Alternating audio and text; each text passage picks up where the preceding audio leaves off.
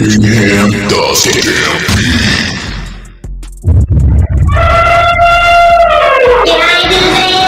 Yeah, I did that. Yeah, I did that. DJ Ham does it.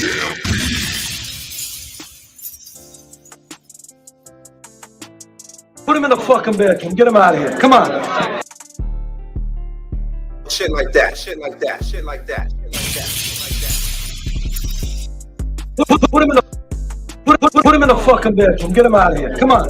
Shit like that. Shit like that. Shit like that. Shit like that. Shit like that.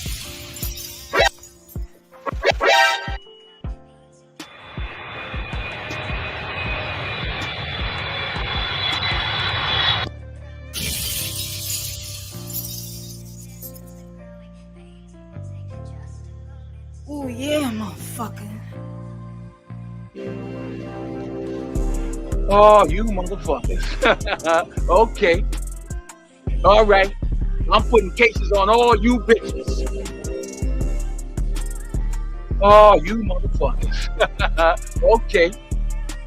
All right. I'm putting cases on all you bitches. Yeah, now that's how you kill somebody, my brother. You get right up on the motherfucker and bite out from his brains all over the sidewalk in broad daylight. Come on, baby.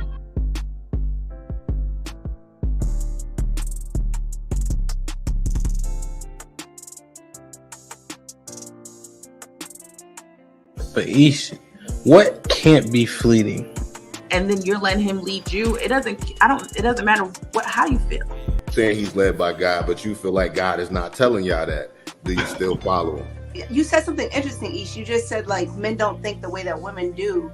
So it almost sounds like you don't fully trust their expertise. So how could you successfully be led by So the women? majority of men don't have kids. Y'all are picking wrong. Y'all are literally picking the minority. Every man that's on this panel, y'all have more kids than all of us women? 51% of black men are single and childless. Excuses for the statistics. The statistics don't go well in your favor. So you say things like, okay, are they shooting blanks? Or they Because men, I don't feel like men are overall passive aggressive. The majority of men. Do you think that silence is that passive aggressive? Because we will do that. Yeah, because there's niggas that'll use that as a way to trigger a woman. Like, because a lot of time a woman will tell you, like, when you're silent, it makes me feel like I'm ignored. So a nigga will do that intentionally. Yeah, no, I'm just, because I didn't agree with the passive aggressive part until Mary said that. I'm like, okay, I can see men and be like, you know what? I ain't saying nothing else. Will unsubscribing from the Democratic Party help fix Black America? Let's just unsubscribe. No, you got to know why. I don't think so. That's the only thing that get black people together. You know what I'm saying? Like that's shit like that. Shit like that. Shit like that. Wow. Like that. What I think will fix is if black people truly understood politics. Because for a guy, because listen, it's so many different reasons for a man to want to hang out with his friends. Adrian, I'm not gonna let that slide. I heard you. Why do you think that it's older single women who share that opinion? Sometimes that's the case. There has to be balance. Explain what White History Month is. It's honoring the achievements of the greatest ethnic group in human history. Wow. I think all of that shit deserves a put him in the bathroom. Would you rather have a whore of a daughter or a gay son? Let's see here. bruh. Because if she's a hoe, that ain't my problem. Hell, she just be a hoe. Shit. That's a whore. Definitely. Like, yeah, is going to college a waste of time? Absolutely. I wouldn't think for biology. It's ridiculous. And can I just piggyback on that? Read this for me, Q. Okay, $5 super chat from Omega Green. Depends. Go for STEM, medical or law. However, if you go for BS degrees like communications, is that supposed to be policies? Or Poli-sci, political science. Poli-sci, okay. Yeah. Or criminal justice, it's wasted time. Final thought. When you take a man's time, it's like taking his money. When you take a man's money, it's like taking his time. Simply put, we want something for it. If you're not interested, don't go out. Sis, hit me up. Let's clear your coochie balance.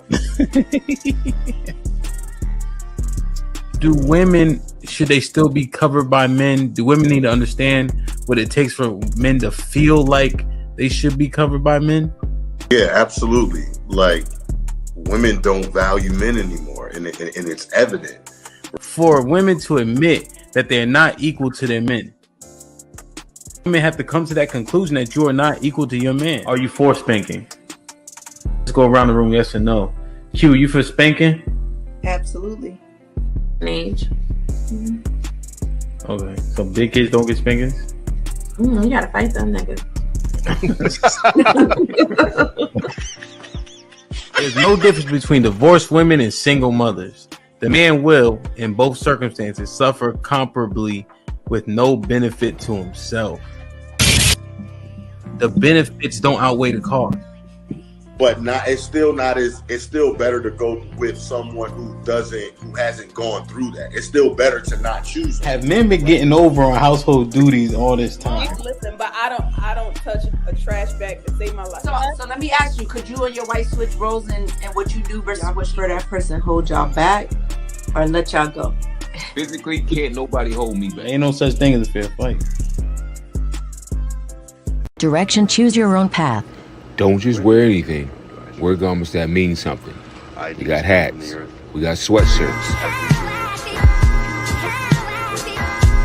We got jackets.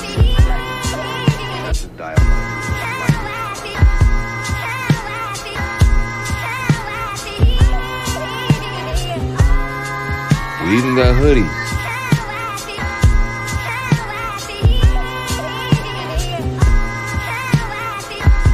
Let's not forget our classic tees. Direction, choose your own path.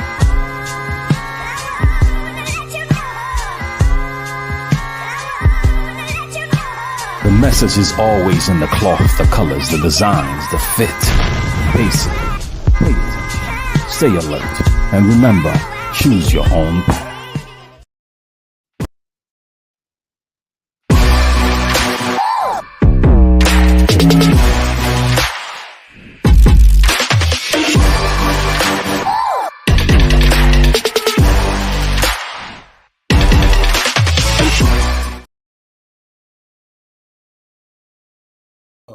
What up, though? Yo, we here. DJ Henderson people in the building. What's goody, Hemp? Ain't shit was popping. Everything and nothing, you already know. Yeah, indeed. What the fuck going on? Wait, hold on. Let me move this banner real quick. LogicClothing.us. Let me see the shirt. Yeah, check that out. Shit like that. Identical to the hat. Identical to the picture. You already know the vibe. Shit like that. Support. You see it, man. Do the right thing. If you want to show wild love, pay full fucking price. That part. Who in the chat, man? Always, man. He always. Yeah, man. I know the live stream up when I get this comment right here. What's popping, my boy? Bub, what up, though? Yeah, you already know, man. I never thought about being an officer, but hey, man, it's never too late. Joe, what's popping? Kiki, nah. I don't want to hear that. You older than her too? I don't really know what this means, but shout out to Opana. Damn, man. Okay, Black America. I know it's a good day when he shows up. Nah, just popping. Nah, I ain't say the name is. I ain't gonna hold you, bro. The name is crazy. Yeah. Oh no, man. Shit, you can't even cook up with a plastic spoon. Shit like that. D, what up, though? Damien, I hope all is well, man. We getting the day popping. We gonna see, man. Maybe anybody, maybe nobody. I don't know. You know what I mean? Gunny, what up though? Shit like that. Shit like that. Shit like that. Shit All like right, that. Shit man. like that. Damn. So I had to antagonize with a Mm-hmm. closed-ended question a little bit when I said, why is black culture trash, right? Yep. That's assuming that it is. But the question is black culture trash? So I got a couple videos queued up and all that. There's some things in the news. What's your initial sentiment before we get into any examples? My initial sentiment is black culture is trash. I think I said it before. I don't believe black culture in America is our culture anyway. Okay. And I think a lot of that has to do with the fact that we are, I should say, we're bought here from the what is called the motherland, and so in losing that culture back in slavery time, or the things that were us, I think Mhm. out of all other people in this country, we're the least connected to who we really are. So we got some other shit going on. So what we call black culture ain't black culture. What we call ethnic food for black people is not even our diet. Things like that. So yeah, the whole shit fucked up. Niggas out But here fighting each other for fucking Popeyes chicken sandwiches and shit. well, after 400 or so years, wouldn't our culture be different at that point than whatever else is in so-called Africa? No, I don't think so, because I think it's a mindset thing. So where we are right now mentally is, again, not really knowing who we are as a people, not having anything to attach ourselves to in culture. We kind of adapt to anybody's culture. Like, you think about this, niggas will make spaghetti and motherfucking fried chicken for dinner. Who that come from? Chicken? Mm-hmm. The frying of it? Spaghetti and fried fish. Who Well, that come from? fried foods is kind of organic though. You know, like chicken. Like take chicken for instance. You have, because even white folks, poor white folks, chicken and pork, those two things sustain themselves. So when you have to feed them, right? But those two can eat anything. Chicken just as nasty as a pig in my estimation, because they'll pick through shit and eat what they can eat too. But those animals can largely maintain themselves. So when you are in a poor area, those two things are easiest to consume. You know what I mean? Because they don't cost that much to raise. Right. So that is more of just like I guess like you get from soul food, like a southern culture. But I don't know if anybody influenced us other than the need. You know what I mean? Yeah, I mean, and I think about even like religious practices and all that type of stuff. Like, I think really black people are the least connected to anything that could be black culture. Like, Us, I think we have to actually define black culture. but aren't we the greatest black people in the world? Well, the greatest people, yeah. Well, I'm For sure. saying black Americans though. Like we are the most successful so-called black people in the world in terms of money, influence, power, great, like people who've really risen up. There's nobody that would be over us. Like you take Jamaica as an example, right? Mm-hmm. And where we from, everybody, we all kind of together, right? Jamaicans, black, we don't differentiate too much, Yeah. But if you just take Jamaica, they got 2,000 187s, right? Murder, death, kills. Yeah. They only got what, 1 million people on that island. You know what I'm saying? Like we have now, what is America? I think we had like 20,000 maybe, but that's for a country of 300 million people. Now granted, black people had, I think it was 9,000 murder, death, kills, but we're so much bigger than them. But yet they, if it was per capita, they would have 60,000 murders. You know what I'm saying? Like, Right. so, But do you like, think that we get that advantage from economically from just where we are? yes, but also, do you believe that we contributed to where we are? Absolutely. Like So if you're talking about the blood, sweat, and tears of this country that we live in, absolutely. so I'm just wondering, like, what are we detached from? You know what I'm saying? Like, if we're better off, we have our own culture now. It is what it is based on everything that we came up and went through. Like, I don't need anything from the continent of Africa. Right. That probably would just be you, right? But I think there's something deep there, right? Like for example, um, you're gonna have that natural connection. If that's really like your roots, you're gonna have that natural connection there. And being able to feed off of that does something for you. Like when my dad passed away, right? Or before he passed away, I never met him my entire life. Yeah. He talked to me once when I was like 5, maybe, and I didn't really say much back, handed the phone back over, whatever. When he got on the phone and he said to me and my sister, he was like, he used the words, my girls. And it was like a submission in me that felt like my actual dad was talking to me that I never felt with nobody else. Cause I'm connected to, yeah, you know what I mean? That connection. So I feel like that did something great for me as far as identity. I feel if Black people had that as it relates to Africa, we would then have some type of culture here in America. I don't feel like we really have that. I feel like everything from the food that we're given to, um, even down to some of our style is a copycat of something that somebody else already has going on. That not that there aren't those of us who can be different, unique. We are naturally creative people. We have all these great things, but how much is it being executed?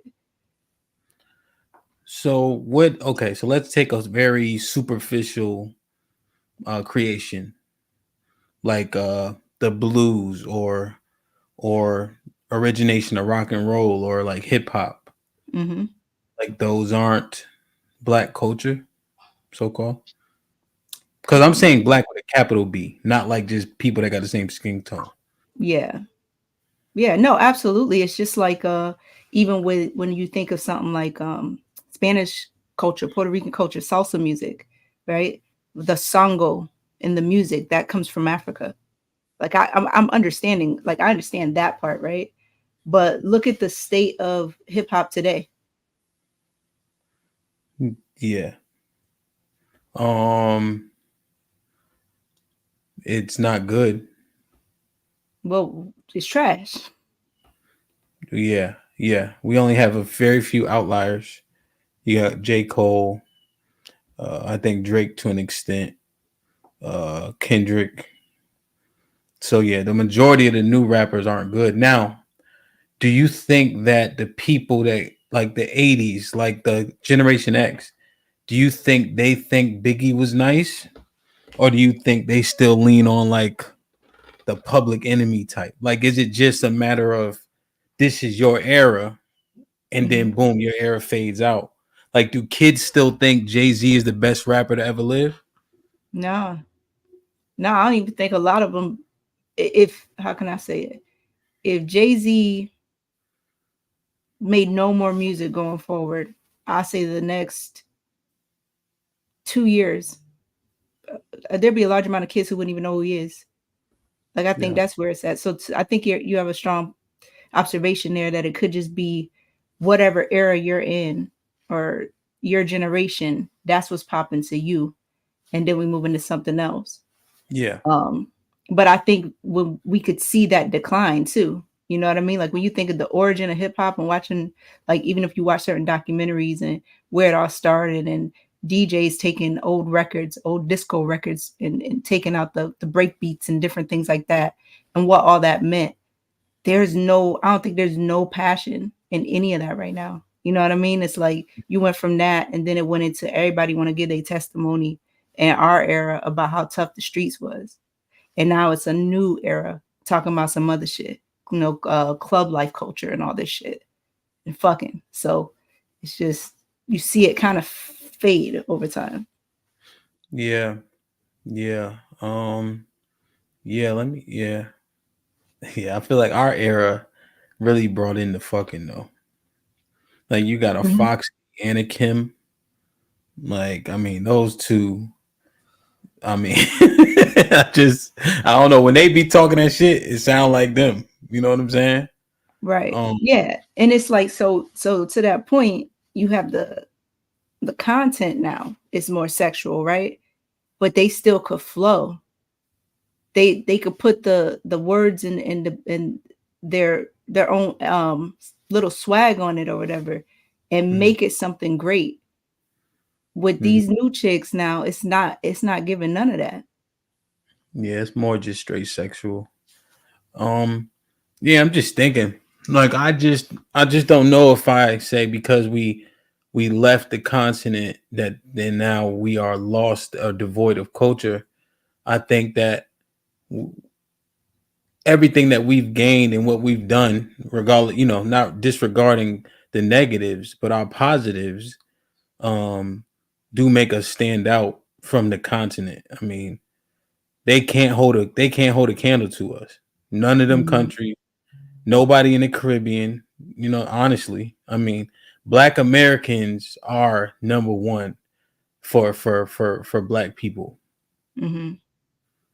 You know, Yeah, and um, I just feel like a lot of the stuff that we have, we're like forced into though. You know what I but mean? Like how if you though? say it, Like, because if you say it's culture, right?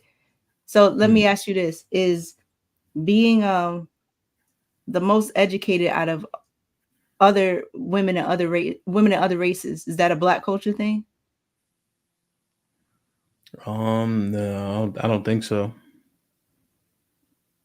I don't Okay. know. I don't know. I have to think through it. I don't think so though. Is it?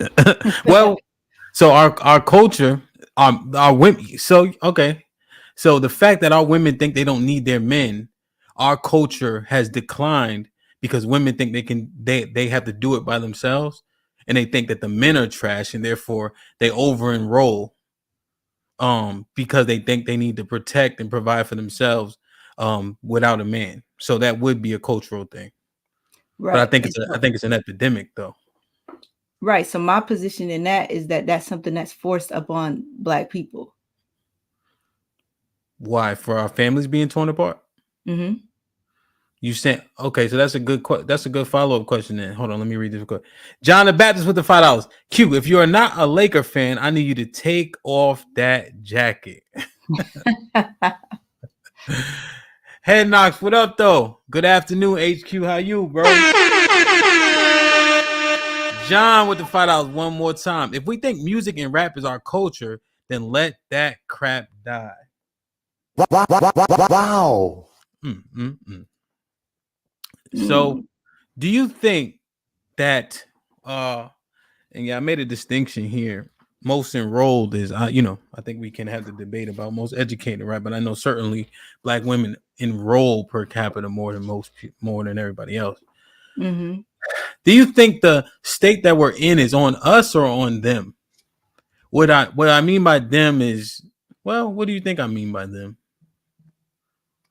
Them people, the people that's in charge, the The white system. supremacy, the powers that be, certain Hmm. government Yeah. officials. Yeah. So you think the state that Black people are in, and I'll push out to say alleged state, is on us or on them? Mm, I think largely it's on them. Hmm. Why? Negro. um, remember I was saying before, uh, they're gonna allow a certain amount of rope until you get to that place where it's no longer comfortable for them, and then that's the cutoff. Because if we're so great, how hard would it be for us to be the dominant people? Well, there's not enough of us, so that might hurt us because there's only 14 million, or was it 42 million of us, and there's Okay. 300 people, 300 million in the country. But Hmm. this isn't. We aren't. This isn't our country. I mean, it's our country, but we're not in charge of this country. Right. But I'm saying that to say even with a smaller number of people, Mm-hmm. us functioning at our highest capacity. Mm-hmm. It has at that point it has nothing to do with quantity as much as it has to do with the quality of the people. So that would give us the upper hand to be the more dominant people. It's almost like when you think about the art of war. I don't know if you ever tapped into that. Yeah, Sun Tzu. But yeah, Mm-hmm. that strategy is everything. Mm-hmm. Right now, we're more focused on the fighting and not the strategy. So we focus more on the strategy. But like I said, they're gonna give us some rope. But if we're the better people, the stronger people, the smarter people, you get what I'm saying? That shit only Okay. gonna go so far. All right. So let me think. Let's say I agree, right? I was thinking about allocation of like almost like strongholds, right? Mm-hmm. So if you notice, like certain things were allocated to certain groups of people that allowed those people to come up.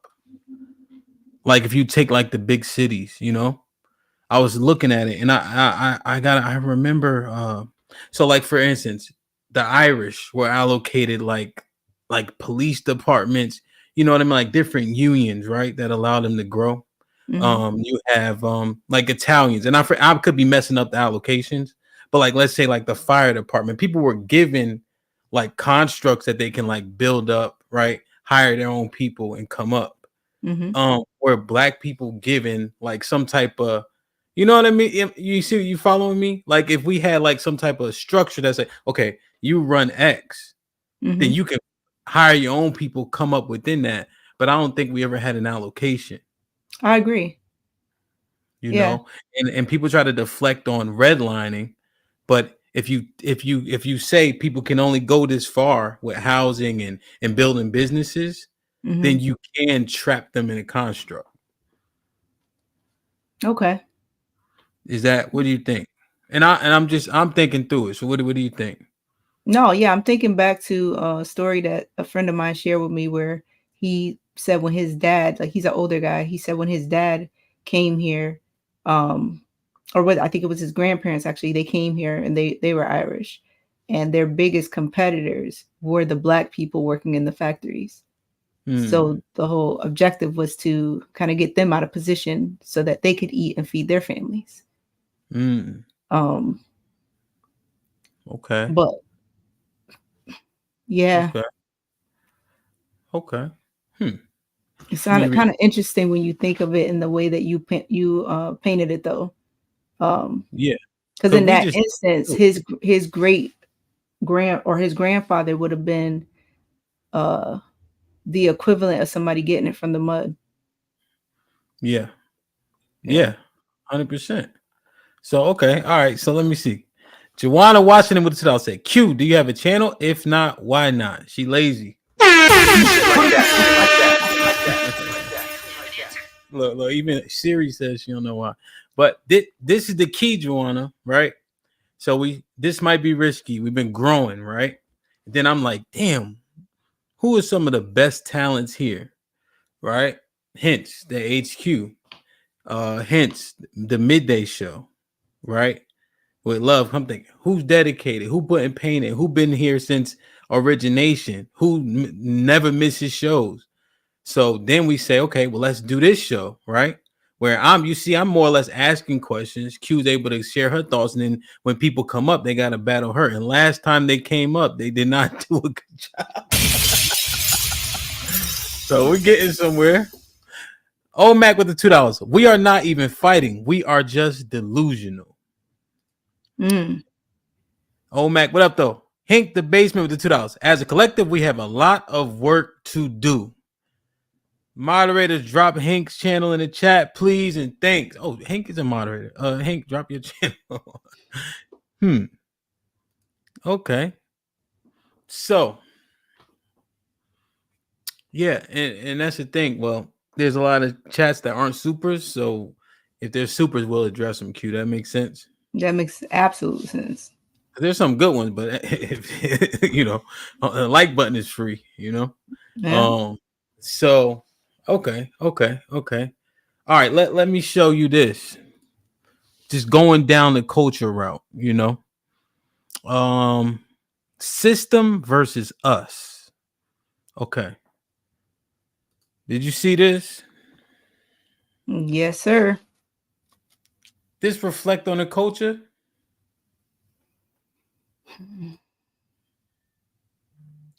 Huh? I feel like it oh shit, that's a great question. It does and then it doesn't, right? It doesn't because we're not creating it doesn't because we're not creating these storylines. It does because we have the ability, or I should say, we like to jump on the bandwagon of canceling our people when these types of stories come up. And I think that's a Black culture issue, or the supposed Black culture, Black America as of today. So, okay, let's bring a little bit more context to it then, real quick. So, this is just a quick clip. What you got to say now? You ain't got shit to say. When you put your girl on the snap, baby, yo, babe. I mean, shit getting weird. Come on, baby. It's hot outside. You fucking wrapped up in that blanket. Let's go jog on the beach. Weird, right? Mm-hmm. A little bit weird. Moments ago, 50 Cent responded to Diddy reaching a settlement with Cassie in her lawsuits. That's right, y'all. For those who may not know, moments ago it was announced that Cassie has settled her lawsuit against Diddy after accusing Diddy of sexual assault, rape, and so much more. Now, again, I have to say rape because of YouTube guidelines. However, if you want to see the details in this lawsuit, make sure to hit the link in the description. But again, it has been announced that Cassie and Diddy have reached a settlement. All right. Now, of course, initially when the reports came out, we already know 50 wasted no time reacting to these headlines. However, just moments ago, 50 Cent reacted to Diddy reaching a settlement with Cassie in her lawsuit. And of course, he took to IG to respond to this announcement of Diddy and Cassie reaching a settlement with a post that reads, LOL, he paid that money real quick. He should have done that before the sharks saw that blood in the water. And here they come. 5, 4, 3, 2, 1. Every woman he put his hands on. All right. Now, again, that was 50 wasting no time reacting to the headlines of Diddy and Cassie reaching a settlement. Damn. So, this, how much does this reflect on Black culture, man? You know, even like with the 50 Cent sentiments, if that becomes a thing, right, where all these women start coming up, wouldn't that be similar to the Me Too movement?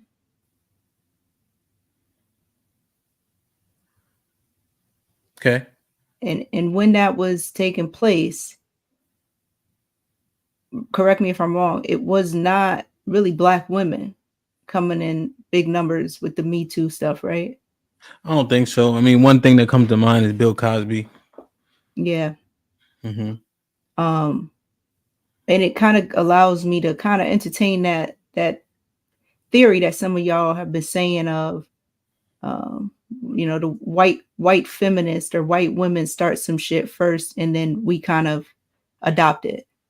So if that's the case, I'm not giving Black women a cop out by any means, but I think it would kind of support my original position, which is then that's really not our culture. It's just a carbon copy of some shit that's already been happened by somebody else. Okay. Now, what do you say about, you ever hear when we're talking about white people commit like some of the heinous sexual crimes? Mm-hmm. Like they actually have the stats in terms of like rape, molestation, things of that nature. Mm-hmm. But then there's a sentiment that comes out talking about Black people just don't tell. What do you think about that? You heard that before? Yeah, I thought that was bullshit when I heard that. Okay. All right. I couldn't remember what your stance on that was, But if you thought it was bullshit, then it's a moot point thing. I couldn't remember. I thought it. I just couldn't remember. That's why I had to re-ask. Yeah. But yeah, and I mean, just thinking through the Diddy thing, is it the culture? I don't know. It might just be women's culture. Mm-hmm. And why the fuck? Why is it always civil? Why is it not criminal? Yeah. That's like you saying human trafficking and it's a civil lawsuit. Mm-hmm. Like, is it really just about the bread? You know what I'm saying? Yeah. Like,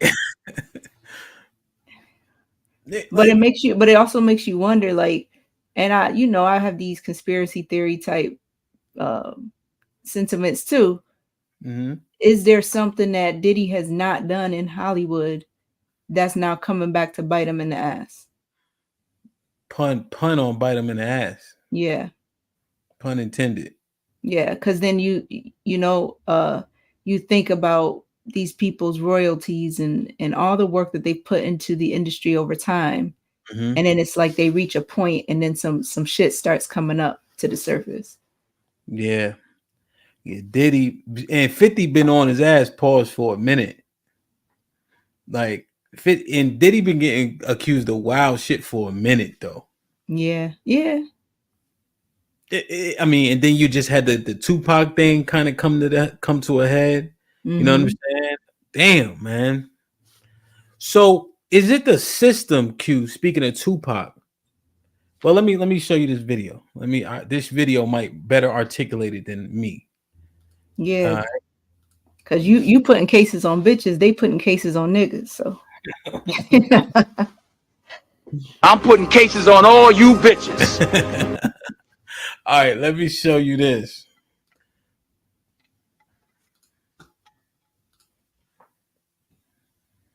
Can get hundreds of millions of views disrespecting women and telling black men to go out here and murder each other. And when they die, it's RIP or rest in heaven.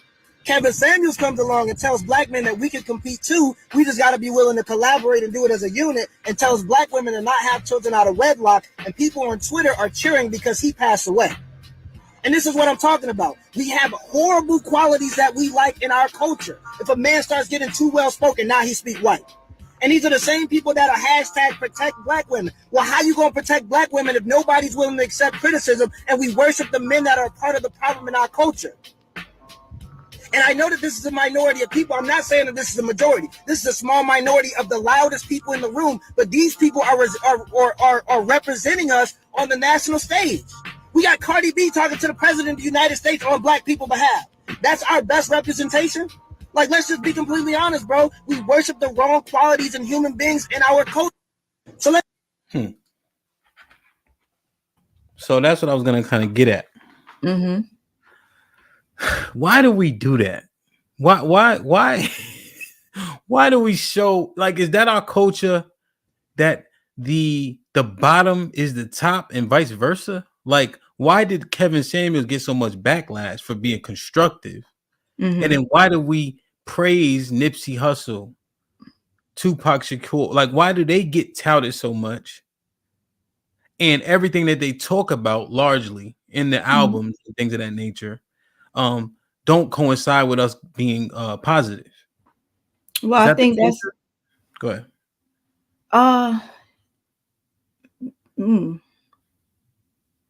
Yeah, I like the stuff that he was saying. Mm-hmm. I don't know so much that that's culture as it is mental conditioning. Like learning to unlearn shit. I don't think that we do that as a people. So, not to really bring other races into it, but I think if it would be a cultural thing, it'd probably be an American culture type thing.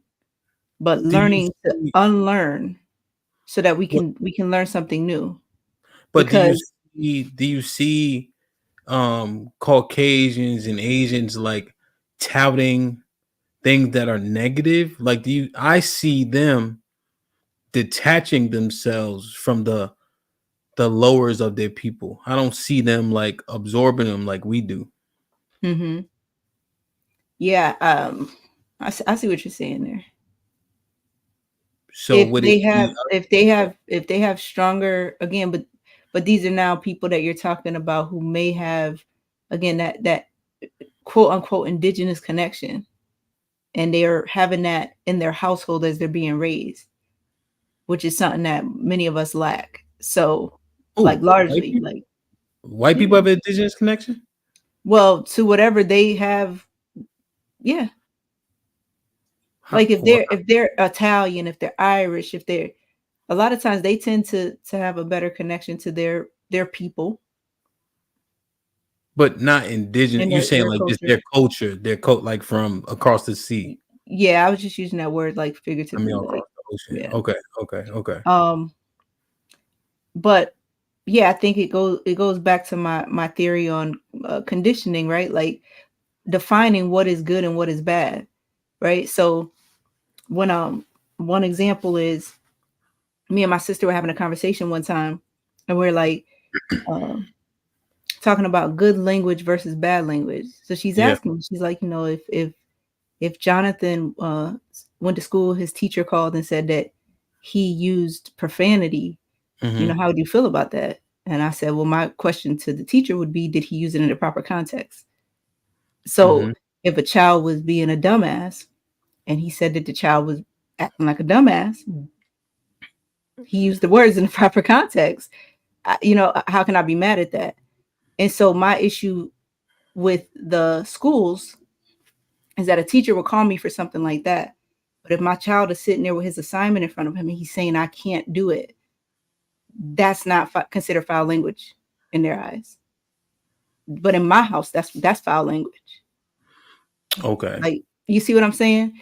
The Yeah. unlearning thing. So when Kevin Samuels speaks, the things that he was saying was constructive, but because of the tone he may be using or certain words that he's using, it's not received well because it's considered bad. But that norm and what you grew up around, and you know what I mean? Like the stuff that may not be that great, we're more attached to that. So there's a comfort there. And so when you're talking about like these hip hop moguls, and in these these stars in our eyes, if you will, people don't have an issue with what's coming out of their mouth on those records as much as they do some shit like they never heard before. You know what I mean? I understand what you're saying, but that condition is so. I don't think we can separate mental conditioning from culture, though. If that's how we think, then that would be a part of the culture. Because I agree with in terms of what bad words, in context. However, set and setting has to matter. Mm-hmm. You know what I'm saying? And so for children, if they're in, so like for instance, if I allow my kids to go to the neighbor's house, there's rules at the neighbor's house that may be different from here. However, if they're at the neighbor's house, they have to follow those rules, right? Unless it's just strictly against mine, right? So set and setting for words who the majority of the earth thinks are curse words, then they would need to abide by that, right? Because I agree. If I got to go take a shit, no matter if I'm a grown up or a child, it's the same thing. Yeah. However, at school, right, and schools have rules in terms of decorum, set and setting, my child would need to say, I need to go potty. Yeah. And I get that. I think what I was speaking to more was the hypersensitivity. You know what I'm saying? Like when Kevin Samuels spoke, there was a hypersensitivity I see. to what he was saying. You know what I mean? So it's like, don't fucking call me because he used the proper context. I mean, yeah, to use profanity, but then he could sit there in front of his assignment all day and say, I can't do this, I'm not smart, and you don't say shit to that. Which is not allowed. Yeah, which should be the same energy. Right. That part. Yeah, 100%.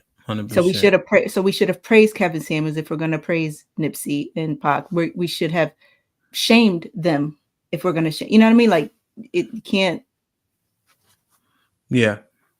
No, okay. Let's keep diving into that. Let me sure we don't get too far behind.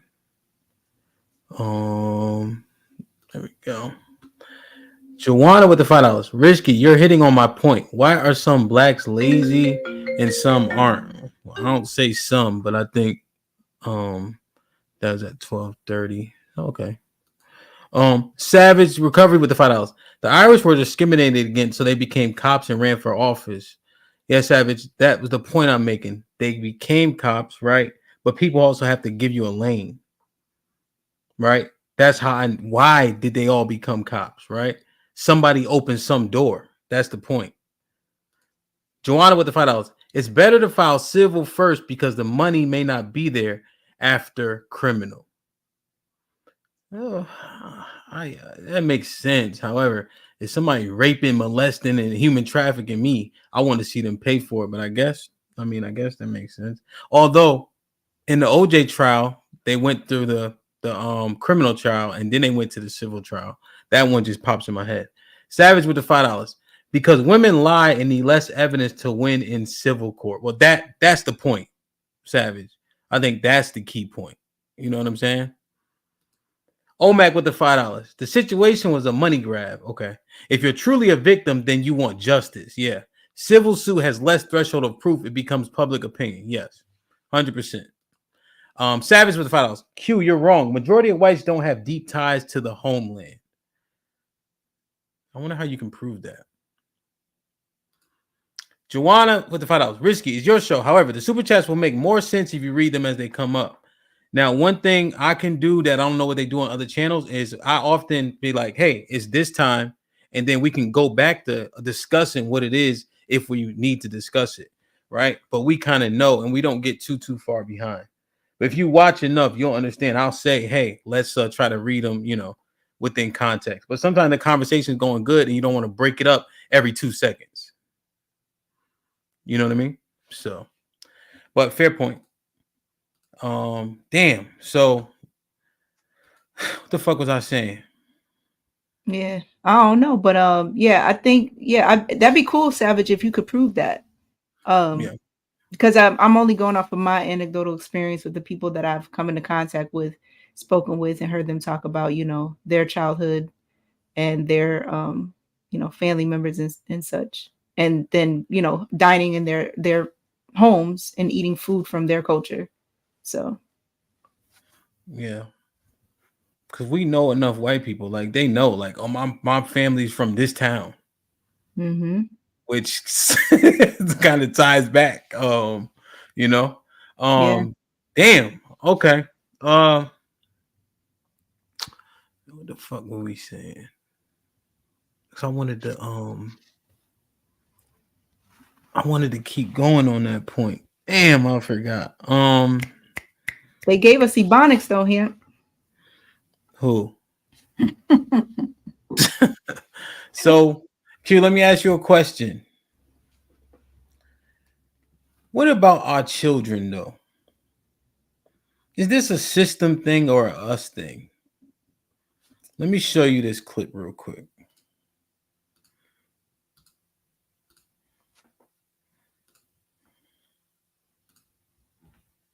If you're a parent and your child is in pre-K to elementary school to high school, I'm calling you out. The children today, I have never experienced, and I'm 22. Having to teach and work with you guys as children has been the most traumatic experience of my life. I teach 5-year-olds ballet, 5-year-old girls ballet. I have a class of 10 students. They don't respect any authority. You ask them, can you stand in your designated spot? They're telling you no and shut up.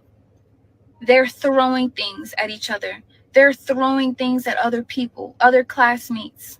You say, can everybody sit in their spot? I don't want to. I'm not doing that. You don't get to tell me what to do. You're not my mom. You confront the parent. The parent tries to argue with you. I'm calling out all the parents. If you're a parent and your child is and fuss at you because you tried to reprimand and redirect their kid, I told a young little girl, please sit in your spot. You're not my mom. You don't tell me what to do. Okay. When her mom came to pick her up, I said, hey, your daughter's having a hard time following instructions. And 7 times today, I've had to redirect her to just sit in her spot. Well, clearly she didn't want to sit. And mind you, this is a mom. Clearly she didn't want can sit right there. So I mean, if she's telling you she don't want to do something, why keep asking her to do it? You know she's not going to do it. What world do we live in? Like, what in you guys' brain as a parent says, my kid not following any directions is a great thing. It's not that serious, and y'all don't have a right to tell her what to do. It's sad. It's sad. It's really, really sad. And another thing that's heart-wrenching is horrifying and fuss at you because you tried to reprimand. It is horrifying. Your 5-year-old daughters are asking to listen to Pound Town and Ski Yee. Your daughters, your 5-year-old daughters are asking, can we hear Pound Town? I'm playing them Princess Tiana ballet music. And they are asking me, can we hear Pound?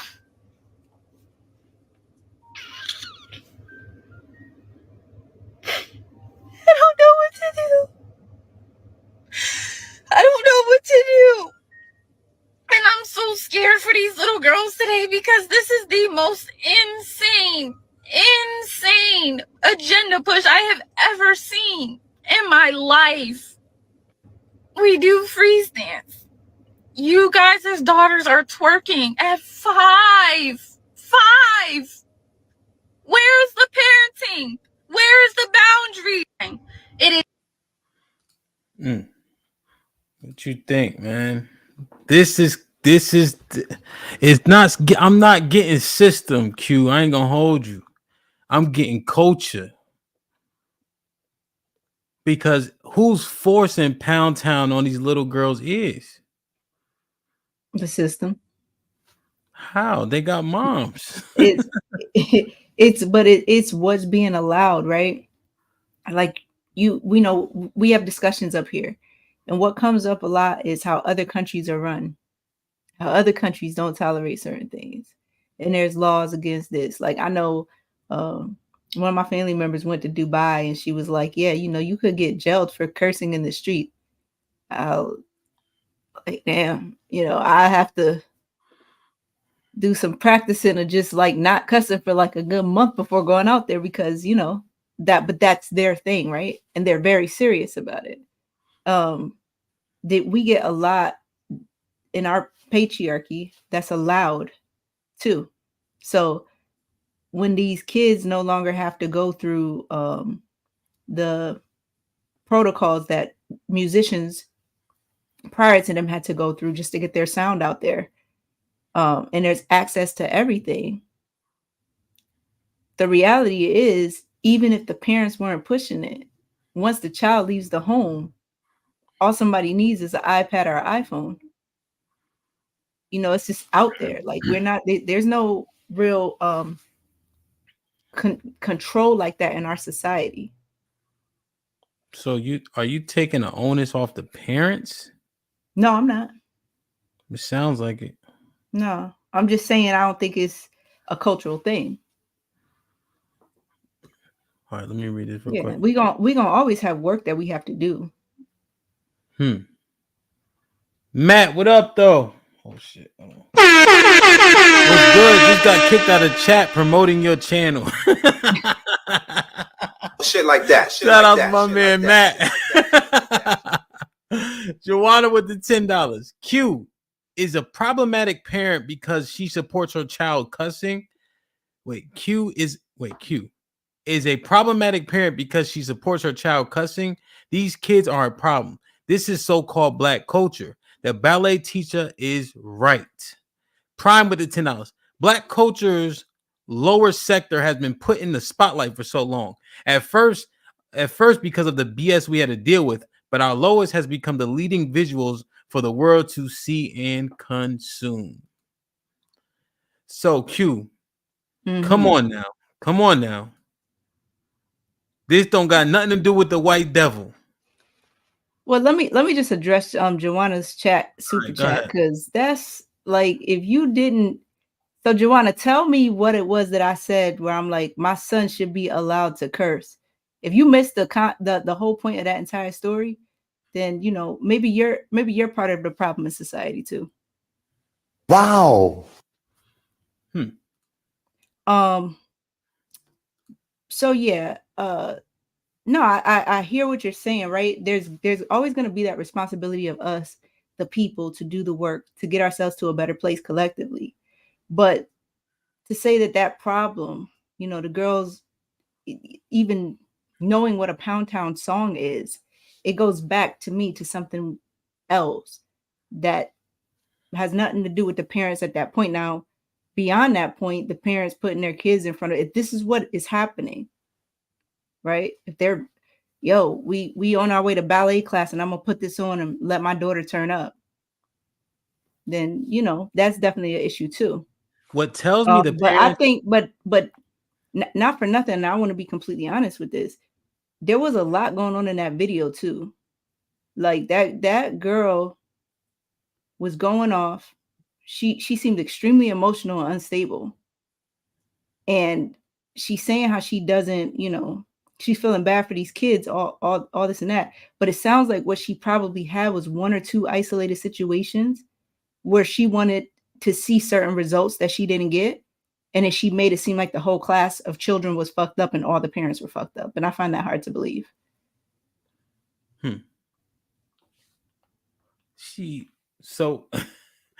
Okay. All right. Well, first thing first, in terms of the parents, what leads me to believe that if the parents are highly, highly complicit, is that the kids are requesting it, and then also the babies are twerking. Mm-hmm. That comes from the house. Mm-hmm. Yes, peers are a factor, but these kids are very small. And so my daughter's at 3, they currently request Baby Shark because that's what's played, or the chicken wing beat because that's what's played. You know what I'm saying? Now, to the same example, they do request Rock the Mic because that's what we party to every morning. I miss the hood when I'm traveling, get neck when I'm traveling, 6-pack wood when I'm right? That's my fault. So, but my point is they like that song because I play it. You know what I'm saying? And I try to play the edited version, but regardless though. So when they get in the car, they want Baby Shark, Rock the Mic, or the chicken wing beat. Mm-hmm. So with these moms raising these kids, Pound Town is number one, and then the twerking goes along with it. How is that the system? Yeah, I'm still gonna hold that position that I think the fact that even a Pound Town song can be played, if it wasn't allowed in our society, if it wasn't allowed, like, to just kind of push those types of records, then that minimizes what they have access to right there. Like, so I have a question for you. Would it be fair for a parent to come and say, this man has exposed his children to Rock the Mic? Now, outside of your presence, say your kids are 6 now. Some little badass got a phone in school and they play the unedited version. Mm-hmm. And now your kids have enough intelligence to not run that shit in front of you, right? But maybe outside of your presence, they singing the unedited version. That's Who true. you think they're gonna blame? They probably parent?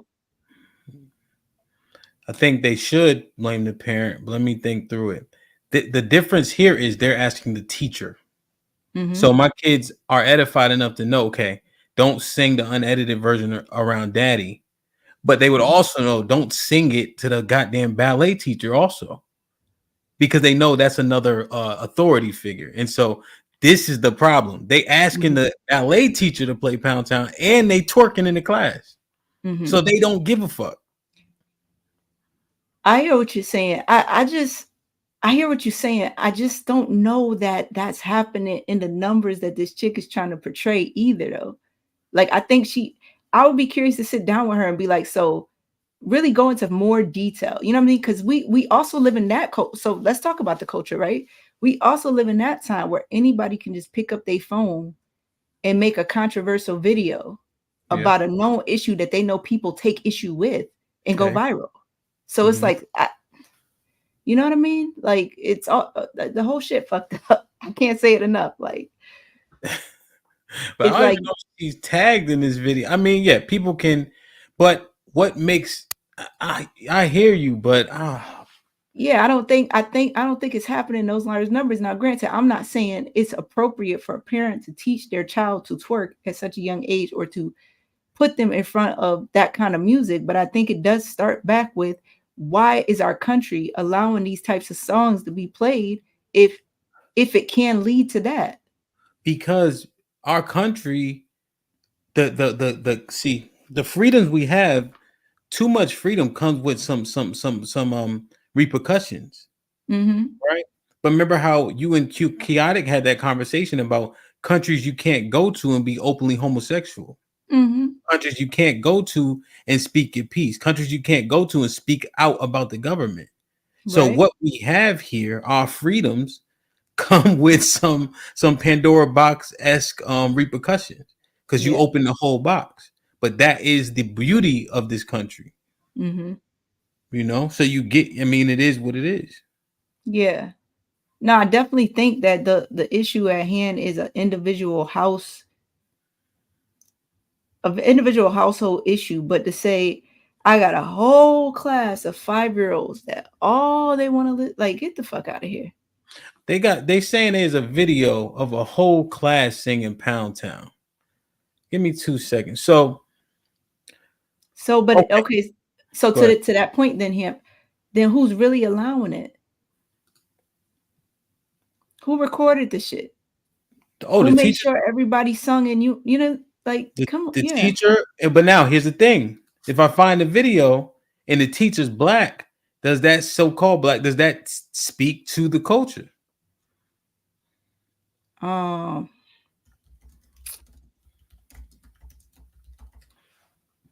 Keep it real.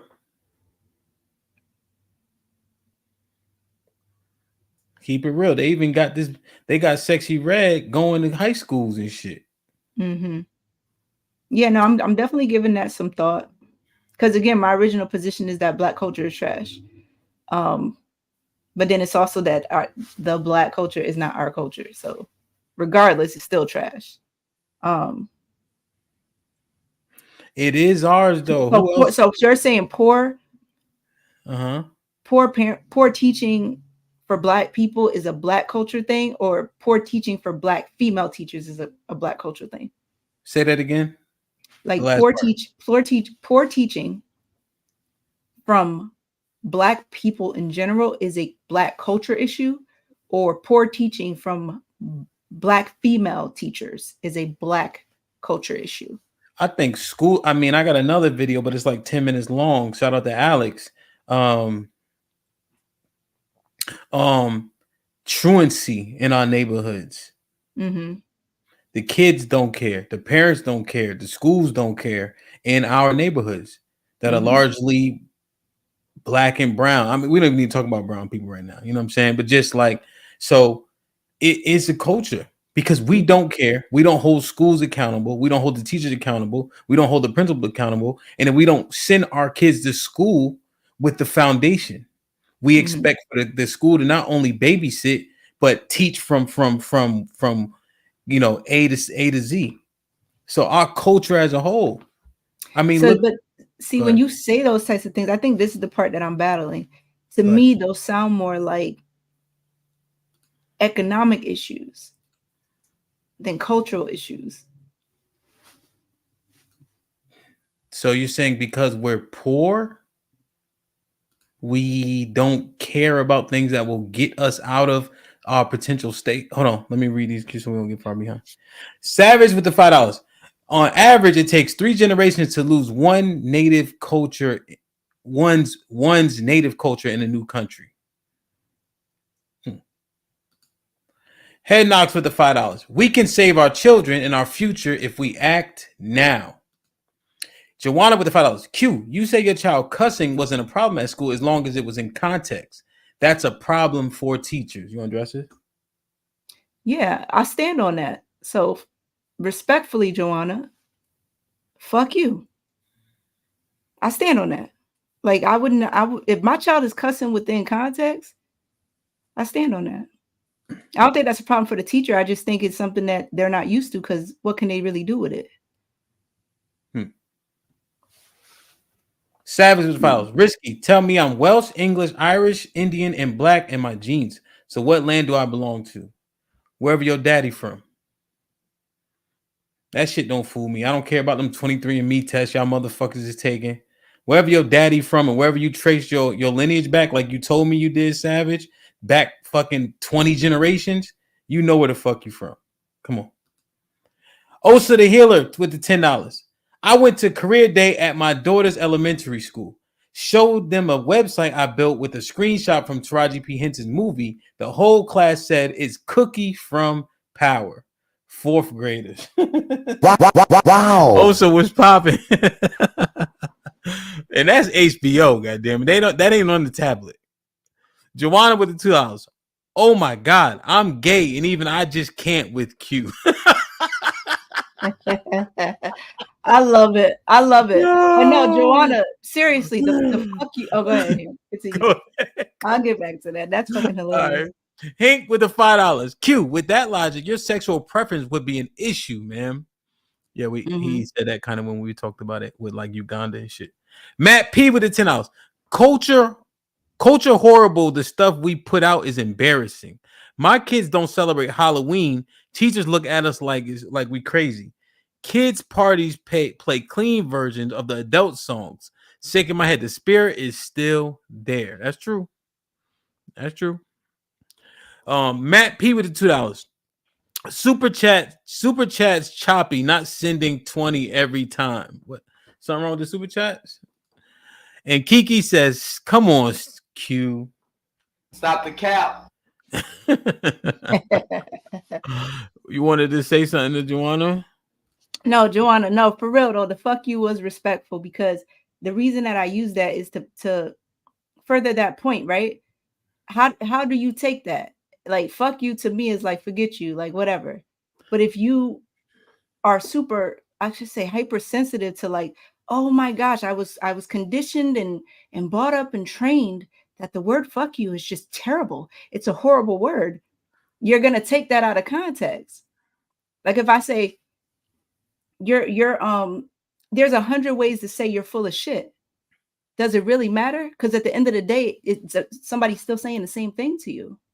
I just think we have this hypersensitivity to those things. But again, if you missed the point that I was making, what makes it warranted that my child can speak ill of himself in front of a teacher and she would take no issue with that? That was my point.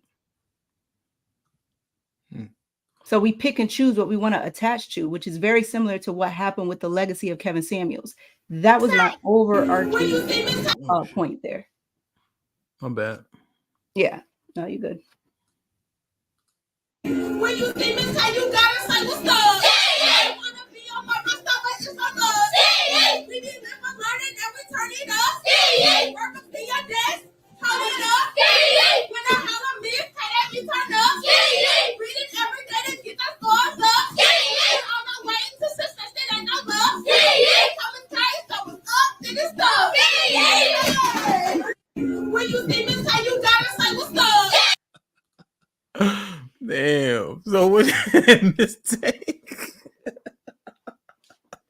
Yo, so what is the okay? So Miss Tay was doing her thing. Is this an issue?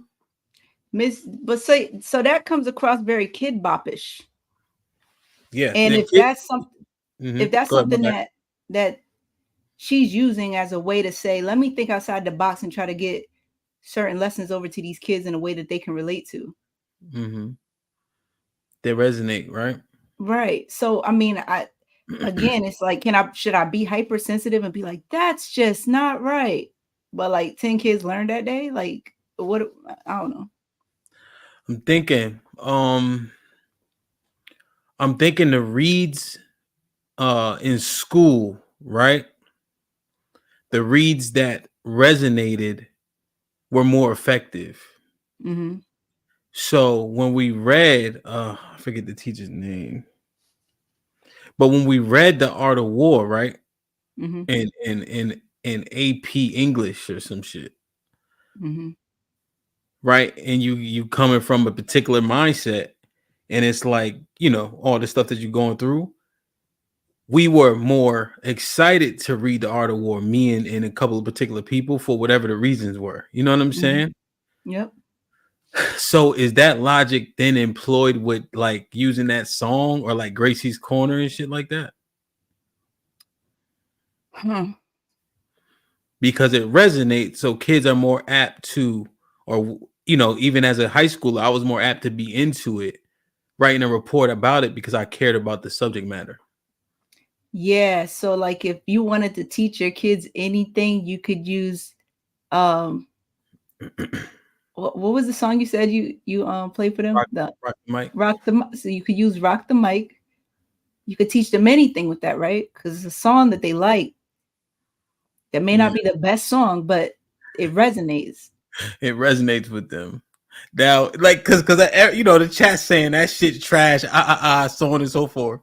Okay. Yeah. I mean, granted, you don't want to take that as like the best method of teaching these kids, but we can't also forget about some of these areas that these teachers are teaching in.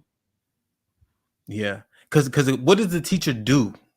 So if this is the energy that the kids are coming in class with, do they totally dismiss it and say, fuck, you're gonna do the old school method?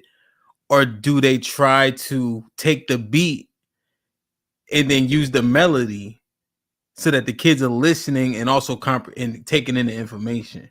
Right. So it's almost like a catch-22, right?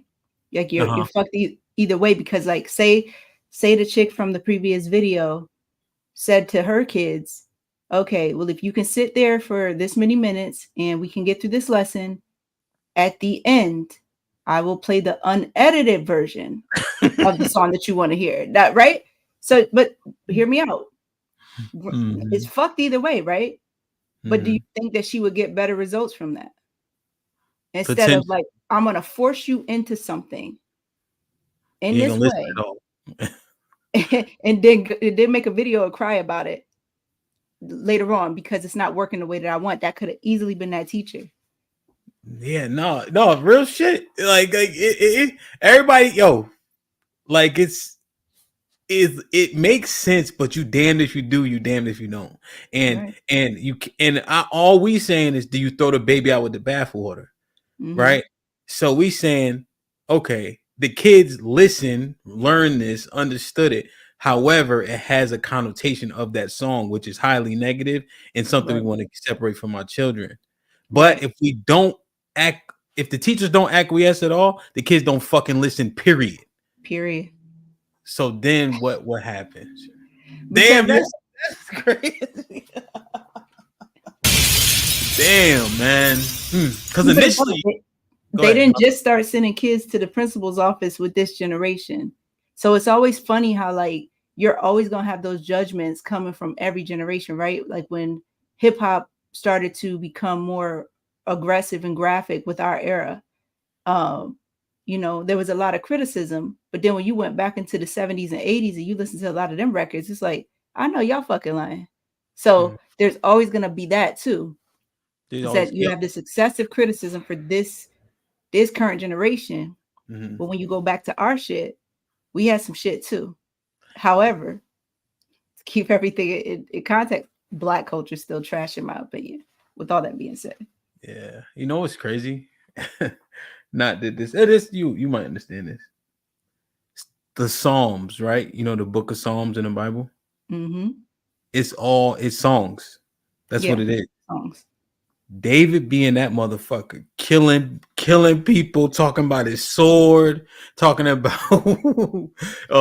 smashing babies against stones, all types of shit.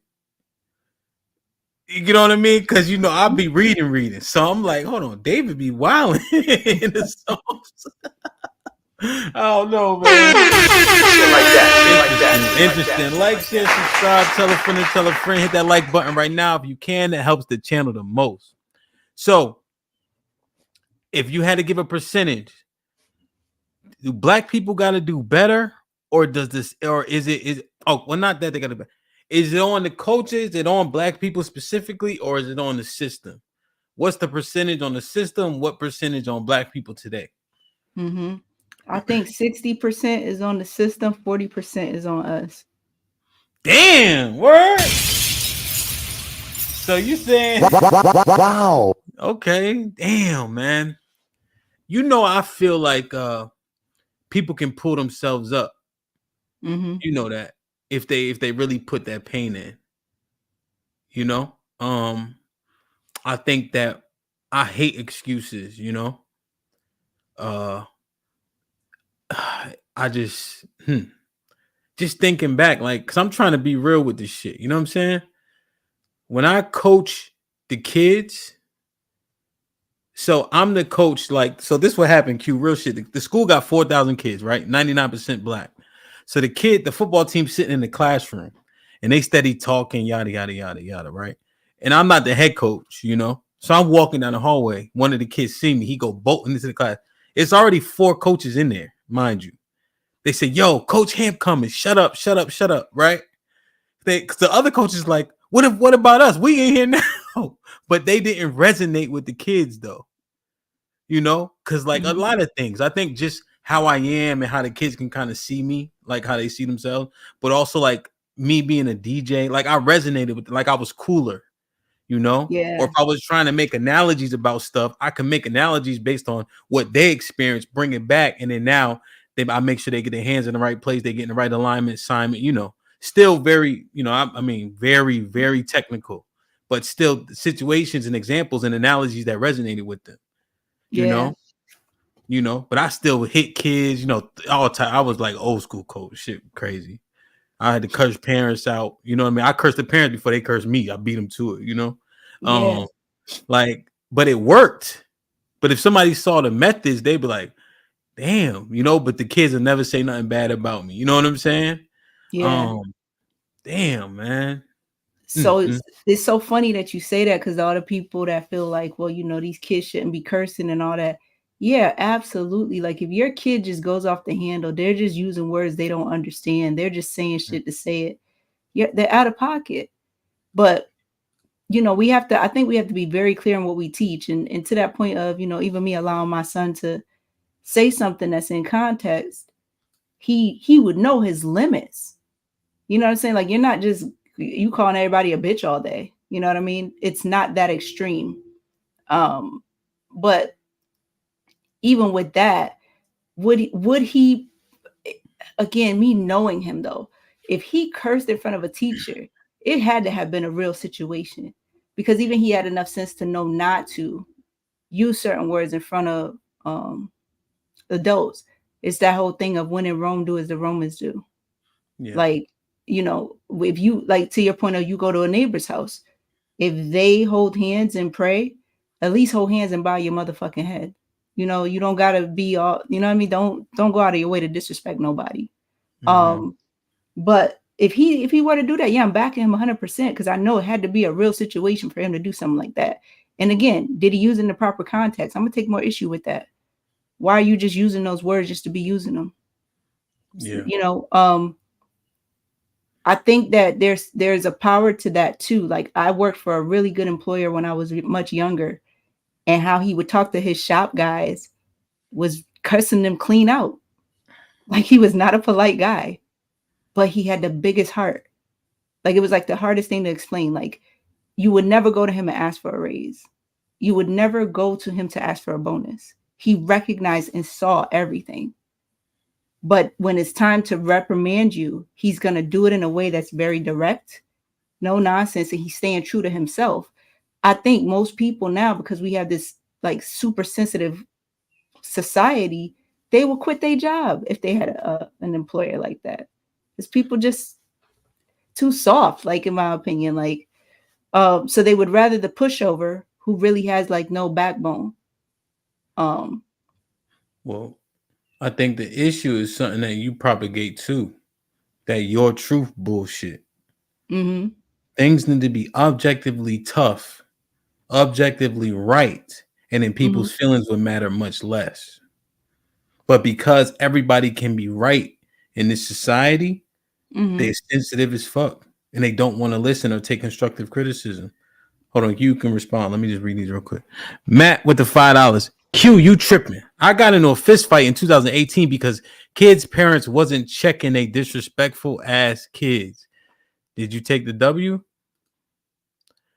Joanna with the $5. Risky. Would you agree that there are different levels to blackness and gayness by what you just witnessed from Q and myself?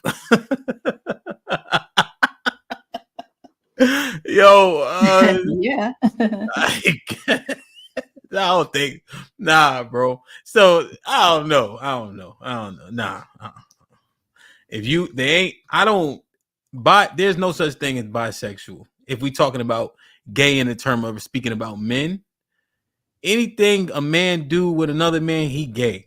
Gay. It don't matter. Ain't no levels to this shit. I don't know. Maybe lesbian shit different. I don't know. I don't know. Ace Vet was popping with the $5.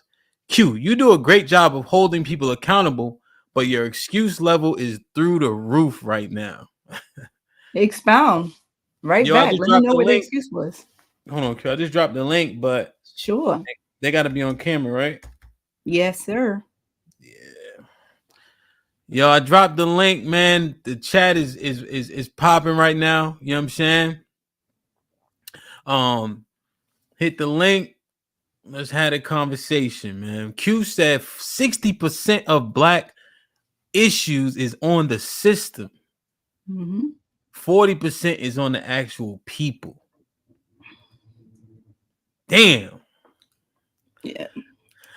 Q, I think I disagree, B. They we gotta do better, man. I think there's so much that we allow and we don't push back on, and we tout that we gotta have an understanding on. I saw a video. Boy said, stop putting GoFundMe up for your son that was in the street shooting and being shot. We not wearing no rest in peace shirts for him. We not paying for his funeral. Because you knew he was out there doing it and kept him in the same environment, didn't try to get him no help, nor did you try to intervene. So don't come to us asking for no handouts. What you think about that? I think that's his opinion. I think that's a fair opinion to have when you're frustrated with what you see in society. But again, yeah, like there ain't no, I think everybody thinks they got it figured out, right? Until they're actually in a real situation.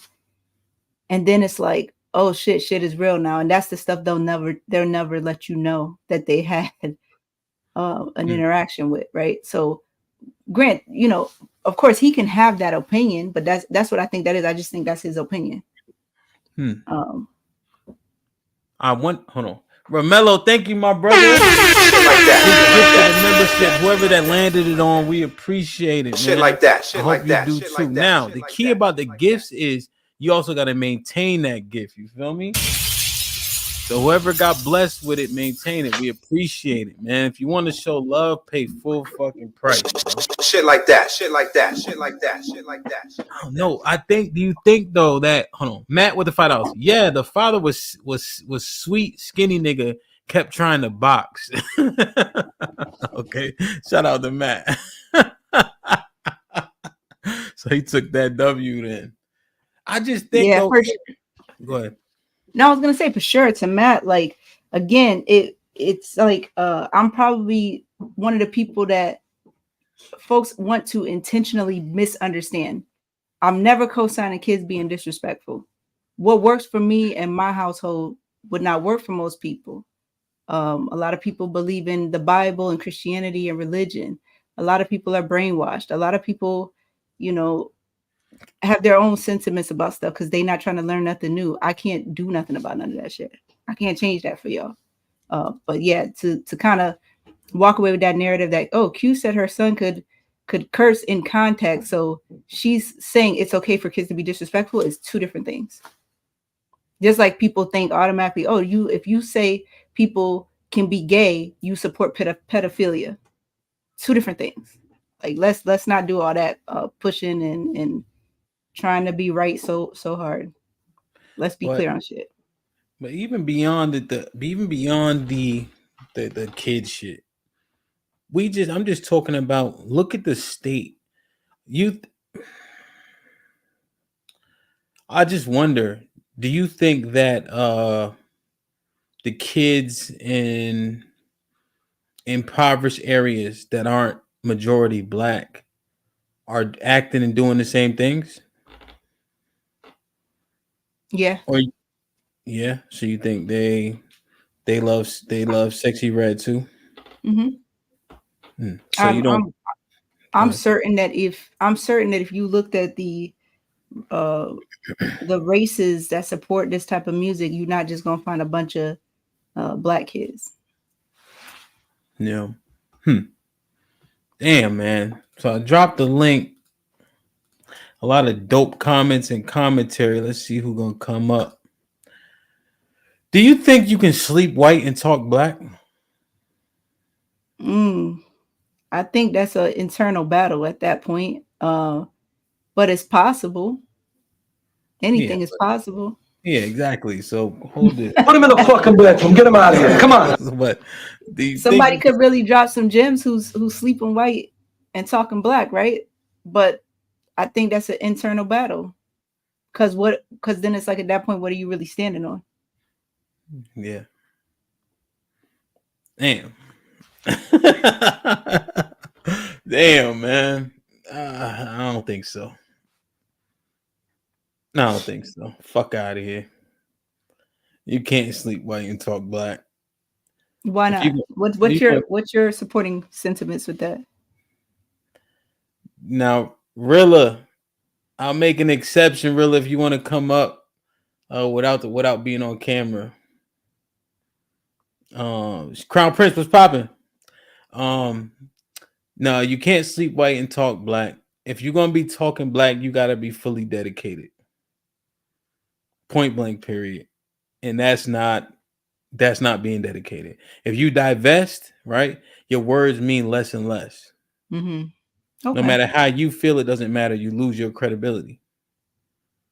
And I'm not saying talking black like, yo, Sean, what's up? I'm talking about, for the people in the back, the D- students, just advocating, being outside, even criticizing, right? Don't tell me what I'm supposed to be doing when you divested. It just takes away from your credibility. That's it. Damn, man.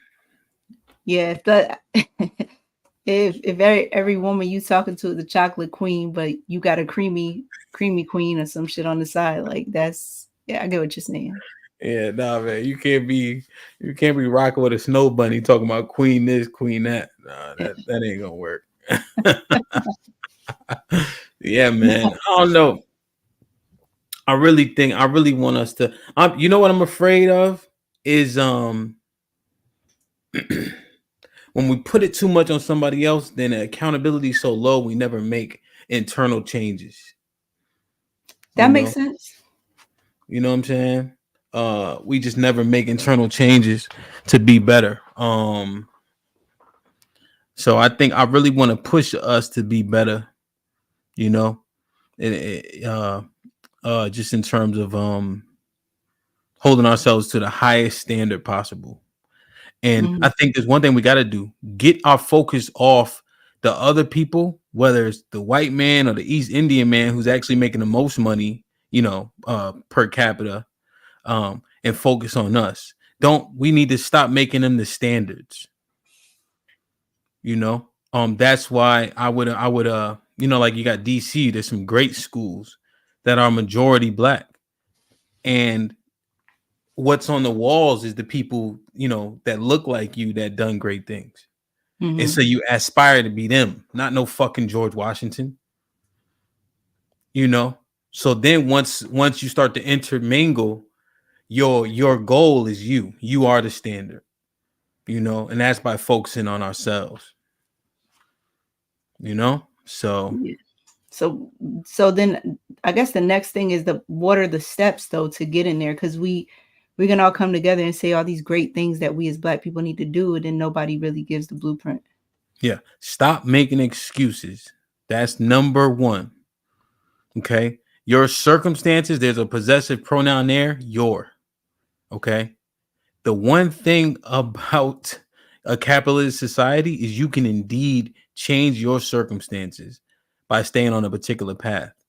You get consumed in the things that you put yourself in, right? People are outside doing things and then they pay repercussions for it. But largely, it's what, 7% of our population that are outside shooting and killing each other. So we know the majority of us aren't. So now we're on to something. You know what I'm saying? So let's move the propaganda aside and then start looking at, there's black banks, there's black rich people other than people who play sports and do music. Look at this gentleman who lived down the block that is now this, because there's people around, but we don't tout those people. Change the mindset. Get rid of Sexy Red. Don't let her come to the high school. Take a listen at somebody like a Candace Owens. And you can maybe disagree with her politics, but what about how polished she is, articulate, how she's a mom, right? And she's a divester, but you just look at her as an example. She's polished, articulate. She's still working, 9 months pregnant. She's married, right? And then you change people's mind frame. Tell single moms to shut the fuck up. They aren't the example. Stop touting moms when they're not doing a good job and they just surviving. Start shaming fathers who aren't in their kids' lives. The drug dealers ain't cool no more. The rappers ain't cool no more. We got to make a whole shift. Go ahead. So you think that single moms are okay? Let me ask you this. Go ahead. Who do you think is a bigger issue? Single moms or two-parent households where the father is not stepping up? Single moms. Okay, Easily. why is that? Because the father can sit on the couch all day, and if he yell, "Hey," the whole shit shut down. Mm-hmm. It's just that simple, right? So the discipline, the fear of your father largely outweighs the fear of your mother. So what about those situations where, because I'm speaking to the father who doesn't step up, right? So those situations where this man speak and don't nobody give a fuck, but he's there. Yeah, you can't solve for outliers. You think those are outlier situations? Hell yeah. I think that's the overwhelming minority because you only can go by the results. Okay. So the results for two parent houses for those kids is far and wide above the kid that comes out of a single mother-led household. Okay. Would you say that somebody who makes it into sports, right? Like they've been passionate about sports their whole life. They make it into sports. Would you say that that's success? Yeah, like you're saying they made it to the NFL? Oh yeah. That would be success. It's men all throughout the path, right? They mom don't know shit about football. And you'd be surprised what those coaches do for those kids. There's one boy tore his shoulder. I bought the $200 brace for him. Not because he was a good player, because he needed it. Right. And his mom didn't want to do it, and she didn't do it. And she didn't come to any games. So you'd be surprised, right? And then the moms that do come fucking the coaches. That's why they keep coming. It's the men in those kids' lives that push them. And you'll see coaches at the NFL games because that's how much impact those coaches had on those babies. So with that being said, do you think that there's more success in that with kids who come from single parent households or single mom households, I should say, or two parent where the father just was present? Like it's just known the father was in the home. And I'm not trying to advocate for like the man not being present in their child's life, but I just think I see it a little bit differently. And I'm not saying some of the stuff that you're saying about coaching isn't effective, right? But how did that even become, right? If the single mother is so terrible, yes, how did that even become for her child to even get on that path? You got to think. You're looking at the 1% of football players in the world, right? So the NFL is actually not a good example because it's how many men play in the NFL as opposed to how many kids play football. It's the top 1 of 1%, you know. And now if you look at most of those football, a lot, I wouldn't say most. I got to look at the numbers. But you look at the ones who are great. They're second generation football players. Surtain, Asante Samuel, Patrick Mahomes' father played in the MLB. You know, these guys have dads. You know, so when you're looking at the NFL, but here's what happens: you got a kid like LeVar Arrington. LeVar Arrington, stupid as hell. He played at Penn State, but he could do shit that you just never seen people do before. Jump over the line and shit like that. Being that big, strong, and fast. But he didn't last that long because he wasn't that smart. You know, just in the league. But what I'm saying that to say, you'll push a kid through if he can block, tackle, or run the football. Right? These kids they just getting out of them situations because they so athletic. So people will make sure they pass. The reason why I stopped coaching is because our head coach said, "Hey, in the playoffs, listen, whatever they do is what they do. We need to win." I said, "Oh, this be my last year. I don't give a fuck about winning no football games if you're not good men." In my position, every one of those kids play for college football, the position I specifically coach. One kid sucked his teeth. I suspended him for a whole half. You know what I'm saying? I'm not playing that shit, you know? But then we had 60 sacks, which is just for football references, is like so many. It's ridiculous in one season. You know what I mean? So, damn, man. Hey, can you get on camera? Prime, like, or are you at the job? Hold on, yeah, I think. Yeah. I'm Gucci. I had it down and get on Wi-Fi until I could. No, it's all good. Hank, hold on 1 second. Yeah. Can you get on camera? Or you in the middle of something? Hold on, I ain't getting No, I'll get on. I'll get on for you. Okay. Damn, so Hank was up first. He'll be on camera in a second. Hank, what up, though? What's popping? Welcome. What's going on? What's going on? What's going on, Q? The only reason why I'm on camera is for Q. The hell with you, Camp. Wow. Golly. I appreciate No, it. it's all good. It's all good. It's all good. But I'm concerned, Q. What's going on now? Talk to me. Man, just that logic you was putting out there, and then what you were saying just a second ago. Like, man, what the hell? So are you pushing for a single parent homes? Because that's what it sounds like. No, I'm not, Hank. So here's the thing, right? I feel like a lot of single moms get a lot of criticism, right? And I think what that does is when we don't speak in when we speak, a lot of times people take it that we're speaking in absolutes, right? I've taken my fair share of criticism for just speaking in general, and guys are like, "Oh, you said that. I felt attacked." Okay, you know, so we understand that, and I think when we speak, it sounds like we're speaking in absolutes, and when we speak about the single mom, it's as if we're taking away from the efforts of those single moms that are doing a phenomenal job on their own. However, there are households where there is a man present, and in many cases, the actual father, but you don't see success in high numbers coming out of those households with those children. And I don't think that gets highlighted enough. So when I ask those questions, it's just like, where do we even start with that conversation? Because I think that narrative of the man needs to be in the home needs to have more context. Like, but he needs to be doing specific things in that home too, not just being present, not just having a male in the home, not just having the nigga that made the kids in the home.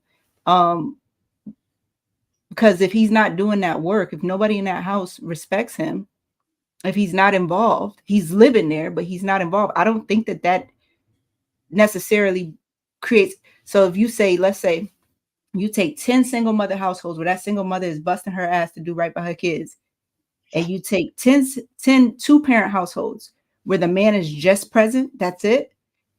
I believe you're going to see more success coming out of them single mother households where they're busting their ass than you would see just there being a man present. And I kind of get a little bit bothered when that narrative is pushed that, oh, he just has to be there. And that's where you're going to have success with your children. I don't believe that. Well, none of them is a healthy household. None of agree them. with that. I agree with that. Nothing is healthy about that. So if that's the case, you just, I guess, picking the best from the worst as a cliche. Some of us say, we just have to pick the best from the worst, right? Like during election, I had to vote for the best of the worst, even though I didn't agree with neither one of their politics. I just had to pick the less from the worst, So and that's what it sounded like the example you just gave. But I look at it like this: why it needs to be the question. Why is that household like, especially one with two-parent household and a father's not involved? Why is that the situation? So is the reason why because he's out here working hard and he can't be there all the time like he probably needs to be, and the mother's pretty much is the primary caretaker. I mean, is that the situation? We don't know, or is it guy just a shitty as a parent and he just don't want to have nothing to do with the child? Period. So you got to always look at that situation. Now, if the guy's out there working, he's out there working 12 to 14, 16 hours a day, then I need my wife to step up and let that child know, hey, daddy loves you, he respects you, and he appreciates you, but he's working to provide for his family. And she needs to be reiterating the message that daddy's, I'm sure, should have put out and something. Now, if he's just working and just don't want to be involved, he ain't shit. Fuck him, and he doesn't learn to live. Because a man like that make us good men out here doing the right thing by the kids bad. Now, if he's that type of dude, yeah, fuck him.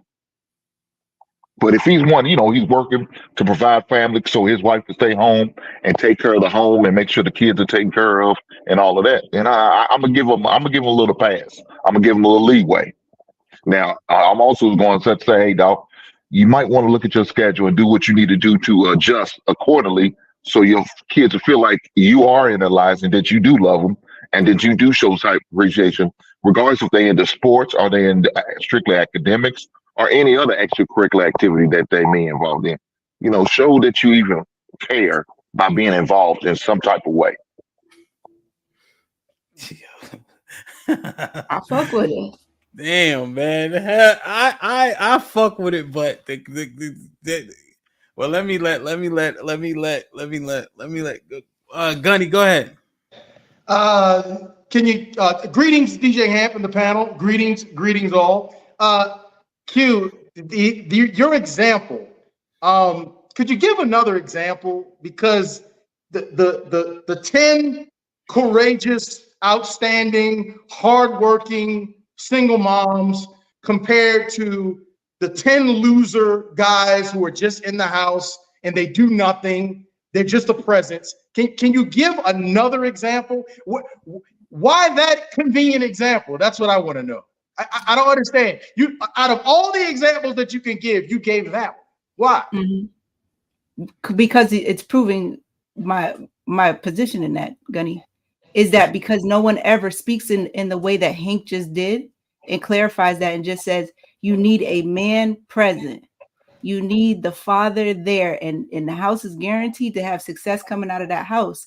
No one's ever said it and broke it down in the way that Hank just did. And I think that's important because people will take conversations like these as absolutes. Not everybody reads between the lines. So I hope that helps you understand why I use that. No, it doesn't. It means that your example, like you're trying to prove your point with your example, but your example is not indicative of what's really going on in the world. Well, let's just say the United States. It's not indicative of what's going on in the world.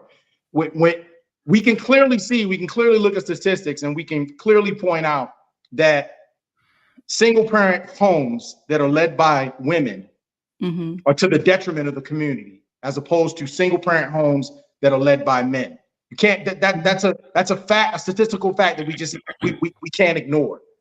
So if you were to give an example, and you had a single parent home led by a woman, and then you had a 2-parent household where the man was involved, do you believe that those children would essentially turn out better? Do you believe that? Yes, and I think that the reason that you're so argumentative is because you think I'm saying everything but that. I don't understand. Remember, I didn't use those examples to make my point, but you responded as though I used the example of a 2-parent household where the father was involved versus a single parent household to push the narrative that single parent households are more healthy. And I think that's where we have a misunderstanding. No, you used the example where the father wasn't involved, right? That was the example Right. that you used. And then Right, it was in because people comparison don't to the single expound enough. mother that was working hard. Because people don't expound enough. Because people don't expound enough. I'm lost. Maybe I missed something before in the last 30 minutes, but I'm lost. I'm going off of the example that you used, and I felt that the example that you used was very convenient for the argument. There were tons of examples that you could use, and it casted this. With the example that you used, casted a disparity on men, as opposed to casting a disparity on women. When we're talking about women being the issue and women being the problem, women being the ones that are leading these homes and the results that follow because of it. I thought that's what you guys were talking about, but maybe I'm wrong on that. Maybe that's what you wanted to receive. And so, yeah, you can speak to that, though, outside of using me in it, but that's not what I was talking about. Well, okay. Well, let me I'll get see. some more context. Yeah. Look, Prime, did you want to get in on this one? Yeah, well, I was coming in for the culture talk. I think I'm past that when I was trying to get my camera ready. No, we can go back to it. This is on the culture. So, in terms of what gunning, I think we're all still having the same conversation.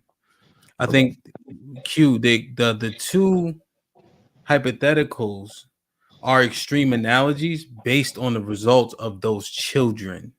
So you're assuming about those fathers, because when you look at the results of children that come out of nuclear families, the results aren't typically poor. And when you look at the single mother led homes, the results are typically poor. The jail system, those people are 80% single mother led households. So we have to consider that when we're trying to figure out what's what. When that mom is busting her butt, what do we mean by that? Is she on Section 8? Is she on food stamps? If not, her busting her butt means she's outside of the house, what, 70-80% of the time? We know people like that. Mr. White said it on the panel before. His mom used to work every single day, and we used to be over his house running him up because she was not there to teach and instill and yada, yada, yada. So there's such a deficiency because you don't have that other parent. So she has to make all the money, do all the teaching, do all the raising, do all the rearing. You're naturally going to fall something. And what takes precedent? The bills. And so what do? Make sure you got food. Make sure you know where, get a little bit of money. Here's who you call if something happens, right? So you get a lot of structure, and they'll teach you how to cook and stuff, and they'll make sure the hospitals are the refrigerator's full, but there's so many other things Home by lacking. ourselves at down 4th grade, Hold on, 3rd Prime. grade. Hold on, Prime. You talk. I'm Prime. I'm bad. Yeah, I know y'all be on like other shows. Y'all just be saying shit anytime somebody talking. So now I lost my damn train of thought. But you'll find a lot of deficiency because she can't do everything.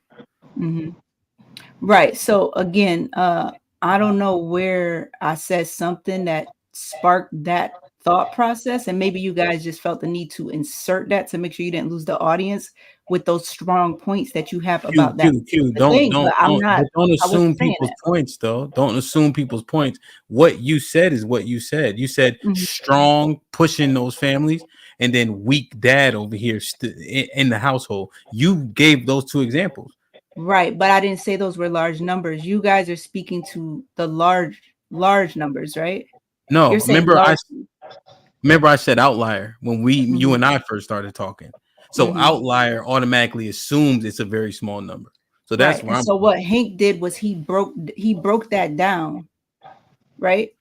From that point, because I said I think when we speak in absolutes, like when we speak in these settings, it's as if we're speaking in absolutes. We're taking away from those single moms who actually do have success coming out of their households.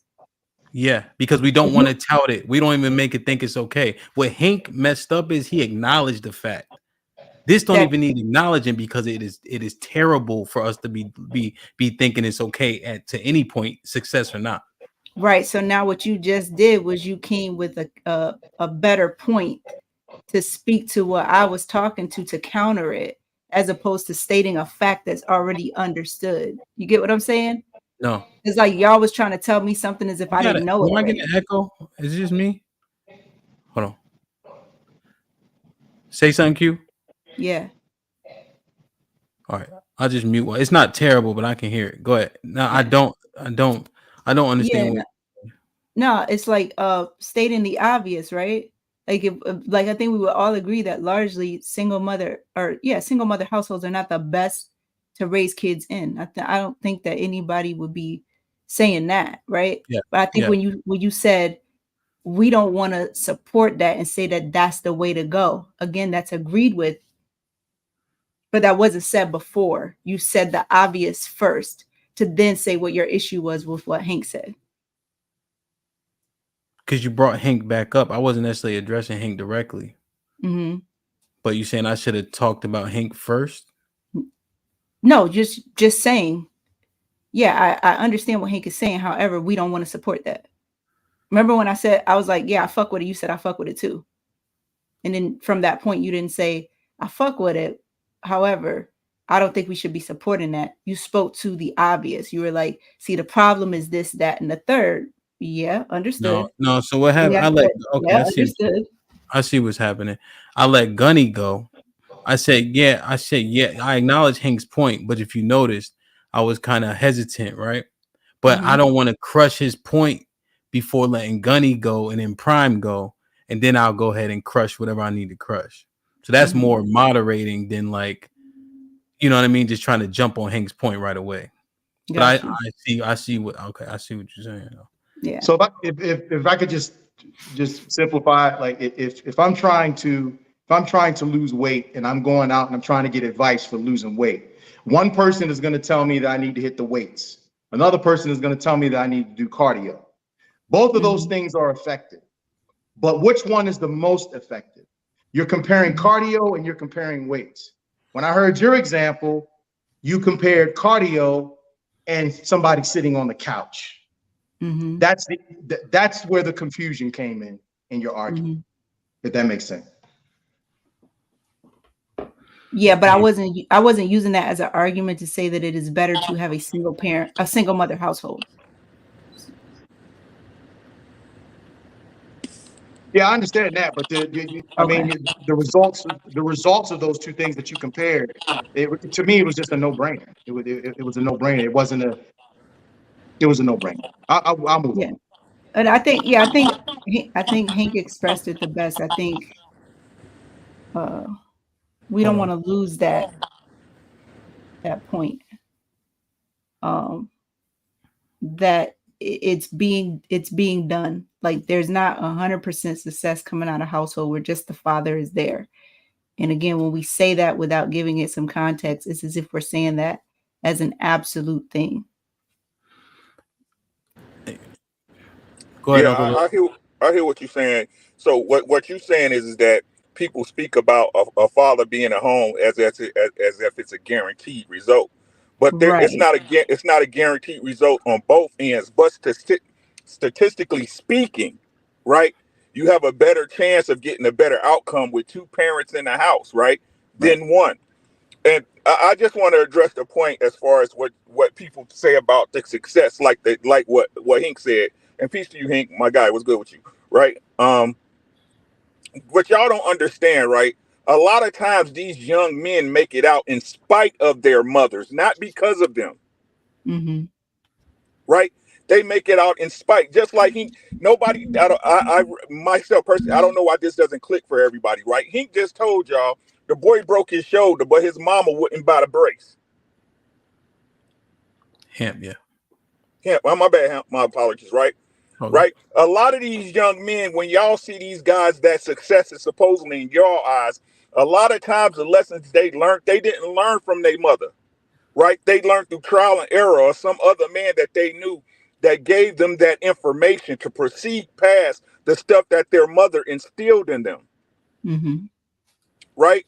So again, I understand when women or people make the example, well, the dad's da. How many times have y'all seen, how many in your personal experience, right? Because everybody wanted to say don't be general when at first everybody was personal, but that's how it goes on YouTube, right? Whenever I see a man that doesn't have rule in his house, his biggest opponent is the mother. His biggest opponent is the mother. The reason why the children don't respect him is because the wife doesn't respect him, or the child's mother doesn't respect him. Right? So again, if we're gonna continue to put blame on men, right? What part do the women play in this if this is the case? This is all I be asking. Right? Yeah. What part does the woman play in the child's life with a father that whatever is going on, that she's putting the image of a father within the children? What's her role? It's her job to fight him. It's her job is to belittle him in front of the children and make him look less than, or is it her job to help build her man up, or even just support her man so he gets to a better place so they can accomplish better things? Mm-hmm.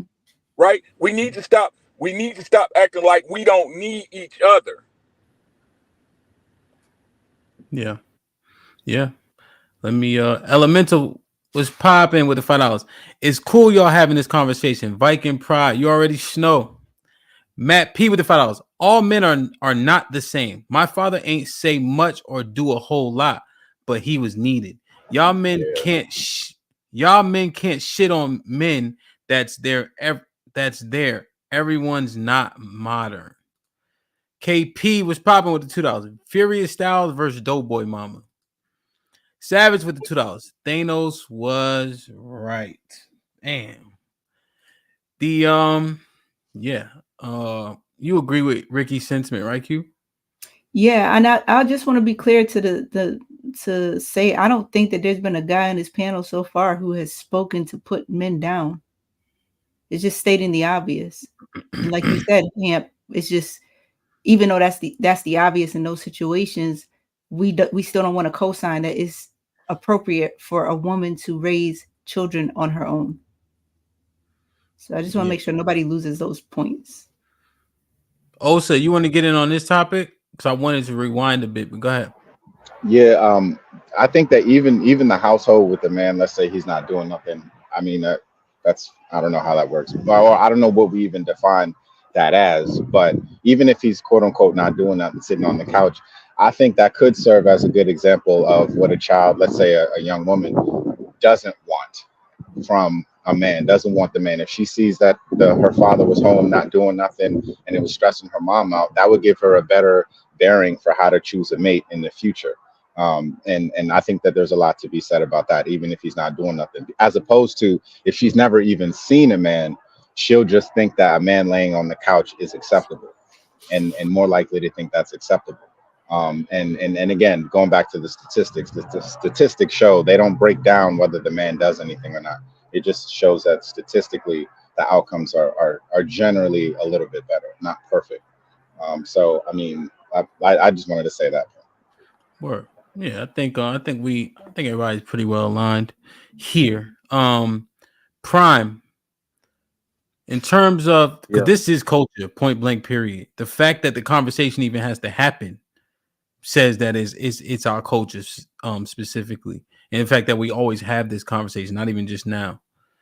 Q said the issues in the black community, capital B, are 60% on the system. That's high. What's your thought? That's way too high. I can say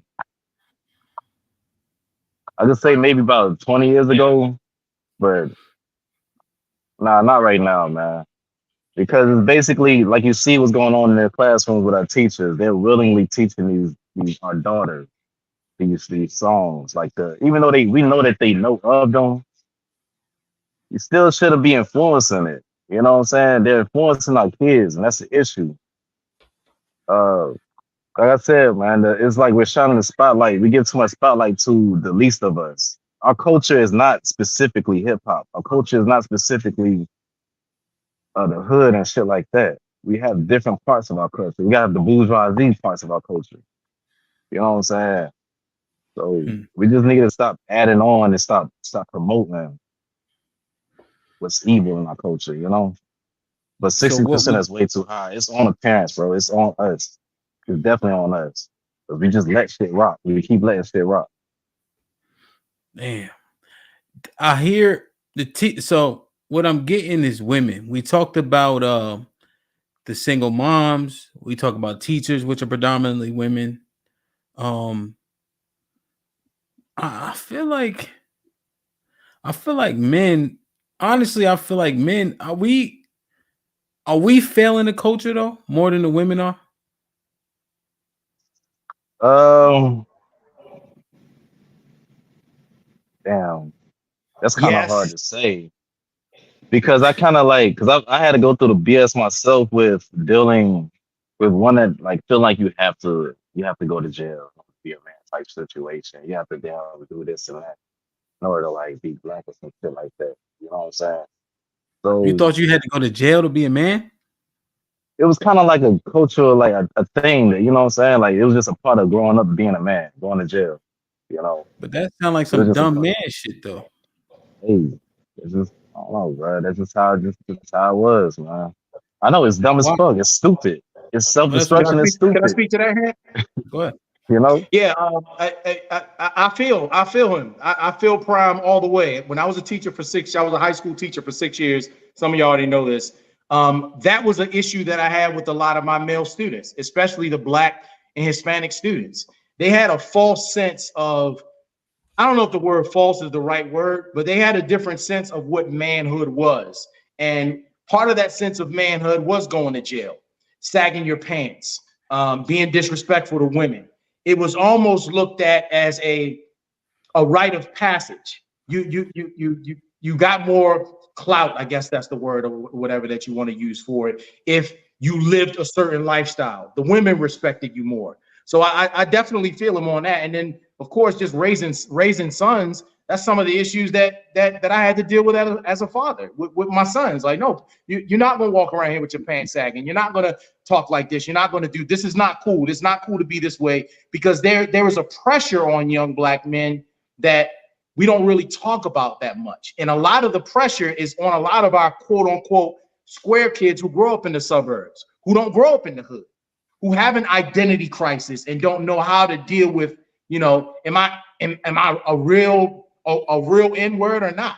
They don't know how to deal with it. So I feel them on that. That's a huge pressure with a lot of our young men. It sound pussy to me. In what aspect? That you feeling that much pressure that you're gonna go, you feel like you need to do some time.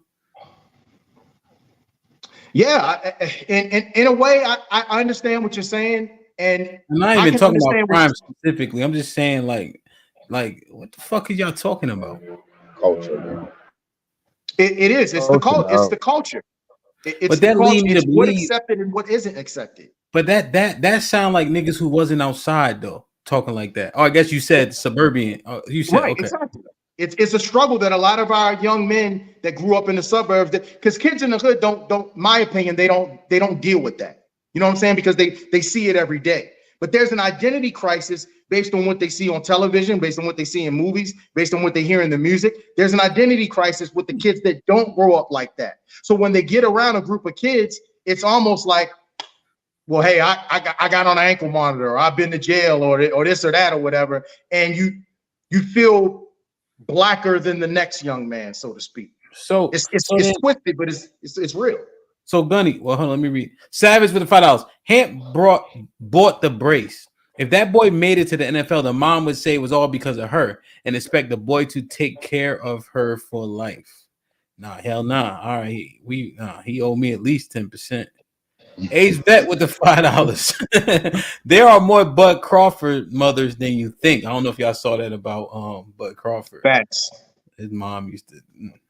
American First Rifleman with the $2. AFR was popping. Gunny is right. And that's the point, though. I feel like we spend a lot of time talking about these hoes, but what about the men? We got motherfuckers running around thinking they need to go to jail to prove themselves. Absolutely. But what Absolutely I'm saying is, why are Black men this damn weak-minded, though? Yeah, that's a trash mindset, though. Because it's because what they see around them. You know what I'm saying? Like everybody else is doing this, everybody I else is said doing that. weak-minded. I said weak. That's the point. If everything around you is influencing you to want to go to jail, you have a weak mind. That's what I'm saying. So That's why the are we truth. so weak-minded? Because we don't have enough backup. You know what I'm saying? We don't have enough positive influence that's around us other than our mother, who's what she's probably working, like you said, 7 days out the week. And so who else is gonna be teaching you? Who else are you hanging around with? Who else are you listening to? Your uncles ain't probably helping you no better either. The influence of the culture is strong. It's very powerful. It's very powerful. That's why we see a Snoop Dogg crip walking at the Super Bowl. Why do we see Snoop Dogg crip walking at the Super Bowl? Because the influence is that strong. That trickles down. That mindset trickles down to our young people. It does. It trickles down to our mind people. So to our young people. So where we'll look at it as it being weak, and that is a weak mindset, which it is. But for them, it's an identity that they struggle with, because the young women that are around them, if you're not hardcore and you don't have tattoos and you haven't been to prison and you haven't this or that, you're a lame, you're a square, you're a nobody, because our culture doesn't celebrate intelligence. It does not. It promotes ignorance. So do we need to reshape what's important to these little black boys then? We absolutely do. So let me start with this one. Osa, should we be touting getting pussy as a thing to do? Because if they trying to go to jail for these women, something ain't right. Yeah, some of that is kind of like natural, and then I don't think that we should tout that at all. First of all, very, very much no. But also too, the even if you look at the intellectual side of things, we always blame like the hood stuff and for their influence. But like I know for a fact, like Dr. Frances Cress Welsing, may she rest in peace, a leading Black scholar, one of her points in the community, one of her big points was to not speak to police. And so this makes the law the enemy. And so therefore it makes going against the law kind of cool from both aspects, not just from the hood, but also from the intelligentsia. So it's hard for a young person to it's like the entire culture. We always blame like the hood and like ghetto ass ignorant Black people. But then what about when the intelligentsia is kind of promoting the same ideas? Or when we tell our children, the smart people who tell our children, well, you can't do nothing, well, you driving while Black and everything because you're Black, it makes it kind of seem like there's nothing you can do to not be a fuck up. So I think I think we blaming too much of like the hood aspect, and like I think around our whole culture there are certain things that need to change. So I think we don't talk about that enough, like, because we get it from all aspects. You know what I'm saying? And so how do we deal with that? The whole much of our culture feels like law abiding is the enemy, abiding by the law is the enemy, and talking to the partnering with the authorities is the enemy. So it's not just these hood niggas. And then another point too, having a father in the home, I isn't always necessary. I don't think that's the end all be all, because for example, like in DC, there was a kid, his father gave him a gun to go shoot another kid, his father who was in the home with him. So our it's a big thing on the culture, like a big thing at the culture. We got to kind of look at what we promote. Getting pussy and all that stuff. That's not cool. But some of it is natural. Some of it is natural, mating and stuff like that. We just kind of have to have more rules around it and rules of engagement, overall. Also, I would never sit there and make a statement like what you just sit there and made. That having a father is not always a good thing. Bullshit, man. Come on, brother. Come on, brother. Did you? I don't care about that one example you gave, brother. I don't care a shit about that one bad example you gave. But what about the many other success stories that you have because a father was in life? Come on, brother. Come on, man. I know. I mean, my father was in my life, so that's a good thing. It's a good thing. I'm just saying that there are cases where it's not always. Like I said, it's not always. You could say that about either parent. If that's the case, you could say that about either parent. You say it about. Come on, brother. I would never make a statement like that. We could say that about anything on the planet. We could say it. We have to define and make it as simple as possible for Black people. What is good for Black people and what's bad for Black people? We have to make it simple. A father in the home is good for Black people. We have to keep it that simple. And anything that goes against that, we have to denounce it. Yeah. Okay. Yeah. No, I agree. I don't think it's would never complicated. disagree. Yeah, me neither. I don't think it, but I'm just saying because he was talking about not just, and I think he was talking about too, not just putting it all on the women. That's all I was trying to do. I agree wholeheartedly with what y'all saying. I was just trying to add balance. That's it. All right. Yeah. Yeah. But in regards to putting it all on the Okay. women, that's what we need to do. We need to bring the single mother down a few notches. She's too high up on the totem pole in the black community. She needs to come down. And I unfortunately, agree. the single mothers that are out here busting their butts and doing great things, they're going to take a hit for it because the single mother in the black community is in the wrong position. She's in the wrong position. She belongs below the man, below the father, not above the father. So yeah, she needs to get knocked down too. Chaotic Truth Live was popping with the $5.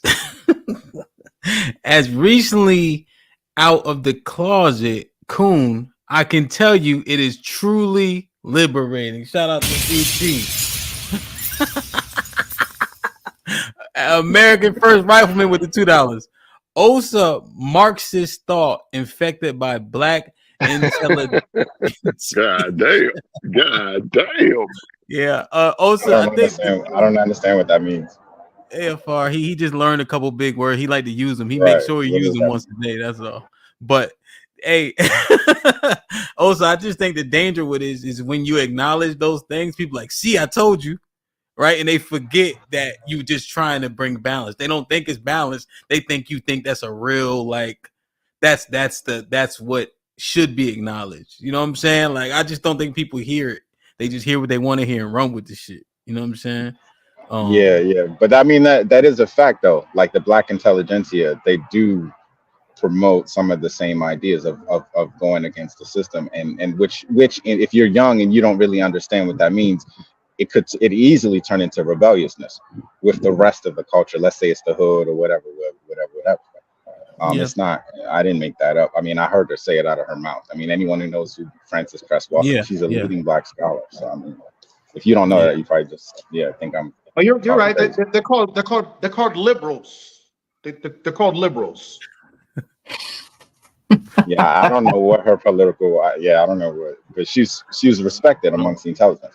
Who do we have that isn't saying that though? Why he kick Gunny out for 2 minutes? Yo, Chaotic Truth Live says with the $2, get Gunny in that pro blackity black Q out of here. So you're not about to boot me for no $2. Fuck you. So this is the HQ show, CT. You can't boot. It's gonna take more than that. Boot Q. How much it take to get you out of here for a certain amount of time? The max. The max is like even like 2 minutes. Fuck out of here. Shit like that. Here for the tea with the files. But now it's overly celebrated to have kids out of wedlock. I mean, they get gender reveal parties and baby showers. What the hell is really going on? Yeah, that's wild. Rilla, what's popping? Salute, man. Salute to the panel. What's happening, y'all? Everything's everything. Cunny can come back at 2:15, I think. Wow. That ain't right, man. They ain't CT ain't shit, man. Go ahead, Rilla. No, I just had to step off the gig real quick, man. It's an interesting conversation to have in the middle of the day, Hamp. Shit like that. Shout out to Give Thanks Week. You know what I'm saying? The week of we giving thanks and everything like that, man. Yeah.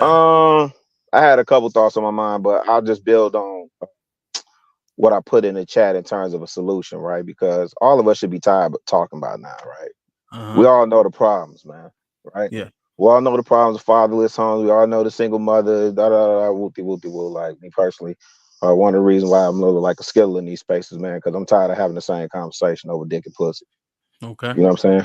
We understand that, right? So one of the solutions, and this really was reinforced when I spent some time in Atlanta this past weekend, we have got to build black, buy black, bank black, bequeath black, and barter black. It's the only way we getting out of this situation, fam. Ain't none of us as strong as all of us. You know what I mean? Ain't none of us as strong as all of us.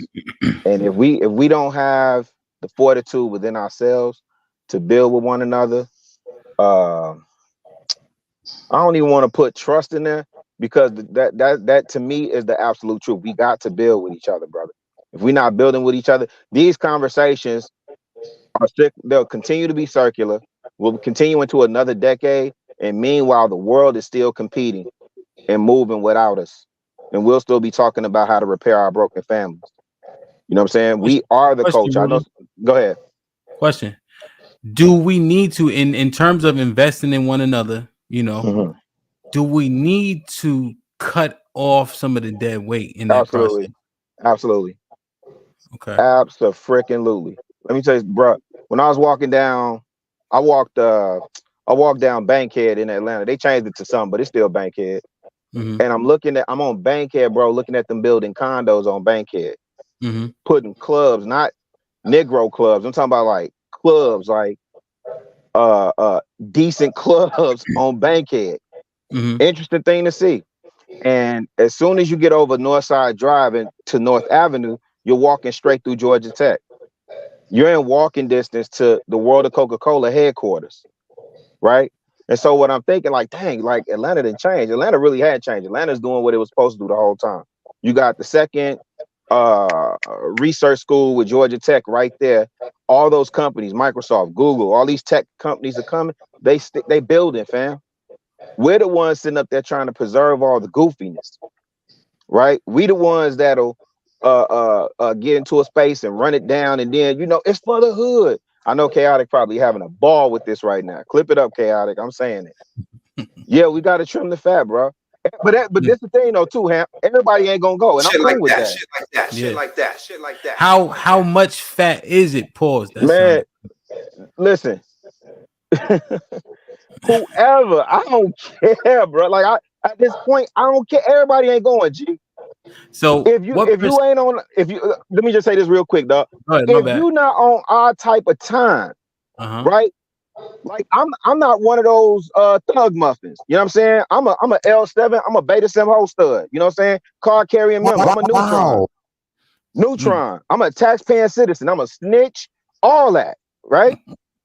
Wow. So if you thugging, you know what I'm saying? You robbing all that, you spraying everything 7 ways to Sunday, don't care who you hit. You just gotta go get a free hotel stay at 26 in California. That's Cook County Jail. You just gotta go get you one of them to be a man. Hey man, move around with that. Cause where my grandma gotta move around in her neighborhood, she gonna be safe. Period. Yeah. Yeah, man. Damn. Hey, really? Look, man. Yeah, all these. Drop the ball, baby. Everybody, they gotta go to the other way, huh? Man, bro, listen. You know what's crazy, Ham? Real talk. All the shit that we thought, all the niggas that we thought was cool, that shit's so reversed right now. The nerds are winning. The L7s are winning. One time for the L7. Drop an L7 in the chat, nigga. The L7s are winning. The nerds who was reading, getting straight A's, them the ones that's winning right now. I'll be 50 next year, dog. A lot of niggas didn't even get to see 21, let alone 50, bro. Yeah. The niggas that made it to 50 with their mind intact, right? Never sold dope. Yeah. Right? Didn't gang bang. None of that, man. Just straight walk the line straight, man. Them the ones that's winning right now. You know what them girls that were so cute in high school, you know what they doing right now? Hey, big head. How you doing, big head? Really? Fuck out of here. Hell yeah. Wait till y'all get up here. Wait till y'all get to this age. Start going to some of them reunions. Damn. Yeah. Damn. Yeah, my little boo thing don't play that, man. Damn, I never. Yeah, damn. Right? It must be a fucking because the conversations we having, they still like the bad boys, man. Yeah. They try to act like they don't. You know what I'm saying? Yeah. Damn. Yeah. Good God Almighty. When they get real in the field for them, they start see on this side, him. When you like, I lost 7 classmates this year, right? So now you start looking at your own mortality. When people start figuring out their own mortality and figuring out what their legacy gonna look like, and it get really real for them. Hey, big head, I always knew you was the one that was gonna make it. I knew you, man. Get that shit out of here, bro. Only I hear you if it's making sense to me, but then you got to deal with somebody else stretch marks though, and oatmeal cream pies and shit. Hey man, hey look, man. Hey, Cats got to cut that out. I know online, everybody getting the virgin, they getting them new fresh off the lot. I know, man. Your woman ain't never slobbed nobody else down, ain't never been bust down 7 ways since they got another nigga. God I know he ain't. Hey, Hank, I know he ain't took her up through there. You know what I'm saying? I know yours is fresh. I know. Ain't nobody dealing with nobody that got kids by another man. I know. I'm gonna salute to y'all guys, man. Appreciate you putting me on, man. I gotta get something done with this. Stay prime. Yeah, man. All right. Salute to the I young gotta get his blood, man. hair did. I see it, Brian. Bub, what the fuck you want, Bub? It's goody. I want like 10 minutes. Hey, 10 minutes, nigga. Give me 5. Give me 5. All right, where you at, a train station? Yeah. I just wanted to touch on the topic. Yo, listen, let me talk to you real quick. Yeah. All those headphones in the Marshall's aisle headed to the cash register. Yo. I'm telling you, nigga. Them ain't it, bro. Bro, this commuting headphones. I don't feel like putting my buds in, man. Oh man, god damn, nigga. If you ever look on the package, it say noise canceling. Bro. Yo, God damn. when it say noise canceling, if you no cancel be spelled wrong, nigga. That shit don't work, bro. This the problem right here. This is why black culture is trash, because of this type of shit right here. He told about my man's headphones. That's what did it right there. Put him in the fucking bedroom. Get him out of here. Come on. Hey, ain't nothing wrong with Marshalls. Ain't nothing wrong with Marshalls at all, bub. Don't let them discourage you, Ain't bro. nothing right with Marshalls, goddamn. I know that's right. Hey, one time I bought a polo shirt from Marshalls, Hank. I looked, he was riding on a motherfucking donkey. I said, God damn, nigga. Said he wasn't even a full horse, he was a donkey. Oh man. What up, bub? Oh man. Hey, I just want to touch on the topic because I know Q on the side where she think it's the system's problem, but I'm more so on the panel side per se when it comes to like, you gotta hold the parents accountable, man. You know what I'm saying? And that single mother and single parent shit, that shit is real, man. You know what I'm saying? Because you're only gonna go off what you overly exposed to. You know what I'm saying? I know you guys was talking about the music and drug dealing and so on and so forth. That shit is real, yo. If that's the only thing you around, of course that shit gonna rub up on you, yo. And we living in this false reality where we think shit gonna get better in the future. This shit ain't gonna get no better for us, y'all. This is gonna keep getting worse. You know what I'm saying? And it starts in the household. If you don't want your kids growing up like these little knuckle ass heads you seeing that's running around in these schools nowadays, that shit starting in the house. If you don't want them listening to certain music, don't let them listen to that shit. My daughter don't even got a cell phone, yo. That shit sound crazy, but she don't even got a cell phone. It's because I don't wanna overexpose it to all this bullshit that's going on. You know what I'm saying? That music shit is real, yo. I hate to say this, but I can't stand sexy red. I hate that type of music for our people, yo. This shit is trash, man. You know what I'm saying? It's trash. So I'm not blaming the system, Q. No, this ain't a shot at you either. But I'm not blaming the system. That's all I gotta say. I'm blaming us. I'm blaming the parents. Let's get it. So Bub, quick question. I can agree with Do you that. think that now, for example, your daughter not having a cell phone, do you think that keeping her away from those types of things is gonna force her later on to wild out? I don't know. Maybe not. But yo, I gotta try something, right? That's what we're talking about right now, right? We gotta try fucking something. You know what I'm saying? Not to say that I could shield her from any and everything. Of course she's gonna she's gonna go off and hear and do certain things behind her parents' backs, but it's a start that she's coming up in a dual parent household, and we're not overexposing her to no bullshit. You know what I'm saying? So what's the apprehension with her with the phone, for example, and when do you think is an appropriate age? Well, to tell you the truth, third question is how will you go about that? Like, I'm pretty sure you'll give her like instruction on how to use it and stuff, but I was just curious. Well, I'm just gonna keep it a buck. We bucked the we about to bend in the near future. We're actually gonna get her one because we done gave this little girl every fucking thing else. So that's the last thing on her wish list per se. You know what I'm saying? But my thing about a cell phone is because all the little kids is on social media now. Now, if you guys see how much adults are on social media, what the hell you think the little kids gonna be doing? You know what I'm saying? So I don't want nobody to have more influence on my daughter than I do and her mother does. And that's my main issue with having a cell phone and being overexposed to a bunch of bullshit. You know what I'm saying? Now I know I can't shield her from the world, Joe, but I'm gonna try my fucking best. I got to do my part. That's it. Yeah, that's what we posted. Yeah, real And, shit. and so I think with that situation Bub doing, I can't disagree with it, but Bub, I would definitely talk to her, educate her. That's the only thing you can do. Anything that you come up that you don't agree with, or you can relate to, or that's okay in your household, just educate your kids. That's exactly what I did with my daughter, and that's exactly what I did with my son. I had to educate them because what's your child's taking in, it should be concerned to every parent. It should be a concern to every parent, and you need to address it as such. As soon as you see it, make sure you address it. Don't put it off. Don't procrastinate. I know it may feel uncomfortable on certain subjects, but you got to address it as soon as possible. The sooner you can get to it, the better off you are. So shout out to you, Bub. So in regards to what both of y'all are Hold saying on, with Gunny. Let me Q, read. I'm Let me read sorry. these No, three. go ahead. I I'm only sorry. got three. Savage with the $2. Bub, go ahead and mute real quick.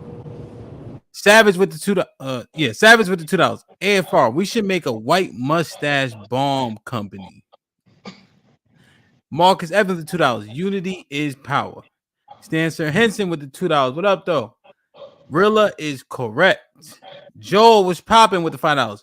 Good point made, Rilla. Don't let the ones that passed on you back in the day spin the block. No second chances. Shit, nigga, you never know. She just ain't like you back then. I mean, Mike Yeah, Jones you taught ain't us even that. get a first chance. Yeah, nigga, shit. Mike Jones, shit. Now they hot. They all on me. You might need to go ahead and get them cheeks.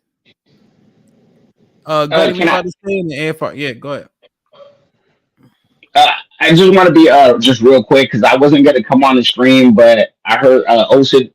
For one, I don't think you know how to read. Okay, Risky, because that was a very clear message. I said that.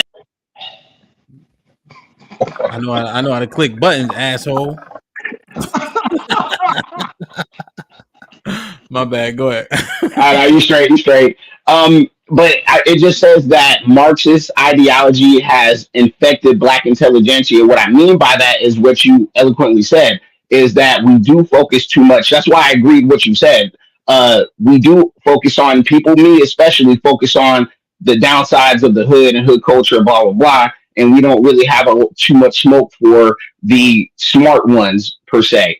And I said Marxist ideology, it has infected Black intelligent thought because they always go into power struggles, or everything is about power and people not having power. Instead of doing what other races have done, is building power through economic activity, through competency, through infrastructure, these things.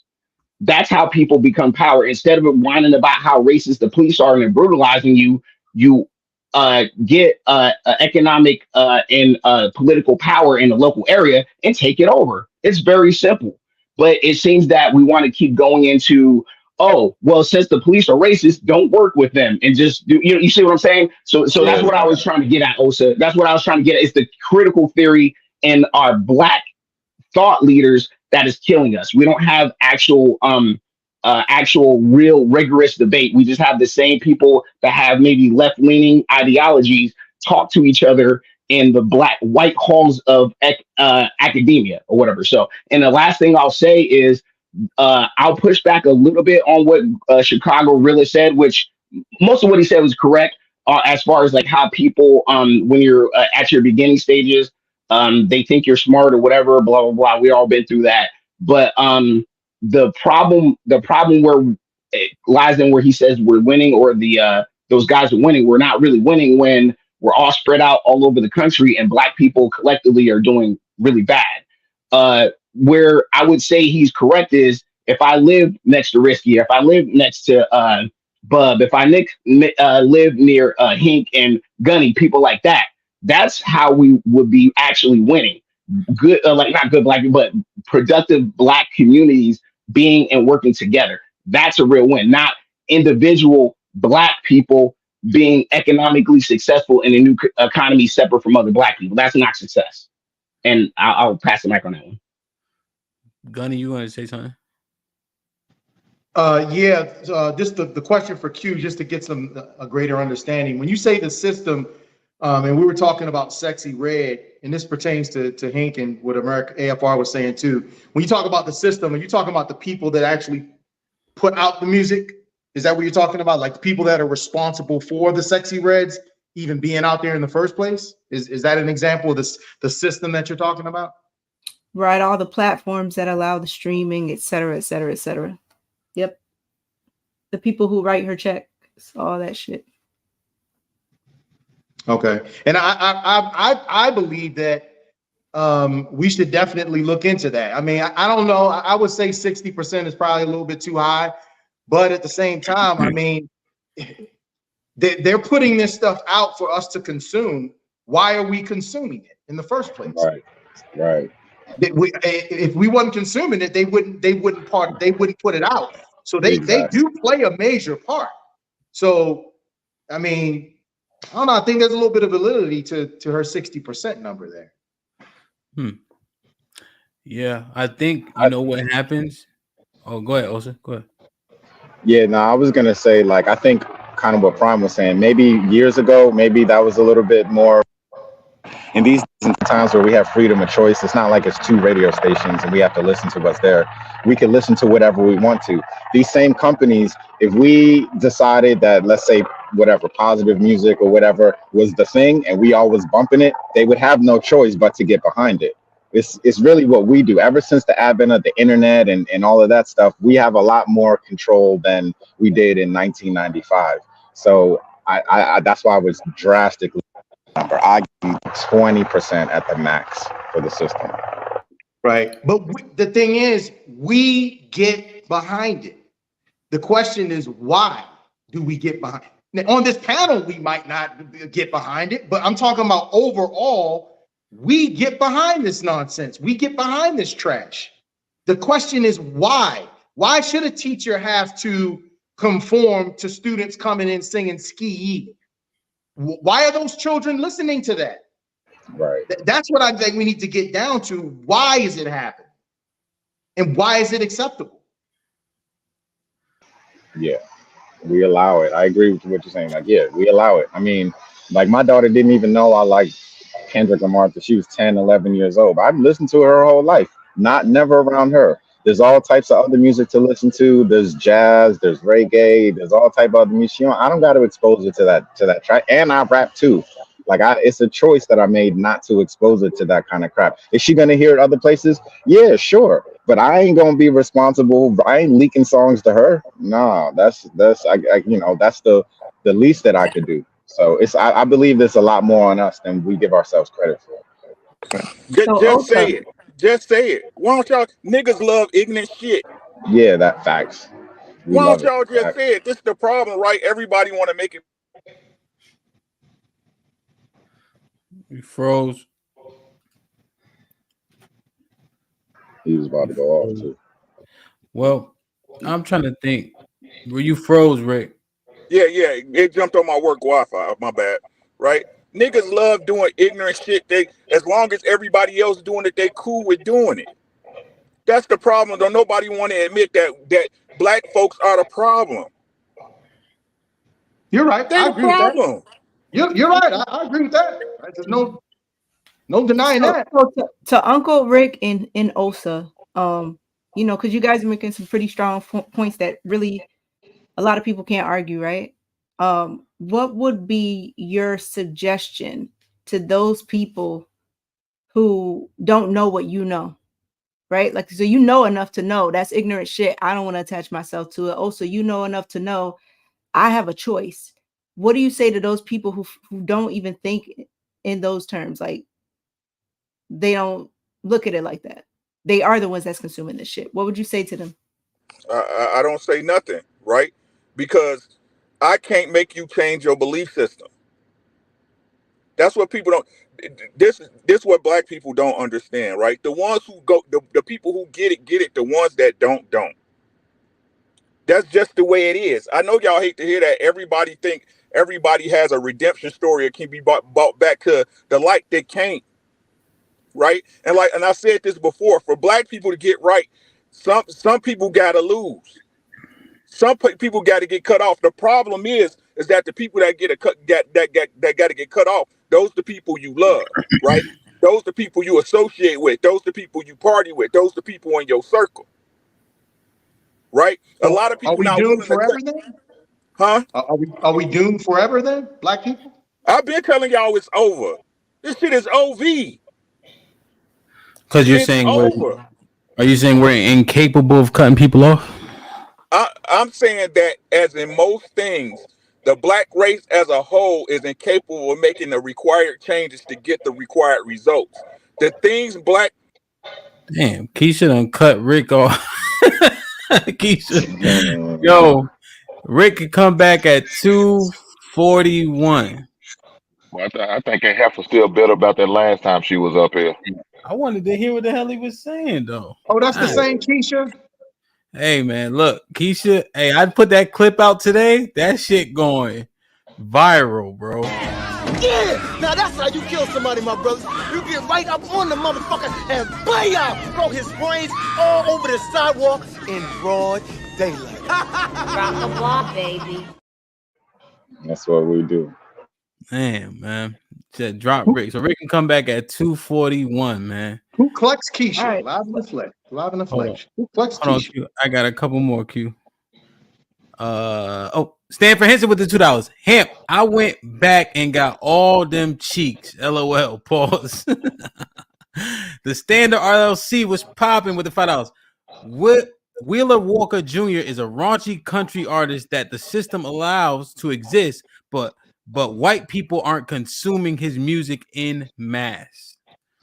Stanford Henson with the $5. The system is not the root cause. Parents, society, and enabling them to access the system, so the system is going to do what it does. Supply and demand. Keisha, Uncle Rick can come back at 2:41. Let somebody bring him back.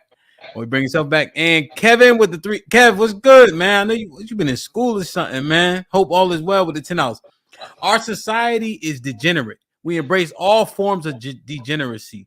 Drugs, sex, money, worship, homosexuality, everything that goes against the word of God, we embrace it. We have turned our backs on God. 4 exclamation points. Damn. AFR with the $5. Bring Rick back. Shout out to AFR. Rick, you back in action. It's only right. Oh shit! Now you got a credit. So now it got to be at least $6 to kick Rick off. Shit like that. You feel me? Go ahead, Uncle Rick. Finish your thought. So, like I was saying before, I was so rudely interrupted. Right? Wow. The very thing black folks need is the things they don't want to do. The very thing that black folks need to accomplish is the things they don't want to do because it's fun, because it's steady, because it's boring. Right? How do you fix it? Right? How about we teach our children from the beginning, right? How to choose people based on their character, right? And on their moral standards, right? Instead of having like I said, I did a video on this on my channel. The black, and I'm gonna leave it at this. Y'all can watch it if y'all want, right? What it is, the black community culture is a snake that eats its own tail. Like crabs in a bucket? No, it's worse than crabs in a bucket. It's a culture that eats itself, expecting the loop to change, but it will never change. Wait, well, right? So where's the expectation though of change? Where has it ever been? So there is no expectation of change. No. Where is it? Right? The expectation for change for the expectation for change with black folks. A black man should be a leader and shit like that. Rick right now got a $10. Give more credit, Rick. That's all. Go ahead. Right. This the expectation to change for the black community. Right. The black man should lead no matter what. until he get killed, right, or martyred, and then it's still a black man's job to come up and still make the changes, right? Black folks always looking outside of themselves instead of looking inward and fixing what's wrong with us. We always looking for somebody else to make the change that's needed when the change starts with you. Can't argue that. Stop having kids. Stop, men. Stop sleeping with women that you believe don't have wife qualities. Women, stop sleeping with men who don't marry you. Right? Raise your children. So it sounds Teach to your me that what children. he's saying is that set standards. We need to develop set standards, and anything that goes against those set standards, we publicly denounce. I think that's a Right. start. Stop treating the cut, right? Stop treating the pus. Don't get cut. Don't get cut. Niggas always want to talk about, the single mother. Like, don't make her a single mother. Stop laying down with a woman that you don't expect to be with for the rest of your life to raise your children. Stop doing it. Women, stop allowing men who's not marrying you. Teach your children the right way. What we learned was wrong. Okay. So it's on the men, right? It's on both parties, bro. That's the problem. But right? who's it on? But somebody got to take responsibility, I think. If you're asking me where it starts, I blame right now. I put it on us as the men, right? Okay. Somebody has to be an adult. It's on the men. Yeah. Right. Somebody has to be an adult. We had these conversations about the nature of women, but then we act like the nature of women doesn't apply to anything because you that dude. Right? No. Stop sleep. Look, whores would not, these 304s, these hoes, these thoughts would not have a market if there wasn't one, right? This ski and all this bullshit would not have a market if there wasn't one. The black people, all we do is lie. All they do is lie. They lie to ourselves, and then y'all look up to the most affluent, which is money, right? Thinking, oh, I want to be like that, but y'all don't never ask how they got there. By selling their soul, by bending over, getting it up in the booty and shit like that. Wow. Damn. Y'all see the Diddy shit that's happening. Right, but this y'all standard, this what y'all want to be. Even though every one of y'all say with a clean breath and a clean conscience, y'all know they be going in them rooms doing crazy shit. Y'all liars, bro. Y'all don't want it fixed. Because if you want it fixed, you wouldn't put yourself in them situations in the first place. God damn it, everybody make mistakes. But you making the same mistakes your mama did. The same mistakes your grandmama did. The same mistakes your daddy did. So, Rick, question. As an example, anecdotally, I DJ. Do you think I should stop DJing? No, for what? Because the music that they respond to is the music we complaining about. You gotta eat. Understand what I'm saying, right? You gotta eat. I'm talking about at the core of your family. We all in it until everybody is ready to destroy the system. Stop using the system as an excuse. We all in it.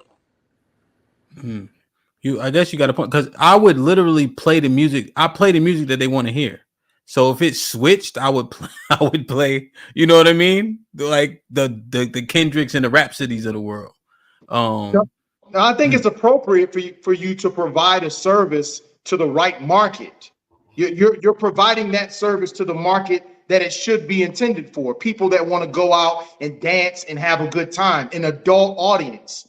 The problem is that product is being promoted to a different audience, an audience that shouldn't be listening to it. Children, people who can't properly reason and interpret the music. That's where the problem comes in. I see what you're saying. Stanford Henson with the $2. Are Hank and Rick related? Probably. That's my long lost cousin. Joanna with the $5. Set standards like not allowing your kids to cuss. Hey, Joanna got to cam up one day with you, Q. John the Baptist with the $5. You can drag dead weight and stay stagnant, or you can cut dead weight and let dead weight expire. So the majority can thrive. Okay. Lauren Mack with the $2. Uncle Ricky, you aren't allowed to say ski. My apologies, sis. My apologies.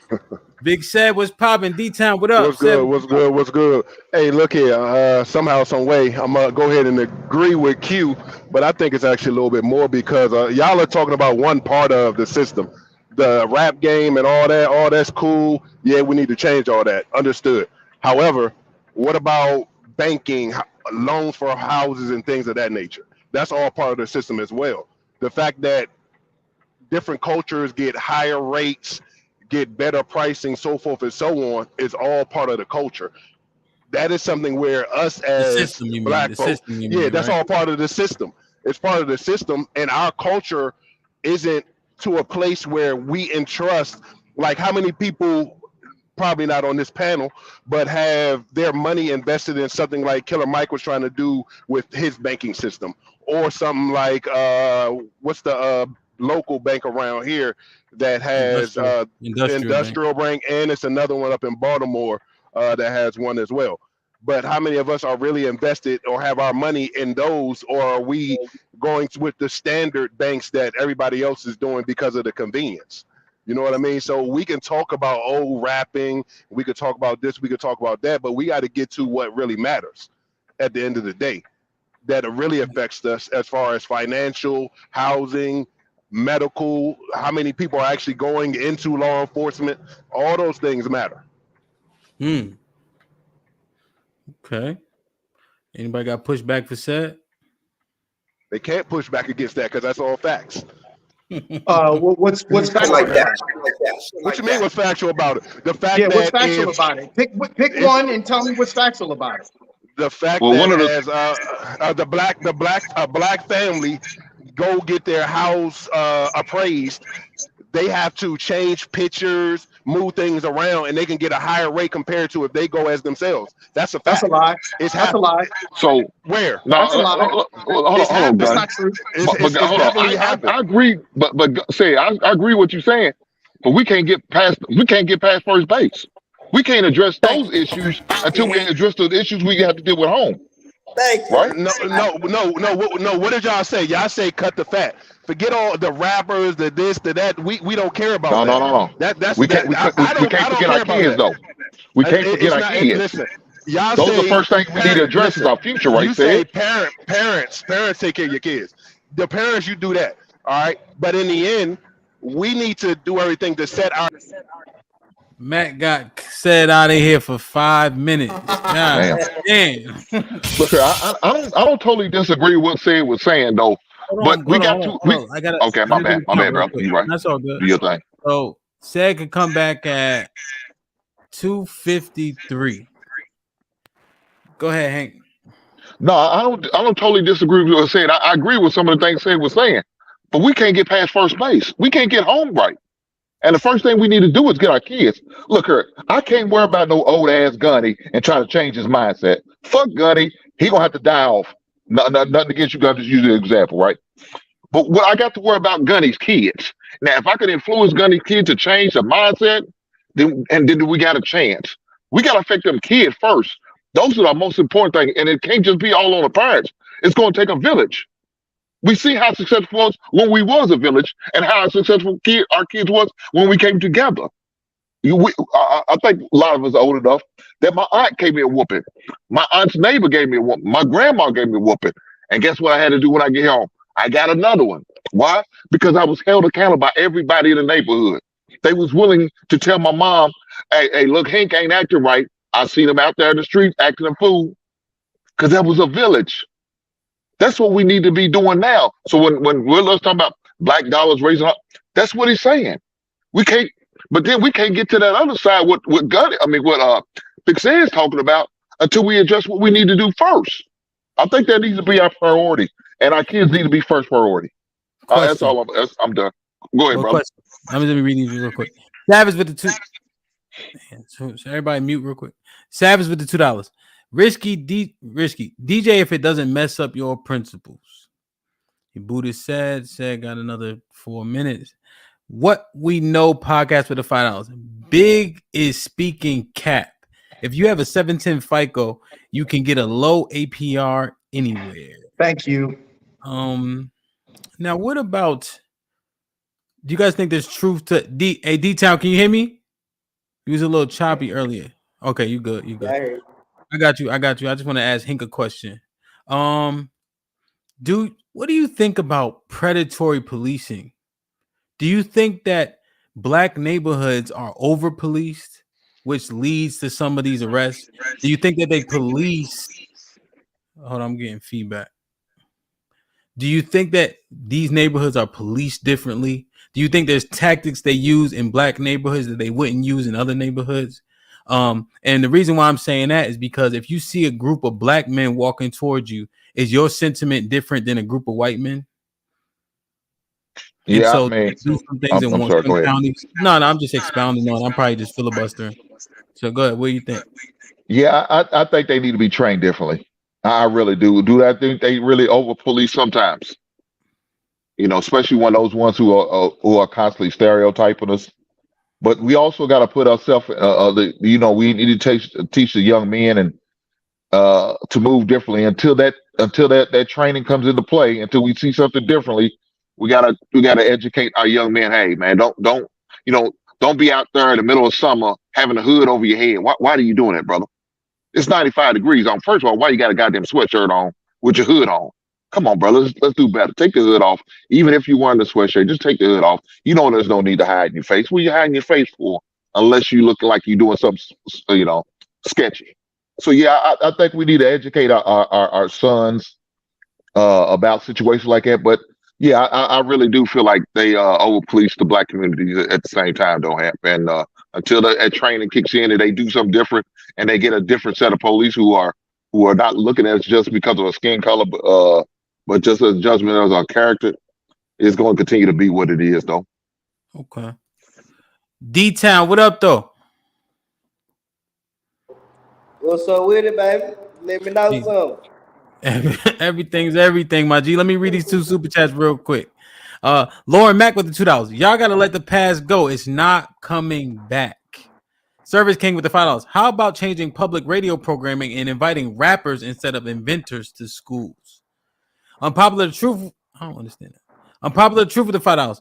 Rick contradicted himself by telling Hamp he gotta eat, even though what he doing is hurting the community. D-Town, what's popping? What you think?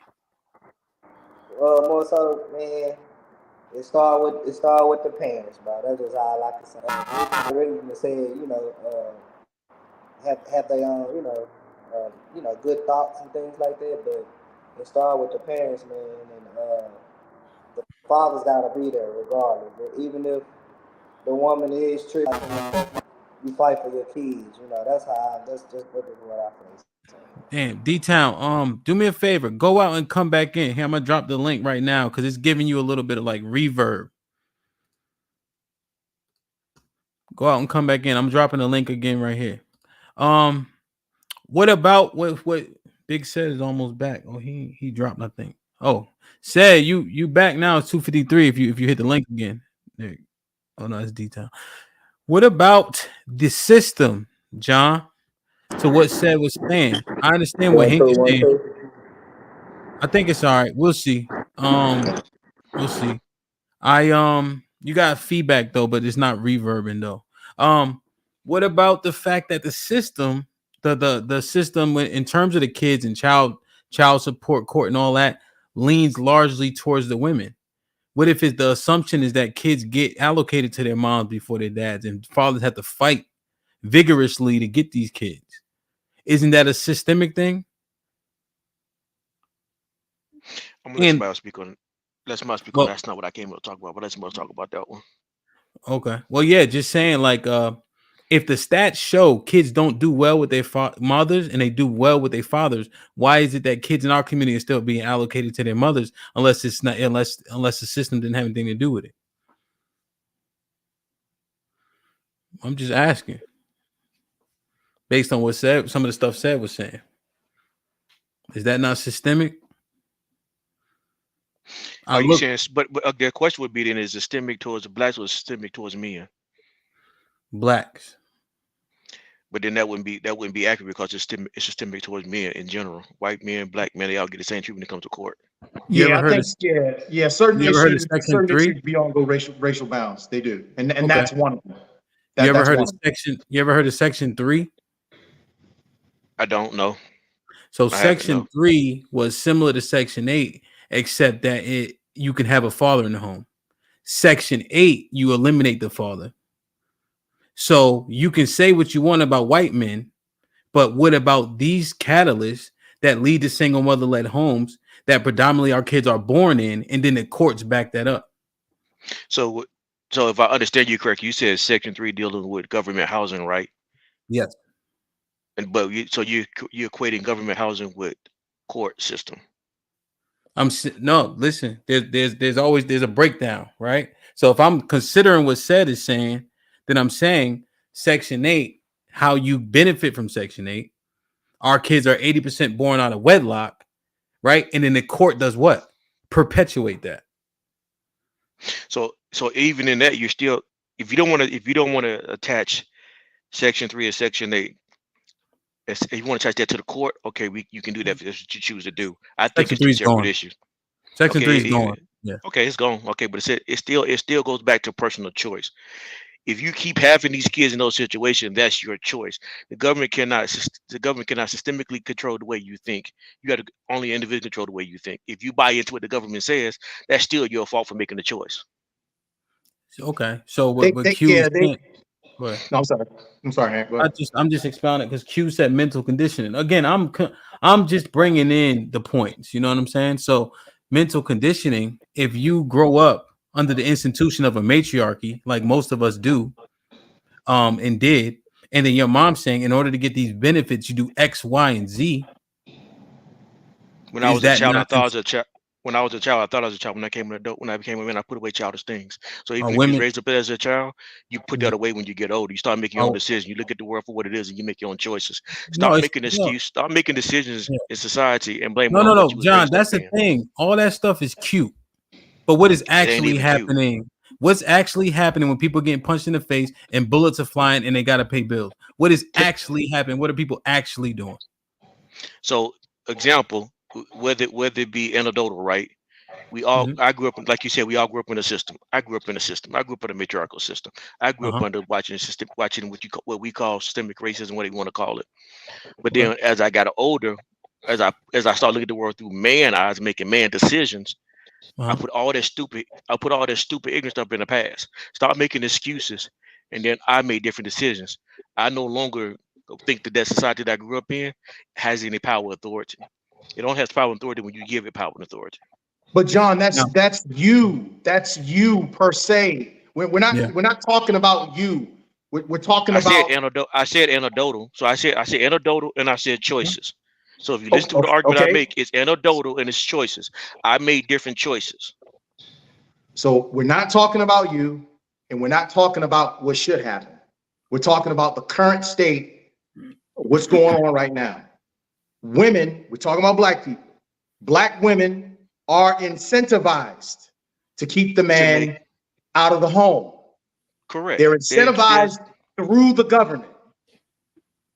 Statistics prove it. It's a fact.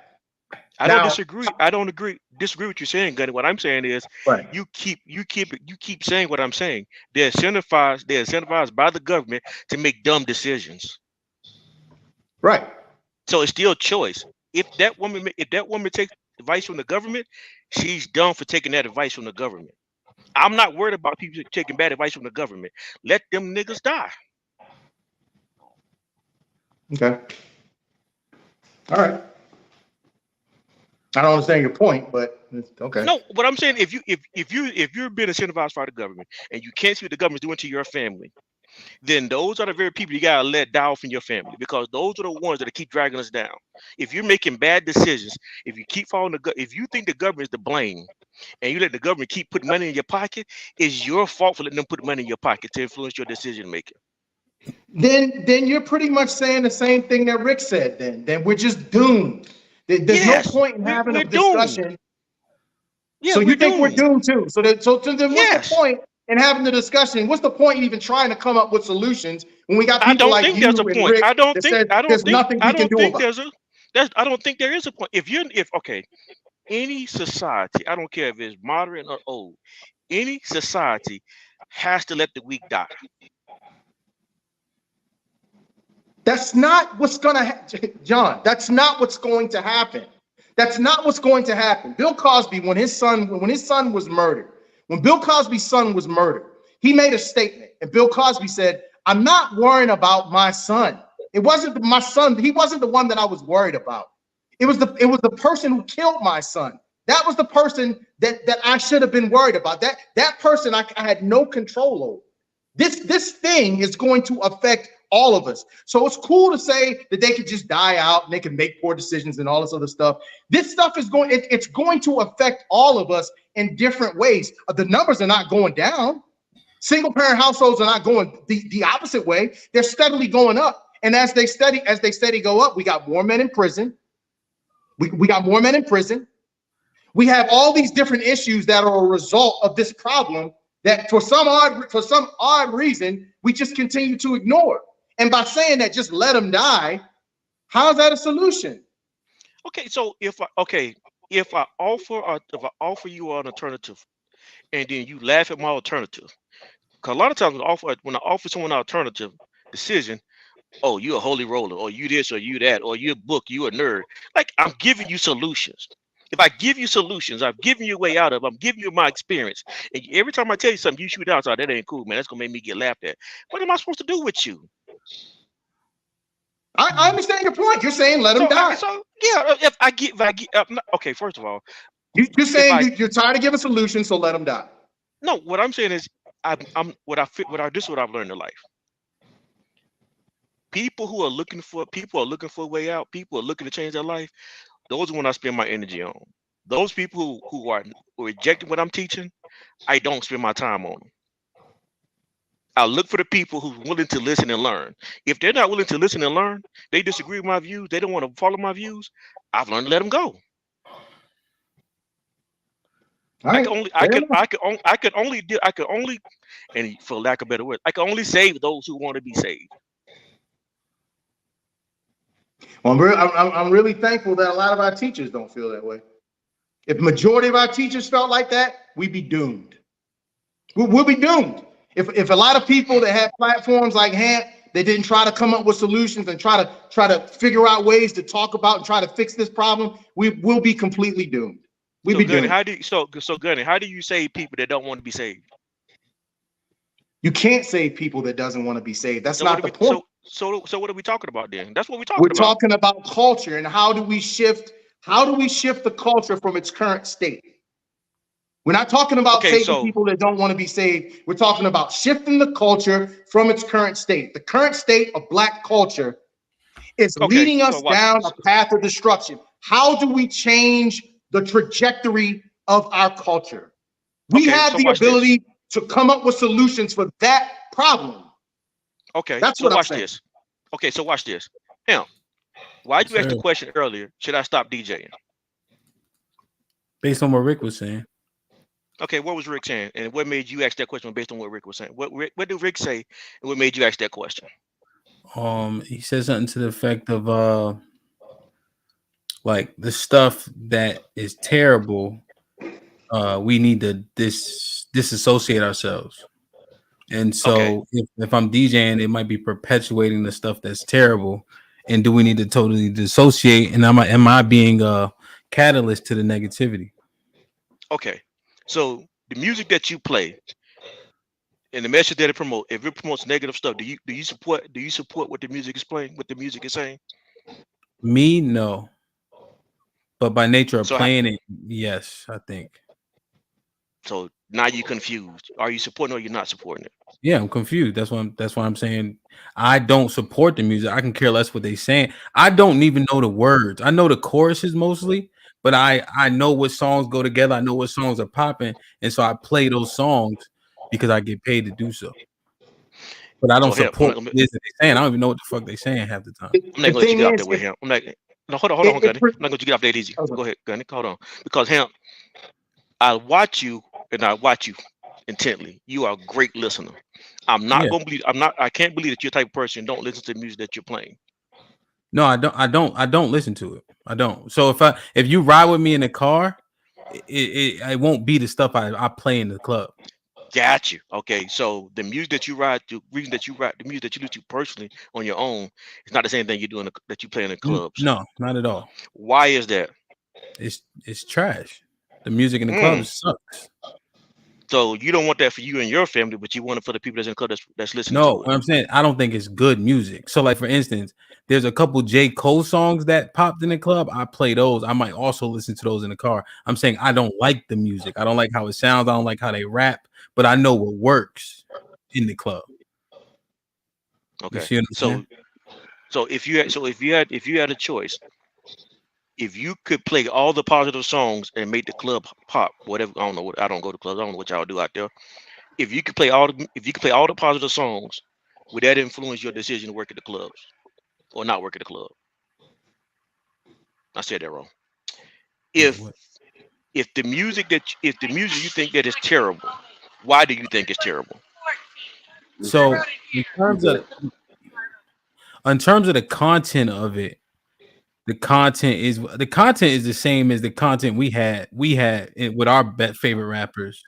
But I don't like how they rap. I don't really like the trap sound. I don't like the music itself. It doesn't So it's entertain. not the mess. It's not the message that bothers you. It's the music itself in general. Yeah, just to be candid, I've heard these messages since I've been listening to rap music. I got 50. I got 50 Cent. Yeah, I got DMX. I don't care. I don't Yeah. care. I don't care what generation it is. I don't care what generation it is. I'm Yeah. not saying my generation is better than this generation. Yeah. I'm saying if the message is off, is it the message we need to get rid of? Irregardless how much money it makes us. Yeah, that's what I was analyzing. The messaging, if it's perpetuating poor behavior and poor culture, then we probably need to change the messaging for sure. Okay, because that's the point we was getting to earlier. Because Okay. when you ask that question, people begin to ask you, and I think even Rick said something about it. Well, no, because that's going to affect your money. Mm-hmm. And the point I'm trying to make is, well, at some point you got to decide, do I want my money or do I want the culture? Well, if we're going to choose money every single time, then what are we saying about culture? So here's I'm not saying you specifically. I'm just saying us in general. No, I got you, but I use myself because it's better that way, right? Because we can have a tangible right. conversation. And so I predicate and I'm not going down this path, but I predicate wrong and right based on 613, if you know what I'm talking about, right, John? The laws. Right. And so in the law, all right, D-Town, appreciate you. It doesn't say anything about this type of music. It just says, Paul will allude to it in terms of 1 Corinthians 10. Things may not be against the law, but they aren't expedient, though. It doesn't mean that they're good for you, but it's not against the law. So that's what I predicate things on. You know what I'm saying? But if our culture isn't changing, then now I'm assessing, does something need to change in terms of what I do? And that's what Paul understood that. Paul said, well, if it doesn't benefit the greater good, in the same spirit you're talking about, he said, I won't do it. Although I had a right to do it, I won't do it. So that's the side. So in order to save the culture, there may be some things that legally we could do. But for the greater good of the culture, guess what? I'm not going to do it. I'm going to make this sacrifice. I'm going to lose some bread. I'm going to lose some popularity. I'm going to lose this so the culture could benefit. The reason why I think this is a terrible conversation and that Gunny, to get back to you, the reason why I disagree, because we won't make the choices, sacrifice, but then we want to get on a complaint about, get mad at me because I don't say what everybody else is saying. I've made the sacrifice. I'm not saying I'm perfect. I'm not saying I make all the right decisions, but I've made the sacrifice to let some things go that I can legally do to benefit personally people that are attached to me. Mm-hmm. I understand that point, and I agree with you. I've done the exact same thing. But if you take these three examples, the example that Rick used with Hamp with the DJing, you take your example with saying "let them die," right? Let's just take those two examples. They're both equivalent to me. If Hamp were to say to himself, "I'm not going to DJ anymore because I don't agree with the music still exists. The problem is still there. Somebody else is going to pick that turntable up and they're going to play. They're going to do that. The problem is still there. It's not going anywhere. The same way if you decide to say, well, let them die. That problem is not going to go anywhere because John the Baptist decided to say, well, just let him die. It's still there. So now you have it's a predicament. It's a problem that you have to face. Okay, so now what? The problem is still going to be here. I have to eat or I have to live in this society. What other thing can I do in order to function properly and make some sort of change? As the example that we're using for Ham, he could play a Sexy Red and then play a J. Cole right after that, and then play a Sukihana right after that, and then play a whatever, a positive rapper after that. There are different things that he could do. It doesn't necessarily have to be that he just gives up on it. That's what I was saying. Are we going to just say, are we just going to throw in the towel, knowing that it's not going to fix anything, or we're going to try to come up with tangible things that we can do to fix these problems? Let's not confuse with me saying let them die. It's me throwing in the towel.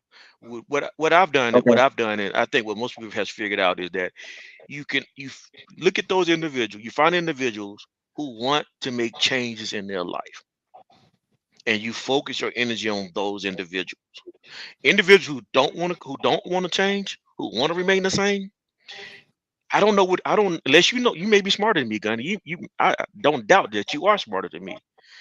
All of y'all probably smarter than me. But if y'all can figure it out, how do you get people who don't want to hear you, don't want to hear nothing you got to say, don't care about your messaging, unless you figure out a way to make them listen, I haven't figured it out yet.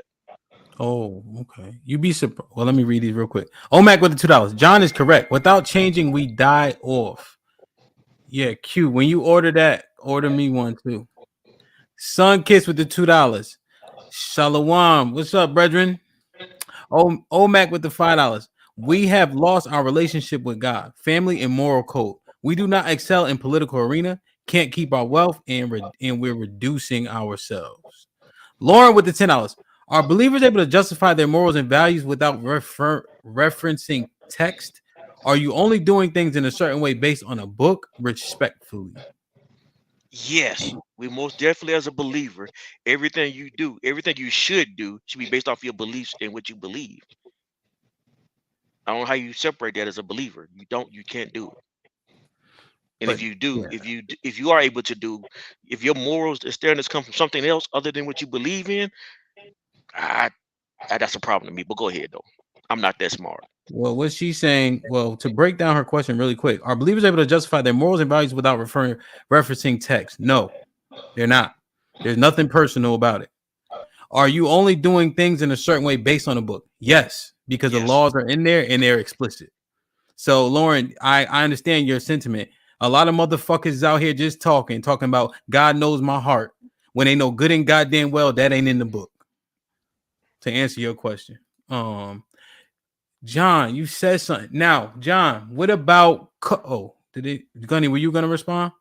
Oh no, I'm not. Okay, because said back too. So I want to make sure he is able to finish his point. Okay. And who they probably don't like his hat, so they probably gonna kick him off. So let's get him in real quick. But John, the one thing coaching is what we need. And so coaching kids. Now, granted, to your point, they want to play football, right?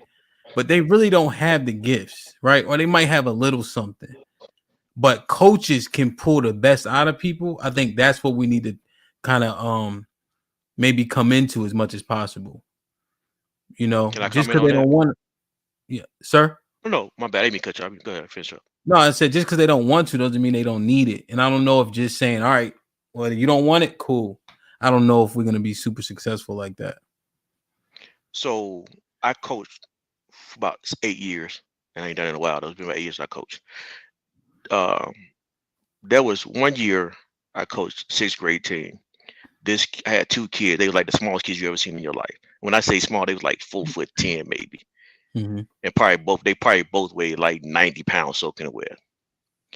One kid thought he was 14, 90 pounds, thought he was 6'2", and had the heart of a lion, and thought he weighed 250. He didn't care how big you was. He had the heart. He would, whatever you told him, he would do it. I had to protect this kid from himself sometimes. Mm-hmm. Another kid, same size, same height. He was only out there because his parents made him do it. I don't care how many times I instructed this kid. I don't know how much time I spent on him. It's like I gave him the same amount of time that I gave every other kid. Probably gave him more time. The kid did not want to play. Nothing I was going to do was going to make him want to play. I don't care how many scriptures I gave him. I don't care how many encouraging speeches I gave him. I don't care how many times I taught him to play, taught him his responsibilities. He wanted no part of playing contact or catching the ball and getting hit. He just didn't want to do it. There are some kids who just don't want to play football. Yeah, and I had to go out of my way to protect him so he doesn't get hurt. Yeah, no, you said you made your point again using my analogy. Okay. Yeah. I mean, that's the same thing basically. If they don't want to do it, they don't want it. They don't want to listen, is what it is. Big Sad. Yo, what's good? You tell me, man. I tried to further some of your points while they kicked you off. I don't know if I did you justice. No, you good. But you can verify that I sent you 2 separate articles, one from 2020 and one from 2023, in regards to appraisal discrimination, correct? You can look at your phone and you can see that. So one thing that I found about our people, that they seem to tend to, just because it didn't happen to them or because they made it through the cracks, they forget about the totality and the overall of everybody. It doesn't happen for everybody the way that it happened for you. They wouldn't be creating laws in PG County, which is the county that I'm from. They just passed a bill in regards to discrimination, in regards to appraisal. So again, factually, like I said the first time, it happens.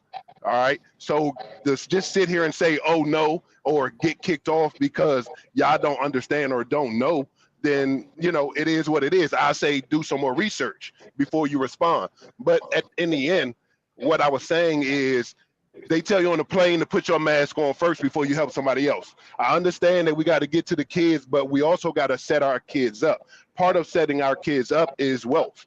Part of that is knowing what we need to do as far as housing. Part of that is knowing that we need to have life insurance policies so that they get paid out, so that trickles down to them. So it's about the overall knowledge, the music and all that, that's cool.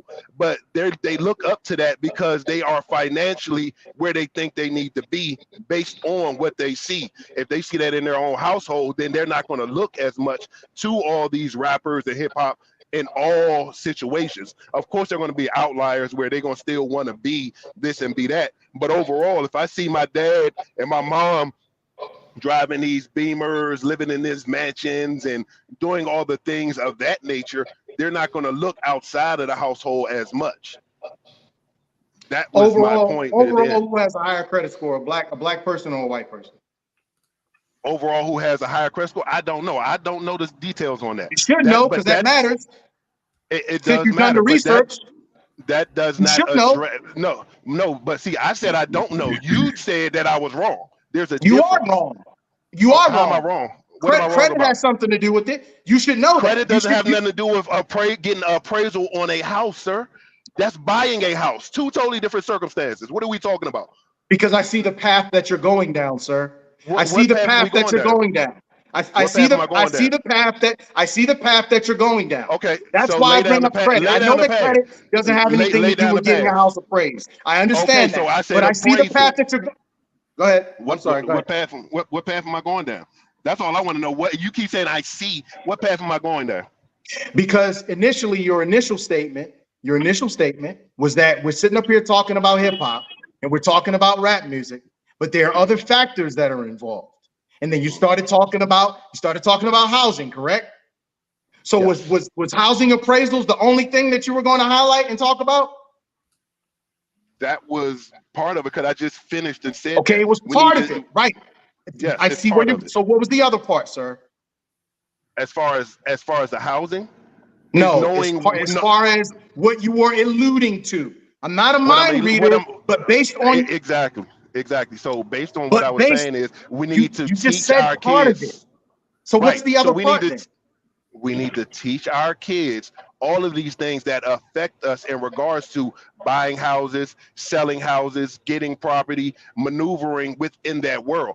But on top of that, us as people, we need to start investing in each other, investing in our own banks, because I made reference to Maritime Bank, Mariner Bank, and what's the other one? Industrial Bank. I made reference to those banks that are black owned or minority owned, where we as a people, we need to start investing in our people. This is what I was saying. So for you to just say, oh, somebody said if you have a 710 score, you can get this, obvious. But what I'm talking about is investing back into our community as a whole. That's the path that I was going down. So what path did you think I was going down? Well, buying a house The path for that a I thought certain you were interest going rate? down with you just said it. You said we need to do a better job in teaching our children about what? Yeah, because said you agree with Q's point in saying that the system is more of the issue. So investing in the banks wouldn't really be system. That's why I tried to further your point by talking about the police, et cetera, et cetera. So that's what I thought we was on, the system being the main issue. I assume that you're talking about unfair why I housing say the bank practices. is I mean, again, that's part of it. But what I said, invest in the bank and part of the system, because the system would lead you to believe that it's better to bank with Bank of America because of the convenience. It's better to be in Navy Federal. Okay, sure, they might be better overall, but for our community, what's better? That's what I'm talking about. That's what I'm referring to. That's what I say. The system has That's created in us. irresponsible, sir. This is the problem. Again. This is the problem. This is the problem. The black folks, man. That's irresponsible, sir. Why don't you tell us why it's better for us to invest in black banks and why it's bad for us to invest in Bank of America? Why don't you tell us why it's better? Because it's a black bank? No, we don't. I mean, we can sit here and I can go and do the research and say, okay, well, interest rates, various interest rates that you might receive because it's a smaller bank versus the interest rate that you receive as far as the big commercial banks. There's a lot of different variables in it. But overall, it's about giving back to our community and our community developing our community. That's what it's all about for me. That's it. That's all. It's about, we're saying that the system has created this for us. So part of the system that I alluded to was the system that they have just created laws because of appraisal discrimination. That is the system. Yes or no? Yeah, that's the system. Somebody? Okay, so that is the part of the system where I said I agree. I only got to talk about that part before I got booted. So between the policing system, as Hamp referenced, which if you look at the percentages of folks that's in jail, as far as minorities and why they're in jail, a lot of them can't because they can't do the bonding, they can't afford bonding, things of that nature. There's so many parts and variables in the system outside of us worrying about the music up front. That is my point. Point blank. Understood. So Big Sam, let me ask you this though. We know the rules of the game, yet we still fall for the same old banana in the tailpipe. That's a problem. That's a problem. We know the rules of the game, and yet we keep falling for it. Why? Why do we keep falling for the same old okie doke bullshit? A lot of folks don't know the rules of the game. We assume that they know the rules of the game, and that's where the problem comes in. It's an assumption that folks know. People are now, see, the thing about our kids are so overly exposed, made reference to social media and things like that. I hate it.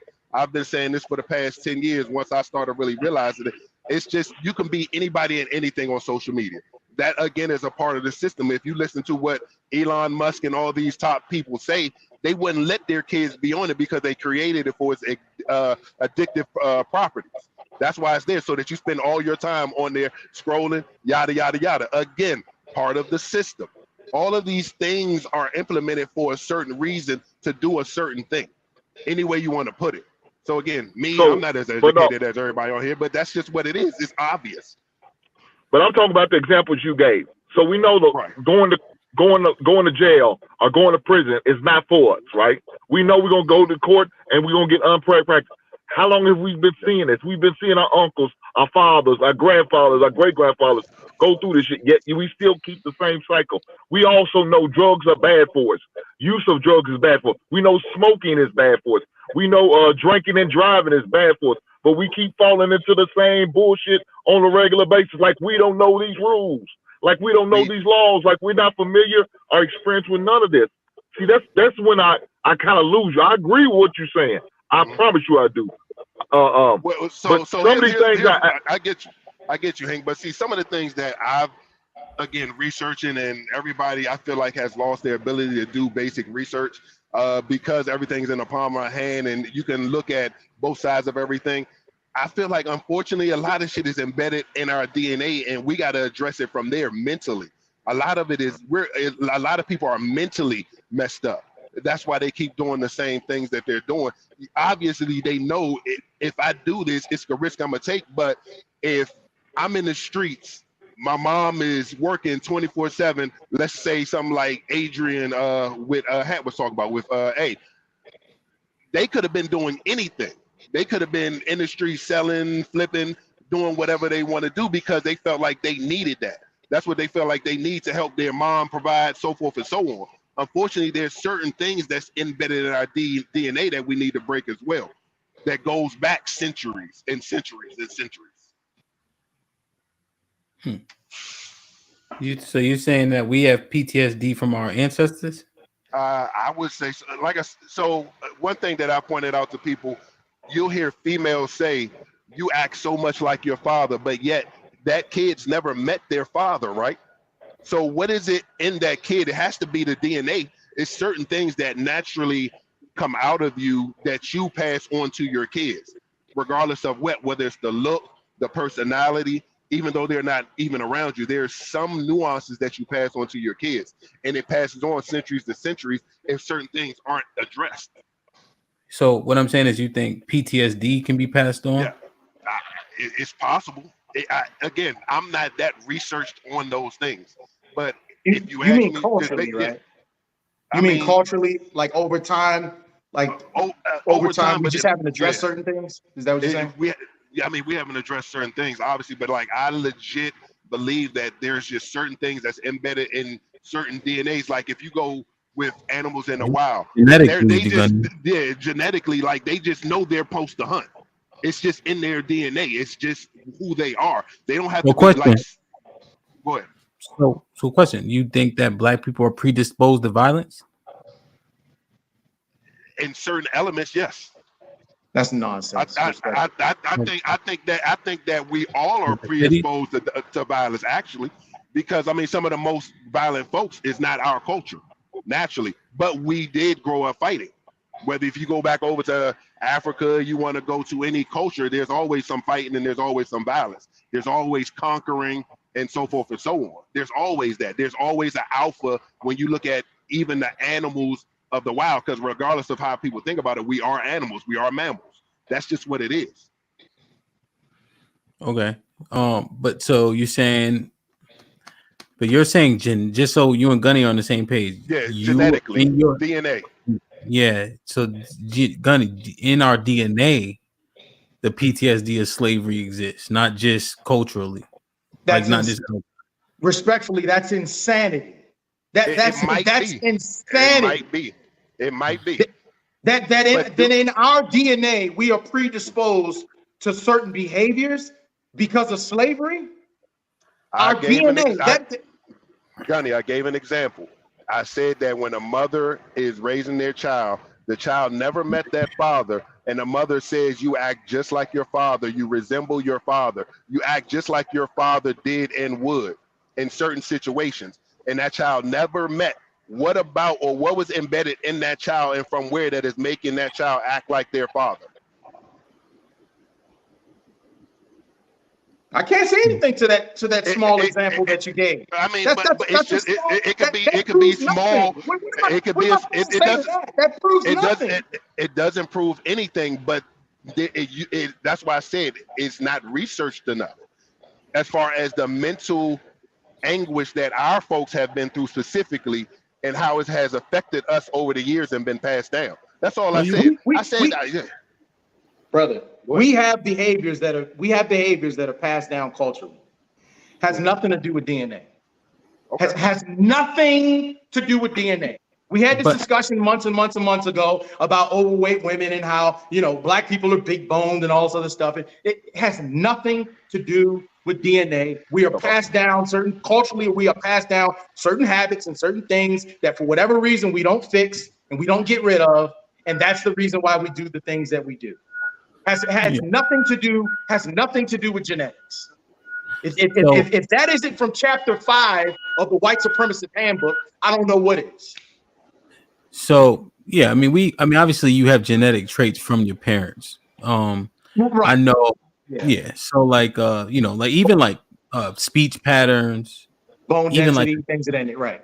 yeah, you do. I mean, like one of my boys, even like my brother, my oldest brother has a different father, and like his dad never raised him, but we see him from time to time, like same walk, same like cadence, so some things like that are surprising.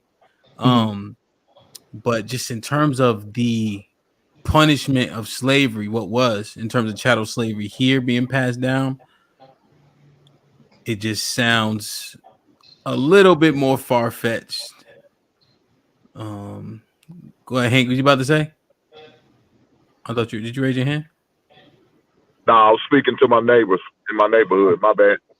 Oh, stop being Yeah, so nice. in my neighborhood, we talk, we speak to each other. We're a community. I know it's not common, but yeah, that's how we roll, brother.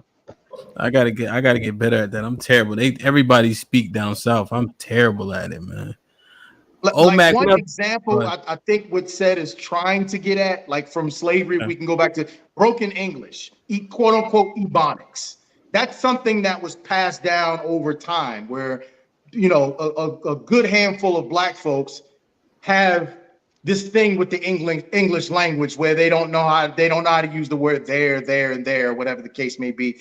I can understand that, but that once again, that's culture. That's something that's been passed down from generation to generation.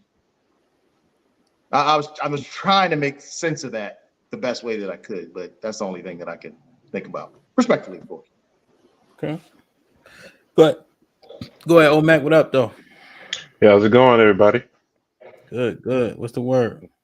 Not much. So basically, sitting back listening to things. I mean, look, genetically, do we pass on things from fathers to mothers and everything? True. Now, if you want to sit there and see why we keep falling for the same old okey doke, plain and simple, weak roots. Weak roots will always be cast away when any type of turbulence comes. Weak roots can never hold. So every time something happens, all of these weak roots keep keep getting upended, and then what's it then comes? Here come all of the weeds. Here come all the tares. So for us in our culture, we need to look. I understand people don't like to hear these things, but the simple fact is we are losing as a culture. Plain and simple. Regardless if anybody doesn't want to hear it or not, we're losing. We are losing in the very basic structure of the nuclear family. We are losing when it comes down to our wealth. We are losing when it comes down to our political power. We're definitely losing all of these areas. We are losing in all of those areas. And everyone, quote unquote, wants to get upset when someone says, stop, you need to reverse this. Here are the things you need to do. And yes, you're right. Because that basically takes work, nobody's want to do it the right way. Everybody wants a quick answer to anything and everything, and that's wrong. But like if you notice, every time the political season comes, if you've ever noticed, less and less political candidates are even spending time with us. The reason why? They know that they got you locked down. Why spend time on a group that you got locked up? You got locked up and shackled, and they don't even know that they're locked up and shackled. So they don't need to spend any time with you. They don't need to give you anything. How come we are the only group that, quote unquote, our rights to vote have to get renewed every 20 or 25 years? And we just dance to the whole thing. But the simple fact is, every 20 to 25 years, our right to vote has to be renewed. Why? Because number one, politically, we don't have the strength to basically make it permanent. And that's a crying shame. But guess what? Without us, they can't win the presidency. They can't win the Senate. They can't win the Congress without us. Oh, Mac, are you over 50? I'm 54. Okay, all right. Please, if I could just ask you a question, because you obviously came up in a time and this is important, I think this will help. Mhm. You came up in a time where, obviously as a young man, where the nuclear family was more intact than what it is right now. What do you believe happened over that time to get us to the point where we are in our society, especially in the Black community? What do you think happened? Well, I was actually raised by, by a single mother. My mother had been divorced twice and everything. Now, look, I grew up. Look, I was born in Gary, Indiana. So I've seen hood mess. I've lived in projects. I've lived in trailer parks before, before I got married, and I've been married for 26 years. But to me, what wound up happening was the complete breakdown of the nuclear family. It became celebrated for a woman to quote unquote have a baby and not have a man. And then everybody rallied behind her saying, girl, you can do it, this, that, and the other. And the push out of the man, also the quote unquote being vilified, like in the process, to me, that's all, that's all that I saw. I mean, like on my mother's side is literally a big, a big group of women. They're now in their 70s or so. All of them are single. All of them have been divorced twice at least. And outside of myself, I'm the only man in the family, like on my mother's side. As crazy as that is. Oh man. So are you of the ilk that just cut off the fat, Omac? Go ahead and look. I say cut away the fat. I say cut away the sick parts as well. A lot of people don't like to hear that though. You know, Look, okay. I hear this about white folks, right? How they don't like the degenerates of their people, they just kind of discard. You Yep. guys ever heard that? Like they Yeah, don't I've heard latch that on in the expression. same way. I've Yep. heard that. I see it However, all the time. isn't there this for the majority, there's a distinct delineation between the two, meaning the people in the trailer park aren't related to them, right? But for us, the separation between the hood and people who are making it is I mean, I don't think there's any degrees of separation.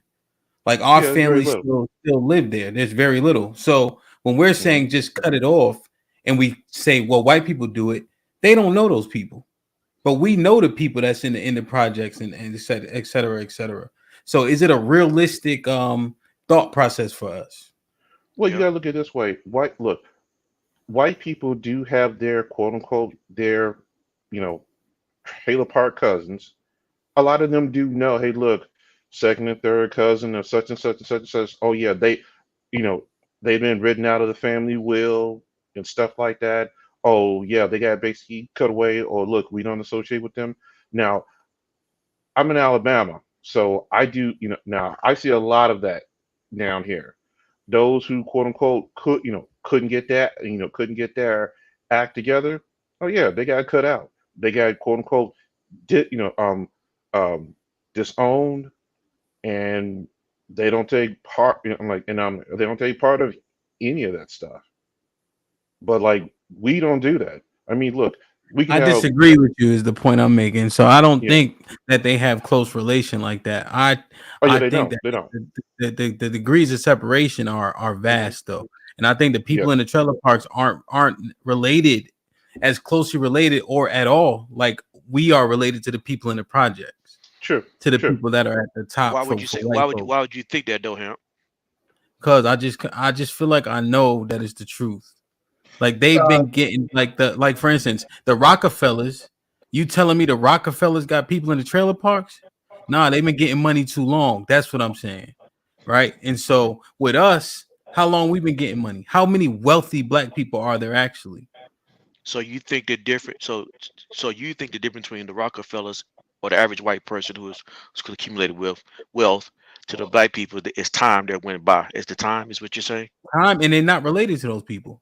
Okay, but okay, so the main things like you focus on is time though, because No, well, no, even they're okay, not go ahead. I'm sorry. related to them. All right, so they're not related to them. They don't know them like how we Okay, know the people in the projects. Correct. I would agree with you, right? And I would agree with you. Okay. Time is the first thing. Is number one, because over Okay. time, to become the Rockefellers, they cut themselves. There was a point in time they had to cut themselves off from people in their families too as well. So Hmm. they to made the decision to be the Rockefellers. What the Rockefellers stand for today, I don't even know about the Rockefeller family. We're just going on this conversation.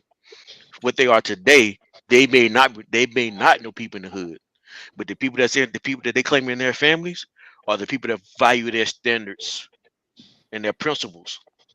So so the thing about black folks is we don't have the time separated from the families or from the hood because we're only one generation from the hood, most of us. So therefore, in time, if we practice the principles, if we set our own principles and standards over time, we will it will be some of the similar out results. We only be those who be in our circle, those who carry our principles and standards. Yeah. Okay. Now, like another thing you should take a look at is the fact that if you ever look at the family trust of the Rockefellers, the Kennedys, any one of these rich families, those family trusts have standards Yes. basically built into them. Yep, that they Yeah, gotta meet. yeah. And like one, they meet, they get together, they talk. If you become a quote unquote a embarrassment, or you potentially drag down the family name, you will get disowned. So like when you turn 21, I mean, look, it's several of them that basically get millions upon the age of 21, and then it's staged out until like the age 50 of of their remaining of the remaining inheritance. And then if you go out of pocket, you start losing percentages of your inheritance, and then it goes either to your siblings or to your potential or to grandchildren, or even nieces. So literally within the family structure, they still compete. Yeah, We don't. I know that. Let me read it. Don Winkler with the 10 hours. Gunny, I'm 54 and in Baltimore like you. Liberal policies have destroyed the black community. And Facts. then Facts. one more. 100% facts. Black Knight, what up though? Shit like that. Just Shit became like a that. member, you heard? Shit like that. Shit like that. Shit like that. Wow. Thank you, my brother. If you want to show real support, pay full price. Will Thank Smith you. made Stanford Henson with the $5. Time is of the essence that changes, man. Black people want everything right away. We are all for the sprint, but hate the marathon. Yeah. I mean, I'm just going off of some things I've seen. Like, I don't know, those white people got these trusts that you have to meet the standard. I just know when I see the Murdaughs down there in Alabama killing each other and trying to lie for each other and save each other, that's what I've seen. So my I've next door seen neighbor. degenerates where one white boy in Florida said that he suffers from privilege. What was it called? It was called something like where he had so much privilege growing up and so much affluenza Oh that yeah. he didn't understand right from wrong, and his parents paid every dollar to make sure that he didn't succumb to the crime that he committed by driving drunk and killing all his friends. God damn, they done kick Omac off, man. Omac, you dropped for 2 minutes. You can come at 3:45. Wow. Go ahead, Gunny. Yeah, just to your point, Savage, we all know Savage. Savage, he donates to the show and he comes up and he makes some great points. Do I honestly believe that Savage would get the same welcome that he gets here on this show on an all-white panel? I highly doubt it. No. I highly doubt it. Just knowing his background and even just even his look with the tattoos on his face and things like that. I think he would have a hard time on a panel just full of white folks. So, just my observation. To further that point, right? In terms of the separation. Yeah. Damn. I don't know, man. I don't know, man. I hear that solution. I'm just trying to understand how realistic it is, though. When we just cutting people off. I mean, I'm not saying that is not what we need to do. I'm just thinking, in practice, what does that actually look like? You know what I'm saying? So like the brothers that go out and teach, It's 100% opposite, and you find much more success than with the Christian church because all that bullshit rhetoric in those churches and all that fucking shouting and screaming and collection plate shit. Nah. But if we out on the street say, yo, my nigga, what's up with you? Like, the fuck is up with you? I said, well, what you know what I mean? It's a different ball game. And then you really, really get into it. And you see the young brothers like, yo, I think I'm gonna roll with them. I'm gonna go with them. I'm gonna see what they talking about. And it's not a casting away. It's not like because you have a affliction, we like, oh, we ain't fucking with you. We saying, yo, come with us so we can help you get over that affliction. So, Hamp, question.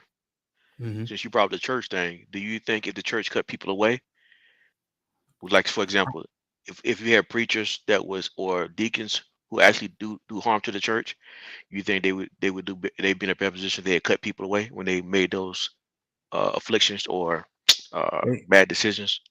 They should have cut all those preachers away. They should burn down them goddamn buildings. Anything that's a mega church need to go. How do you get that big and you got a congregation full of broke people? That's what's not making sense. So I got you. So basically, what you're saying is, if you do harm to the majority of the group, you should be dealt with, right? I'm talking about the churches specifically, very specifically, the construct of a church. The church. No, you trying to blanket it to try to prove a point. I'm talking about the churches specifically. When you say I'm going to accept the 501(c), you now handicap your things from things you can and cannot say, things you can and cannot do. That's the problem. If you want to do something right, you may have to make some sacrifices, but they don't want to sacrifice that 501(c) because they have to pay taxes and et cetera, et cetera. That's the point. So you can't. So what I'm trying to say is, to your point, even to the thing you're talking about, the churches are still people, and organizations are people. The people who govern and rule the church are people. So, if people govern the church, should you cut them off for the greater good of the church? Like you talking about TD Snakes and Cash Flow Dollar, like those people. Whatever you deem to be wrong, should you cut them off? Yes. Okay. So you're still saying the same thing. You're still saying the same message. If we deem that you are not good for the majority, then what are we gonna do with you? We're gonna cast you aside. But the whole construct of the church is the problem. The people, how it's set up, the hierarchy, all of it. That need to come down. I don't disagree with you. I'm actually agreeing with the point that you're making. But in order to get what you want, though, the thing that you're describing, you have to cut away the people that's causing the problem. Yeah, I guess people run the construct, right? You have that's who else? It don't run itself. I see what you're saying. AFR was popping. Play that machine gun. Oh.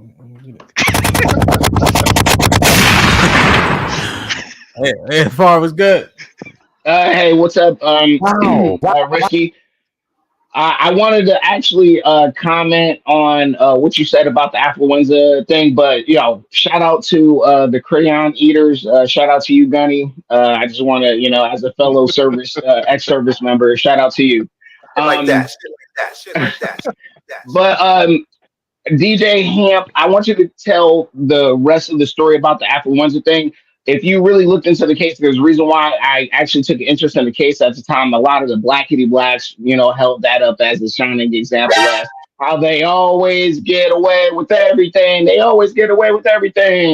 Or whatever. So I really looked into it, researched it, and there's a lot of evidence to suggest this kid did not live an actual normal life and go to like school and stuff like that. He was actually like spent a lot of time with his mother, was stunted developmentally in a lot of ways, even though obviously he was a grown-ass man and made those decisions. He wasn't going around committing like petty crimes or nothing. He just went and ran those people over and killed those several people, and they tried to run and get away with it. Anyway, what I'm trying to say is, at the end of the day, as of right now, him and his mother are in prison, and they're going to be in prison for years because they own all that affluenza stuff you're saying. It only goes but so far. If you're a bad person, you're going to continue to do bad things, and you're going to get held accountable. So I think that's not really the. Huh? I'm sorry. It's going to come out in the wash or the rinse. Yeah. Eventually. So I don't think that he's like the best example. And and my last thing on this comment is, we still continue to make excuses for bad behavior. We need to just be Puritans when it comes to this antisocial behavior, and we need to just roll with it. And that's it. And just and a lot of men have already articulated, we do not want to separate from the people we love, no matter how destructive they are to us and other people around us. And other people, other cultures and races will never, ever, ever trust us or like us for that one fact alone. And it's going to be more than just our black skin. Thank you. AFR question. Mhm. What do you mean? Well, hold on. Okay, so are you pro-black? Yes, I am. You're not gonna divest on me, are you? Are you getting a passport? I already have one.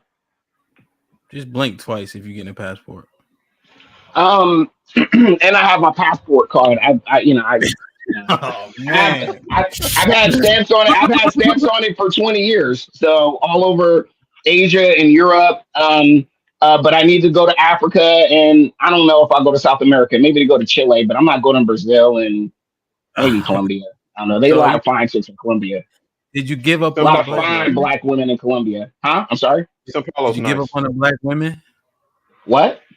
Did you give up on the black woman with a capital B? No, they're all over the world. They're like Capital fine B, one. capital B, like black American women. Oh yeah.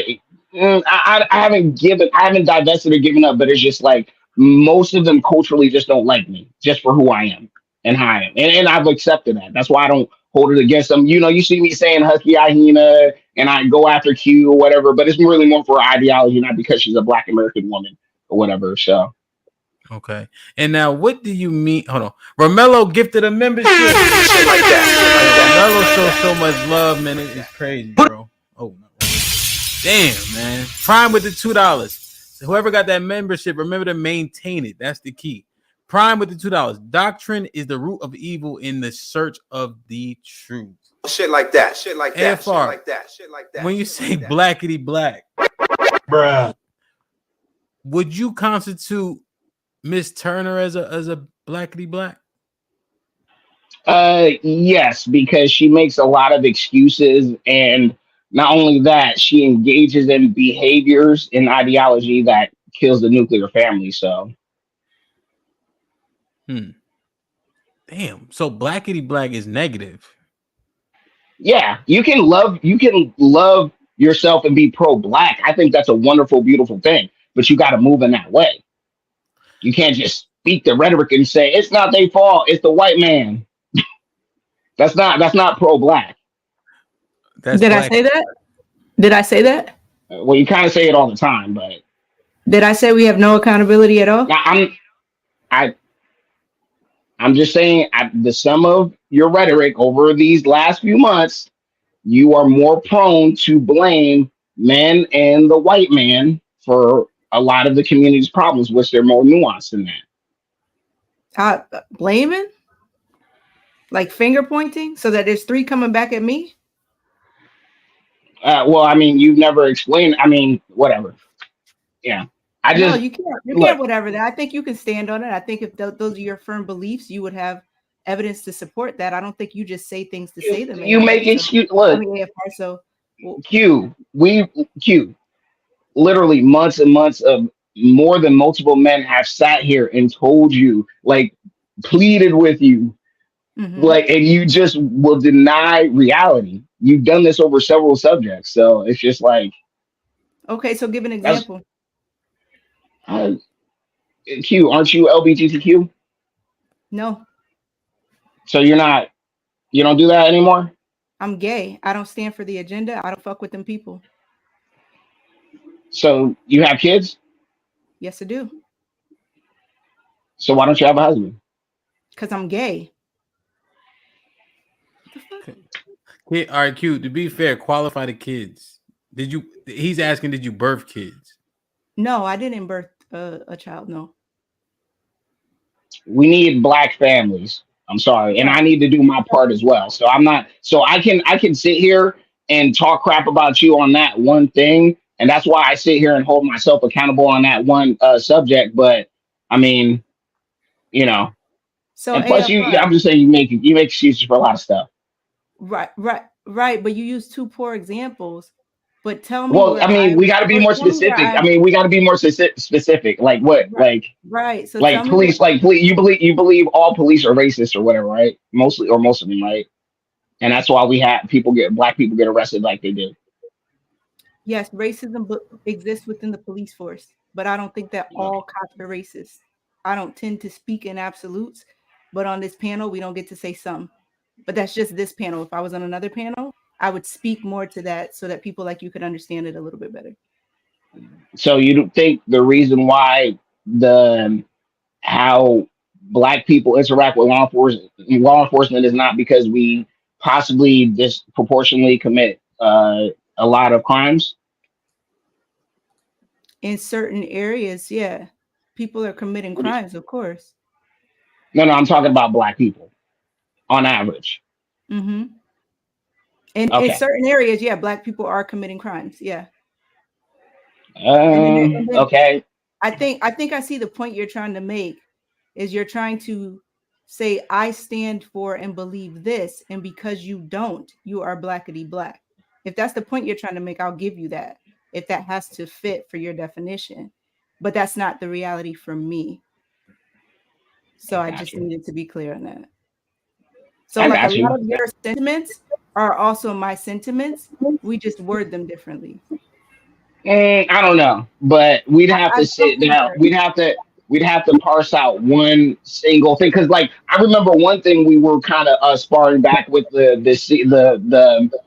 white people or CIA funneling drugs into the black community, and that's why it fell apart. And so, therefore, it's like white people's fault and disenfranchised this and all that. Like, I use those examples of that's the pro blackity black cop out where I think I asked Risky or another man. I'm like, if a white man came to you with loads of drugs and money and guns and said, here's yours, do what you got to do in your community, i.e. destroy your community. I think he said no. I said if somebody did that to me, I would say no. So that's what I'm saying. Like, we made a choice to engage in these behaviors that help bring the racist wrath of the white man upon us, when he literally said, if you touch this white powder, we're going to come under the pain of death and with the law and kill you and lock you in a cage like an animal if you do this.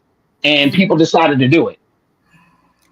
You Okay, see what I'm saying? so AFR, do you feel like I subscribe to a lot of these liberal agendas? That and conspiracy theories.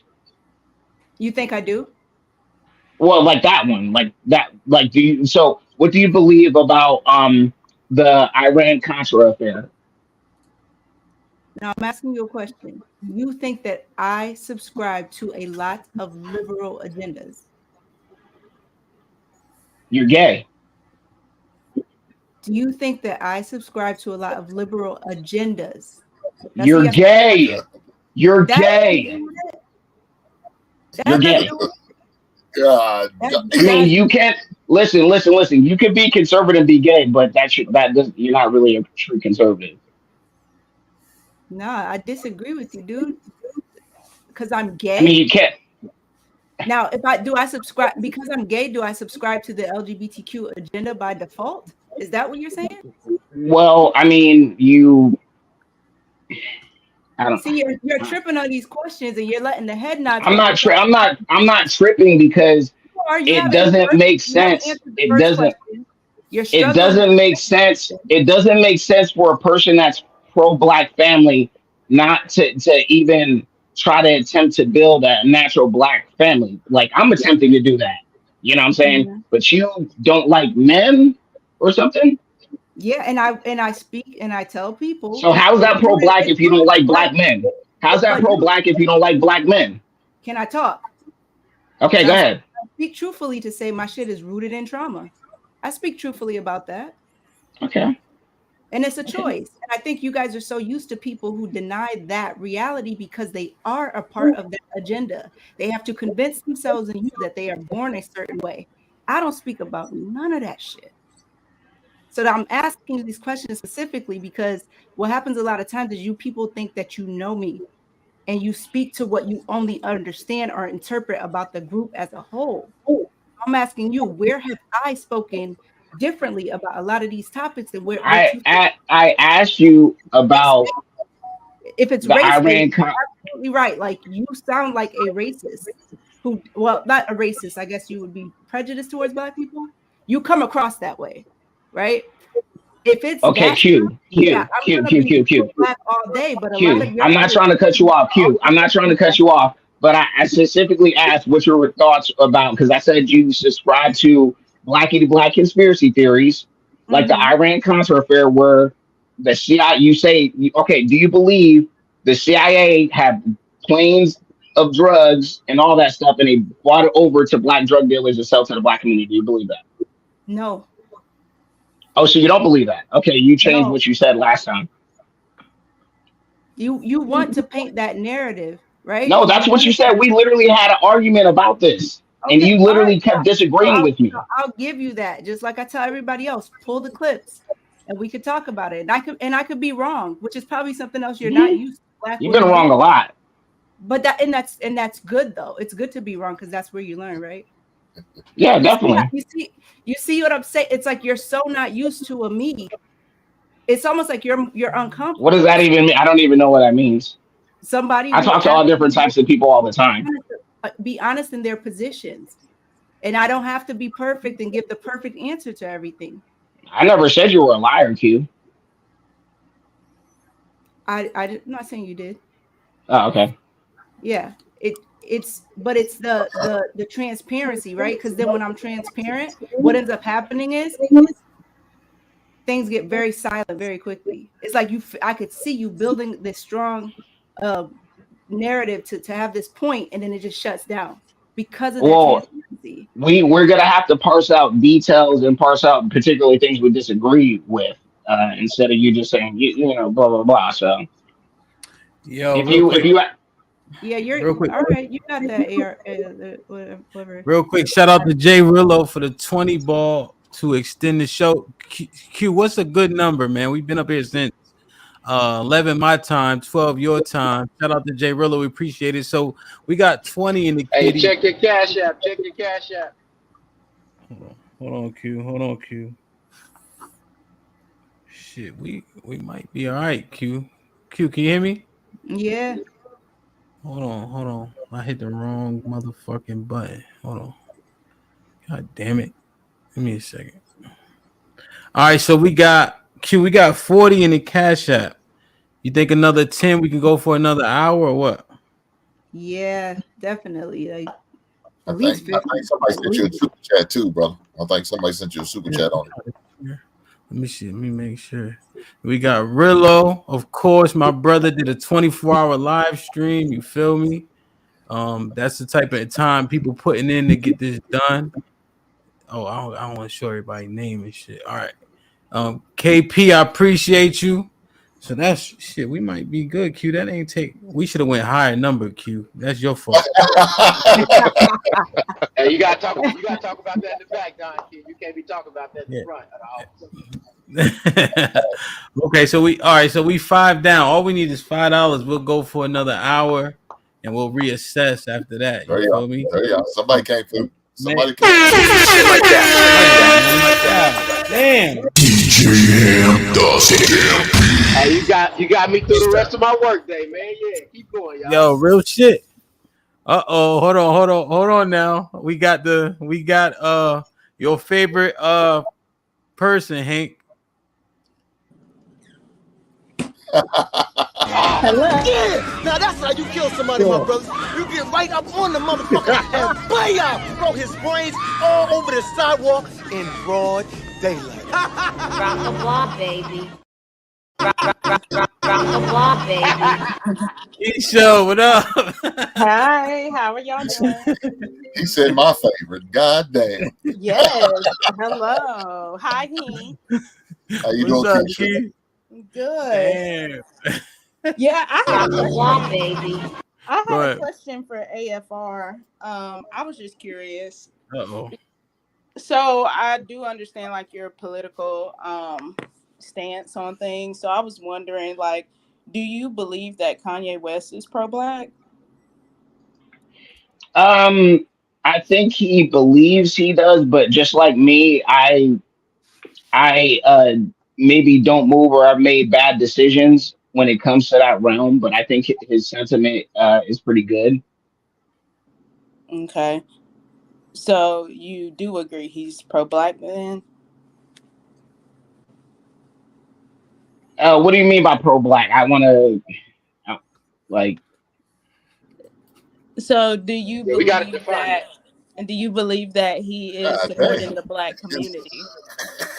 Hey, shout out, hey Keisha, they already giving you that protection, man. Thank you, Lauren. Yo, Keisha got the tip. Viewers Yo, over here. Lauren is the fucking best, bro. Lauren, man. So Keisha got a 10, so it's gonna take at least $11 to get her up out of here, man. From the block, baby. Go ahead. Oh, let me read this real quick. UT, what up though? You late, bro? $5. Her lifestyle contradicts everything she says and stands for. I think that was for Q, right? All right, go ahead, Keisha. Yeah, so do you think some of his ideologies and views on life would benefit the black community? Some from what I've heard from some of what I've heard from him, yes, but he said a lot of stuff, so I don't want you to like weaponize like a saying he said in the past and just see, so I just want to be clear that I don't co-sign everything he said. Oh, okay. Let me just make sure I recognize Mayo. Thank you, man. Yeah. Now that's wrong one. That was wrong one. Appreciate you, bro. And then Lawrence, as always. Shit like that. Shit like that. Shit like that. Shit like that. Cool. Damn. You good? You laying off him, Keisha? Well, one more question. Do you believe like Larry Elder is pro-black? Yes. Okay. And so you do understand he's not with a black woman, right? I understand, but when I say he's pro-black, his ideology, or say if a black family would follow like some of what his prescriptions would be for the black community, it would turn out into better outcomes than we have now. Yeah, so I think he's pro-black overall. So why did you tell Q that she's not pro-black because she's not with a black man, but you're okay with Larry Elder being pro-black, but he's not with a black woman? Well, he has a different thing. I'm not protecting the man because of his relationships, but like I said, she is quote unquote on the street down there with our people and all that. The reason why I say he's pro. No, seriously. That's just my look. I can be wrong. Listen, I can be wrong. I'm just standing on what I'm saying. So I'm like, wait now. Keisha brought up a hell of a fucking point, though. She did. But like I said, if he is somebody that adds value in what he says and how he he's a politician. Apparently, he ran for governor, stuff like that. I think he would have like his prescriptions, like I said, would be more pro-black outcomes than because he doesn't marry a white woman. Now, Q, the reason why I said she's not pro-black for not being with a black man is because her lifestyle is LGBTQ. And it's trauma based, so shout out to her. So I understand her problems with black men. She explained that. So or whatever. So maybe I should have walked that back definitely and maybe used a different example. But I didn't expect for her to actually. No, you're fine with the example. She's fine with it, right? You're saying her investment isn't there because she's LGBTQ, but if his resources are going to a white woman, those resources are leaving the community. Right. No, sure, yeah. But I think he values the community in other ways. But he won't invest. He won't spread his seed in his community. His decision to make. It's unfortunate. So is he pro-black? Can you sleep white and talk black? Him, are you? I believe you can. No, I got a question here. Are we a society patriarchal or matriarchal? Patriarchal. Okay. So whatever the man is, that's where we go, right? That's where we go, No, John. Go ahead, John. not with his divesting. No, I No, no, can't no, agree. no, no, no, Whatever no. he I don't. says to me, it means less. No. Okay. Okay. So So for Robert example, F. Smith is not a pro-black, even though he gave all that money to them kids at Morehouse, right? Since he's No, married to a white woman, right? no, yeah. Donald Trump So let a we bunch of reject niggas his out of jail. deposit. That make him pro-black. Wait. So we reject his deposit, but we accept Rick Ross giving out turkeys, even though he's selling poison every week. No, you said reject his deposit and is he pro-black? Those are the two questions, right? I guess Rick Ross is more pro-black, right? I mean, is that what we're saying? It's, in essence, Robert that's simply Smith what we're is saying. not pro. Robert Smith is not pro-black. If his wife is white, doesn't mean he can't make contributions. No, he's pro-black. He's pro-black to me, and I'm gonna tell you why. Because His wherever wife the white? leader goes, that's where the community goes. Is his wife white? His wife is white now. His wife was black first. His first wife was black. Now she's white. I'm gonna tell you why I believe that. Because in every other community, it's where the men go. Black men have always equalized this with the women, and we keep putting the women on this pedestal as if if we follow them, it makes any sense. We've been following this matriarch down this hole where we at now. I'm not sure what you got. Are you guys? so But- what he what so I'm what saying so what he hold on, said. So what he said. I gotta What I'm turn your saying, mic Hemp, up. is- Can you hear me now? Hold on, let me turn you up. I can hear you okay, but you're low. Hold on. Go ahead, say something. What I'm saying, Hemp, is There you go. where Martin Luther King went, where Malcolm X went, where all these guys went. They were married to black women. Yes, it's a different time frame, right? Now, whoever these guys are married to, those women follow their lead. Your Okay. wife follows your lead. My wife follows my lead. No matter what Yeah. nationality the woman is, no matter. So we got to stop this if you're married to a black woman. Because nobody ever says if Serena Williams is pro-black, but they just assume it. She ain't. But they just assume she is, though. And she. But even the fact that she ain't, she can't be because she's married to a white man. She has to follow his lead and what things that interest him. Ketanji Brown married to a white man. She was supported by black folks. Kamala Harris married to a white man. She's supported by black folks. She's an AKA. Yeah. Maya But Angelou y'all supported by black folks. She's married to a white man. I mean, come on. See, here's the problem. You talking about cutting off dead weight. That's the shit that we listen. If we want to get back together, that's something that we can't support everything. We cannot support everything. We need to be together. That has to matter too. Or are you saying that matters not as long as men don't, as long as men divest and still have their community best interest at heart? How does that make sense? I'm saying that we're the leaders. So basically what you're saying here, you're saying that we judge men and women the exact same way on this issue. And I'm trying to tell you we talking don't. about men. Oh yes, on this same issue, yeah. If you sleep If white, we you don't. talk black. If And you I'm- sleep, but I'm you saying- can't talk black. That's what I'm telling you. And that extends to sports as well. Okay, I'm just saying that if the Go ahead. black man is supposed to be the leader, nobody gets to jump up and say, hey, you're not the leader because you slept this way, when the opposite sex has been sleeping however the hell they've been wanting to sleep for many a years. But if a black man marries a Latina, all of a sudden he's not pro-black.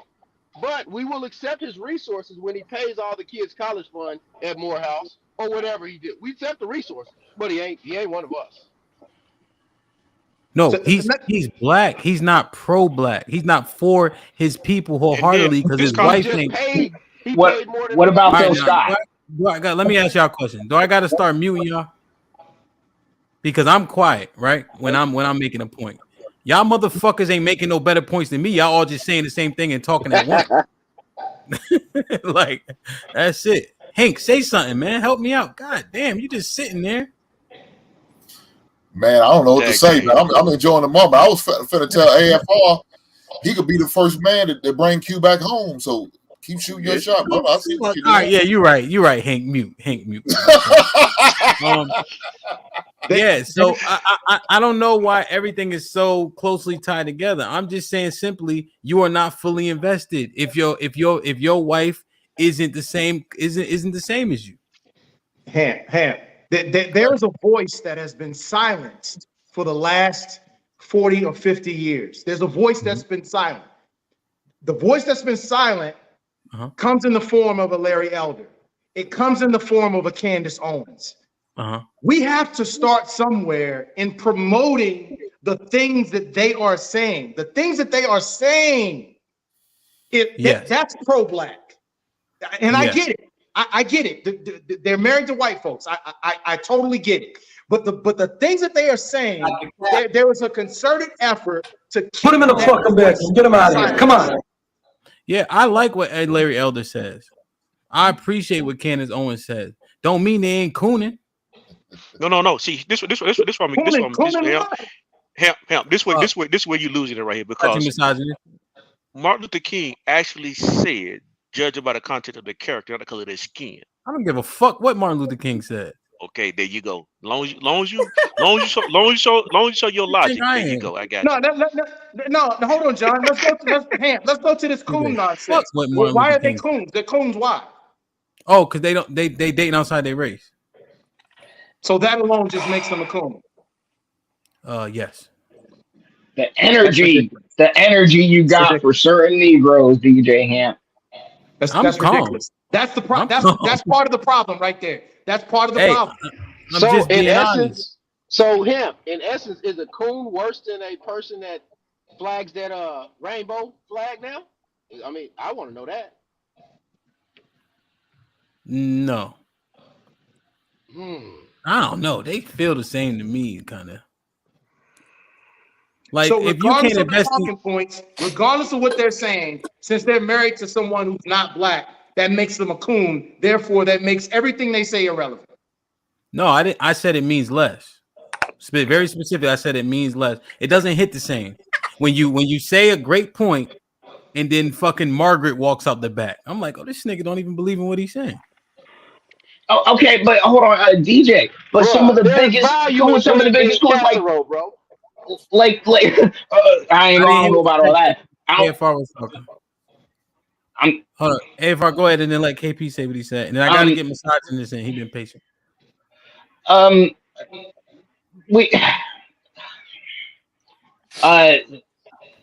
forgot what I was gonna say. Sorry. Put him in the fucking bedroom. Get him out of here. Come on. That's why people are easy. That's why we're so easily fooled by Barack Obama. That's exactly why we're easily fooled by Barack Obama. He's got a black wife. He's got black children. He's got the perfect black family, and he's able to trick and fool and lead black people down a road of destruction. That's how we're able to be fooled. Ain't his dad from Africa somewhere? Yeah, his father's from Africa. Yes. Yeah, I don't give a fuck about no Obama. See, y'all got me. Yeah, I think y'all think I'm just nah. See, I don't That's that don't impress me. I don't care. See, you have to do all the things. The person you married to, who you sharing your life and giving your wealth with, and your investments to, is very, very important. We tout the nuclear family, right? And so it does need to look a certain way if you're gonna be out here trying to tell people what to do, because people are influenced by everything, the perception of you too. That has to matter. I agree. I agree. Hold on, Gunny. He was trying to say something too earlier. Honey, I mean, him. Yeah. Do you believe in afterlife? Yes. Okay, so in the afterlife, will it be black and white, or will it be? What do you mean? Like, you talking about the 18 nations? In the afterlife, what race will be in the afterlife? What kind of question is that? Are you talking about in the kingdom? Yes. Majority black and Latino. Okay, I'm done. I'm out. You think you had... yo, see, you can't get me. You can't get me because I know what I'm saying. I know you know what you're saying. I just want I know you know what you're saying. The thing about that, real quick, it is very, very specific, right? It says you have particular qualifications. It says that the Most High is he's holy. His people are holy, which means separate. He don't give a fuck about everybody. That's your problem. So if you don't know that, you think you asked a good question, but nothing in your Bible says that. So I just want to land that there. You could do your research. I got you. I hear what you say. I hear what you're saying, but I'm gonna let that ride right there. Well, just go I to Revelation remember. 21. You don't gotta ask me. Just go read it. AFR, you keep Damn. working on it. Keep working on AFR. You gonna Sorry, bring no, up. Hank, don't do it because I'm gonna start cussing you, sir. I remember what I was gonna say. Look, like, what about people like Phil Scott? What about people like Phil Scott, where he has the literal white mestizo Latina wife, but he go on with hundreds of thousands of views every day talking about Africa and pro-black and all this other stuff, but got the whitest of Mick White behind him, and Negroes listen to him talking about how the white man's gonna get him, and he under their bed. Phil Scott, the Africa diaspora channel, like the man has multiple channels, millions, almost billions of views. He has a white Mexican wife and Okay. always talks about white supremacy and how the white man holds his back. Billions of views. Black people around the world listen to this man as some type of authority, and he literally has a white mestizo Mexican wife, Snow I don't White. know. I don't even know who he is. You out, John? Phil Scott. Man. Yeah, I gotta go. Yeah, Yo, he's be safe, John. Yeah, hold it down. All right, Nobody. John. I don't know who he is, but what are you asking me specifically? well, pretty much I'm telling you, like, we're having this argument about like who's pro-black if they marry out or they don't, whatever. And I'm saying this man spreads intellectual poison to billions of black people around the world, and he has a white Mexican wife, Okay. and people like probably cute. He froze. AP was He trying to froze say up. He's something. Go ahead. never. Oh, there you go. I don't know about him, but I don't know what I don't know. I don't know about him. I don't know him, so I wish I did though. He But I'm spreads not. poison. He spreads poison. I'm not the one that's like, hey, the white man's holding us down type shit. I think there's influences, you know what I mean? Like there's things that we got to fight through. Our path might look like Candyland, but it doesn't mean we can't get through it. You know what I mean? So I'm not that person. KP was trying to say something right before AFR spoke like 5 minutes ago. I'll let him go ahead. I'm kind of busy. Like, all right. I wanted to hear what you were saying though. Misogynist, go ahead. Yeah. Good afternoon, everyone. Mm-hmm. I wanted to chime in. I do believe there are coons out there. I do believe there's some homogenized buck dancing coons that that speak ill of the black community. You know what I'm saying, but still try to be a part of it. Larry Elder, he's what I call a fence-sitting Negro. You know what I'm saying? He's a crossover Negro. Sometimes he, the way he speaks, he wants to be black. Other times he's far right. But however, he has a lot of great talking points, and he gives a lot of great examples. The 70% of single mothers in the black community was something that I actually learned from him. For the most part, just listening to this conversation, we've been having this conversation over and over and over again, and it's become very boring. And every time we get into a heated discussion, we always talk about what's the solutions. I think y'all don't really want the solutions. I think us as a community, I think we have given up. I think we've given up on ourselves, and we've given up on our community. Because the thing is, we've been talking about this since 1964. The same thing over and over again. That whole "we shall overcome," change is going to come. We've been talking about this for so long, and it's just gotten worse. And the blame is systematic racism. Also, the black woman is the blame for it. There's a quote that from Bob Wallace that I just read a couple hours ago. I'm gonna read it to you. It says, "When women are let loose to do as they please, away from the influence of men, they do not come up with a cornucopia of great inventions and discoveries. Instead, they have aborted tens of millions of infants, blamed all their problems on men, voted leftists into office, become excessively promiscuous, gotten worthless college degrees, and demanded equally worthless make work jobs. Believe that wealth falls like manna from heaven, come to believe marriage is temporary, destroy children's lives through easy divorce and single parenthood, and rationalize every bit of it."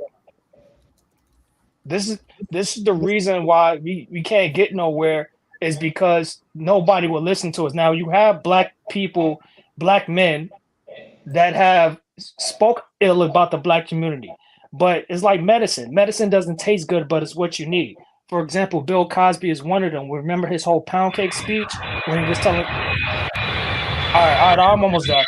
Remember when he was telling the youth, "Hey, pull your pants up, dress nice, stop wearing colored hair," and everybody pushed back on him.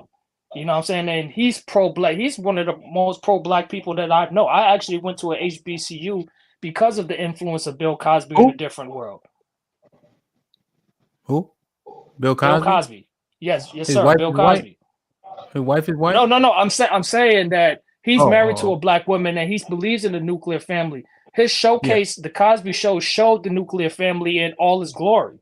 You know what I'm saying? And we somehow got away from that. But people pushed back on him when he was saying, "Hey, this is not indicative of our culture to be ratchet and being ghetto and walking around with your pants down and girls walking around, showing all their cash and prizes with blue hair."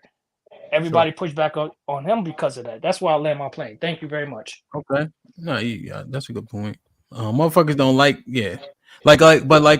Chicago Gorilla was saying misogynist is that the L7, the nerdy type, is coming back because like the chicks is like, oh, these cool cats ain't so cool anymore. You know what I'm saying? But I don't know. But he also said at their old age, so that might be the problem.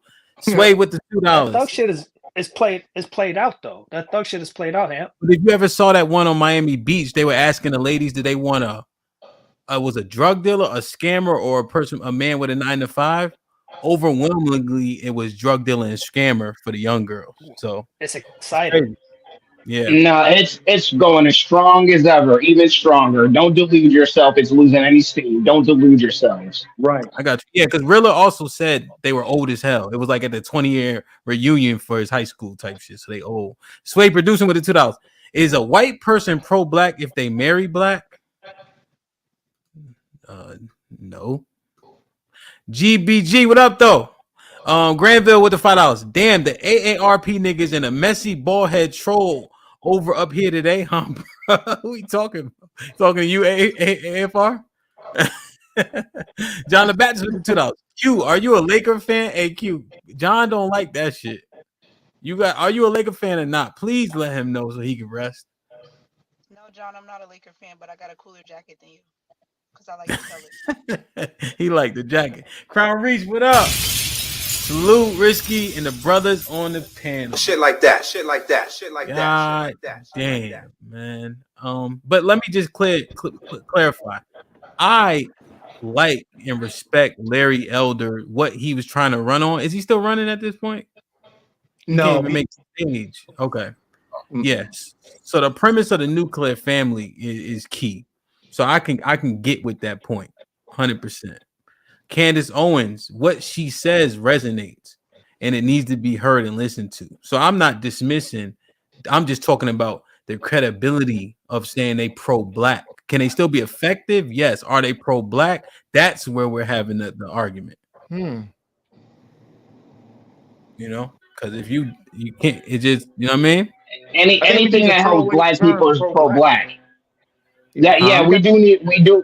Sorry, what Gunny was saying, like, yeah, we do need to actually refine and actually get consensus on what we think and know what pro-black is. But also, I think at this point, I think we're in dire straits as a people. Anything that helps us is pro-black. Right. No, hell no.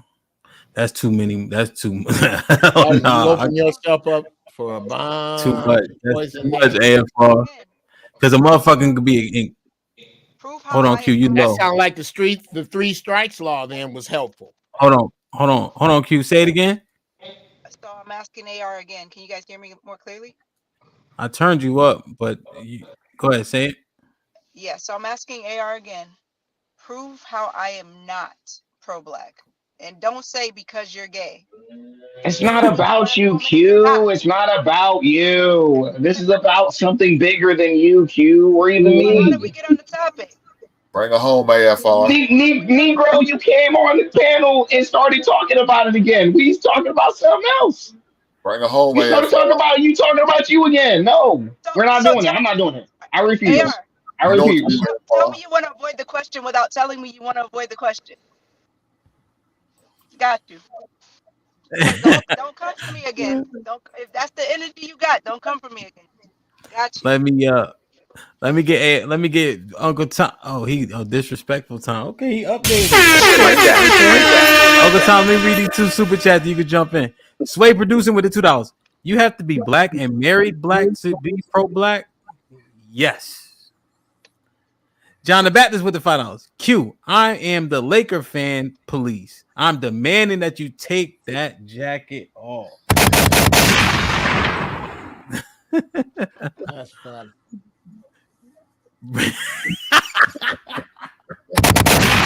Wow. Hank the basement, bring Q home. Hank, I'm about to start following you over to other people's platforms. I'm about to start following you over to other people's platforms and trolling. Stop it. I'm not playing. Stop playing. Uncle Tom was popping.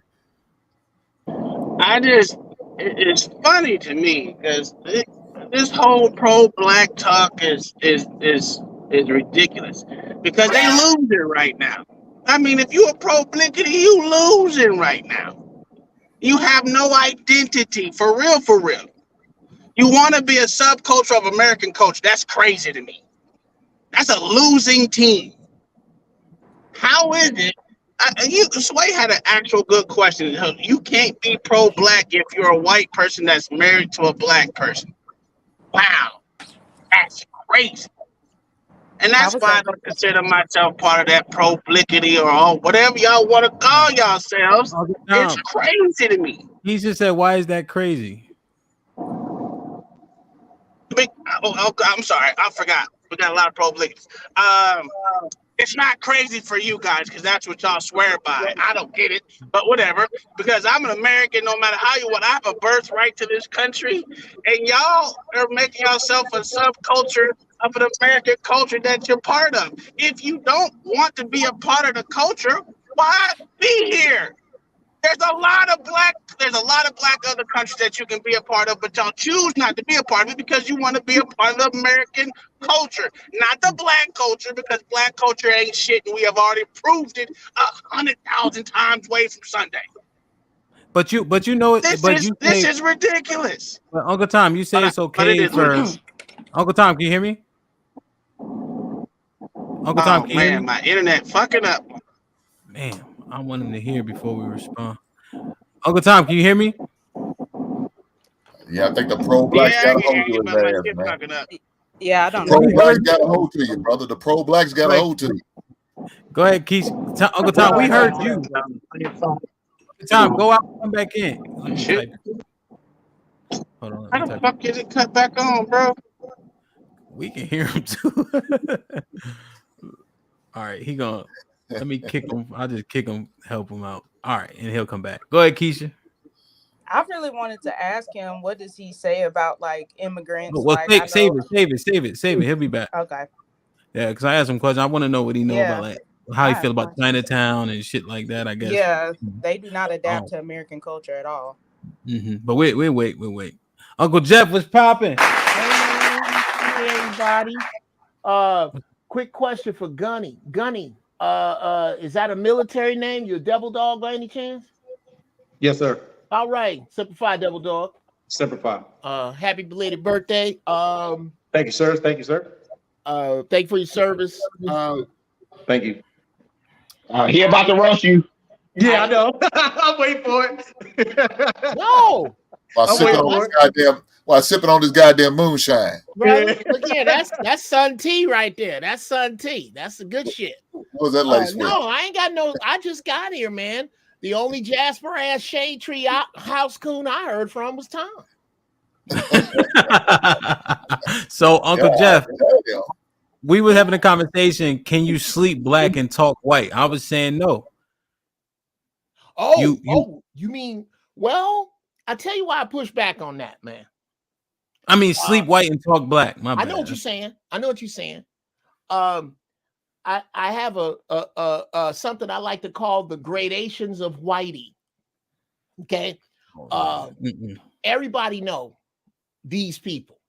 Okay. Level 1. God damn it. What my people done to your people is fucking horrible. I can't stand them for it.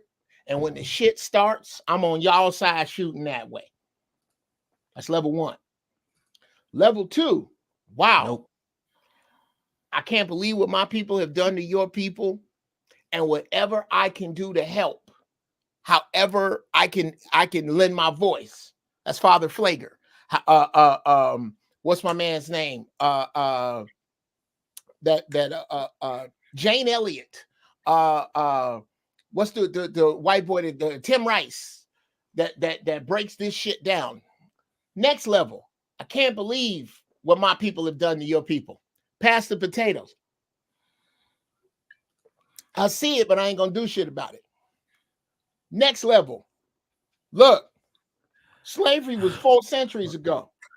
We done gave you food stamps, affirmative action, and you still can't get off your lazy asses. The top level, decision makers. Those who actually put the freeways right through black businesses. Those who actually have in plan denied black people for loans.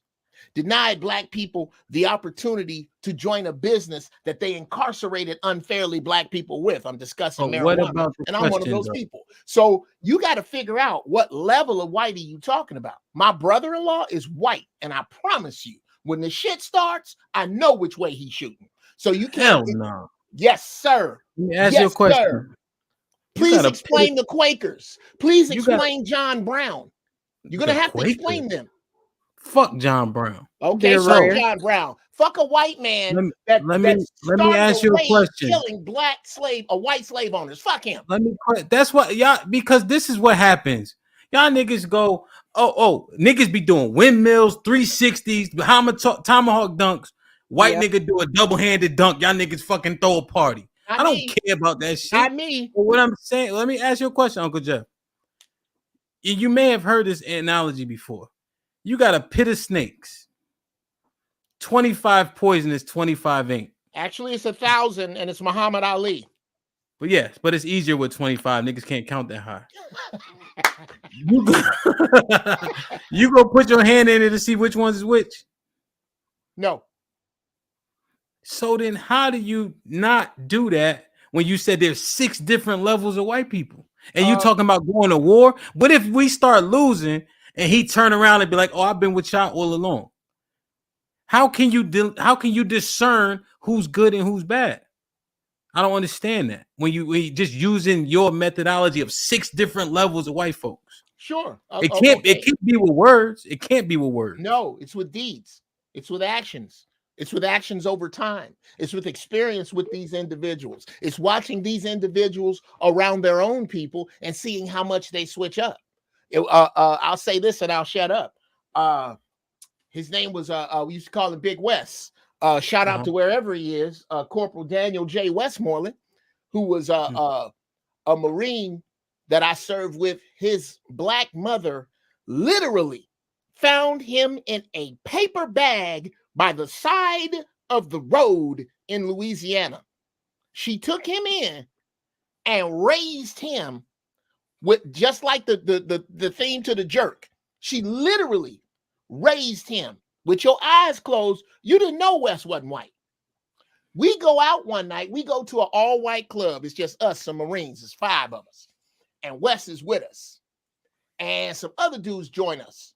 And they white, and we laughing and joking, and we don't know what's happening. We get outside. Wes go, "Hey, y'all want to see something funny?" Steps forward, turns around, and hits this dude in the face so hard, his nose meat went up over his glasses. Broke another dude's jaw. He says, "It funny now? Are they niggas now? You gonna jump them now? You thought I was like that, huh? I'll stomp you to fucking death out here. I was raised by these people. So fuck you." And I know white folks like that. I also know niggas that was on the show I was on last night on Fight Club. What's his name? Skinny. No, I never touched a black man with no facial hair or a mustache too big. AFR. Never trust a black man with no facial hair. I can't think of his name. Total Chaos or Total whatever the fuck. That dude is a Jasper Shade Tree house coon of the First Order. He talking about I would love to debate him again and whoop his ass again whenever. He got a mustache. He got a beard though. Talking about chaotic truth. Yep. Yeah, chaotic truth. He got some fuzz under his chin. Is that what you call that? He called him total chaos. Okay, fuck him. Fuck him. I hope he's watching. Nigga, you look like a struck match. Fuck you. God, God. Yeah. So the good thing is that, listen, if y'all want to, if y'all want to align, I'm not even speaking against that. I'm just talking about there's so many different levels of them. And the point was just going back was, can you sleep white and talk black? I'm saying you can, but you're not a pro-black, right? Because being for your people, you have to check certain criteria in terms of being pro-black. Okay. You know what I mean? So you would be like John Brown. You know what I mean? You're not totally qualified. You wouldn't check that box of being pro-black if your wife was white or vice versa. I'm not saying you can't be effective, but that gift of when you see one white person punching somebody in the face, he wouldn't have punched me in the face. There's a reason he wouldn't have punched you in the face. Would you be plotting to jump on some people? Because he wouldn't have. He wouldn't have. That's why. Like he walking with all of y'all. I don't know. I just be seeing things like in the, how brave are motherfuckers when they by themselves. You might want to ask. I'm saying how brave are people when they by themselves? See, if you want to start going down that path, it's gonna look different if we go down that path. I'm not trying to go down that path. What I'm saying is this: a gift destroys the heart, right? So you see one white man or one of whatever doing a good thing, and then you're like, what? Your mind gets altered for some reason. What about all the? Because if you want to use these anecdotal examples, what about the rest of history? What about the rest of what we've seen? Would the good deeds outweigh the bad deeds? They won't. So then what happens then? If you want to use deeds, is what I'm saying. Hey, it's me, Jeff Brown, Captain Fuck Whitey. It's me. Okay, I'm trying to tell you. Yeah, it's me, Mr. 6,000. Mr. DNA footprint is only 6,000 years. It's me. Yeah. The beast is eating its tail. I am telling you that white people have to do shit to make me trust them. Black people have to do shit to make me distrust them. And I am on your page with regard to trusting all white people over one. You're right.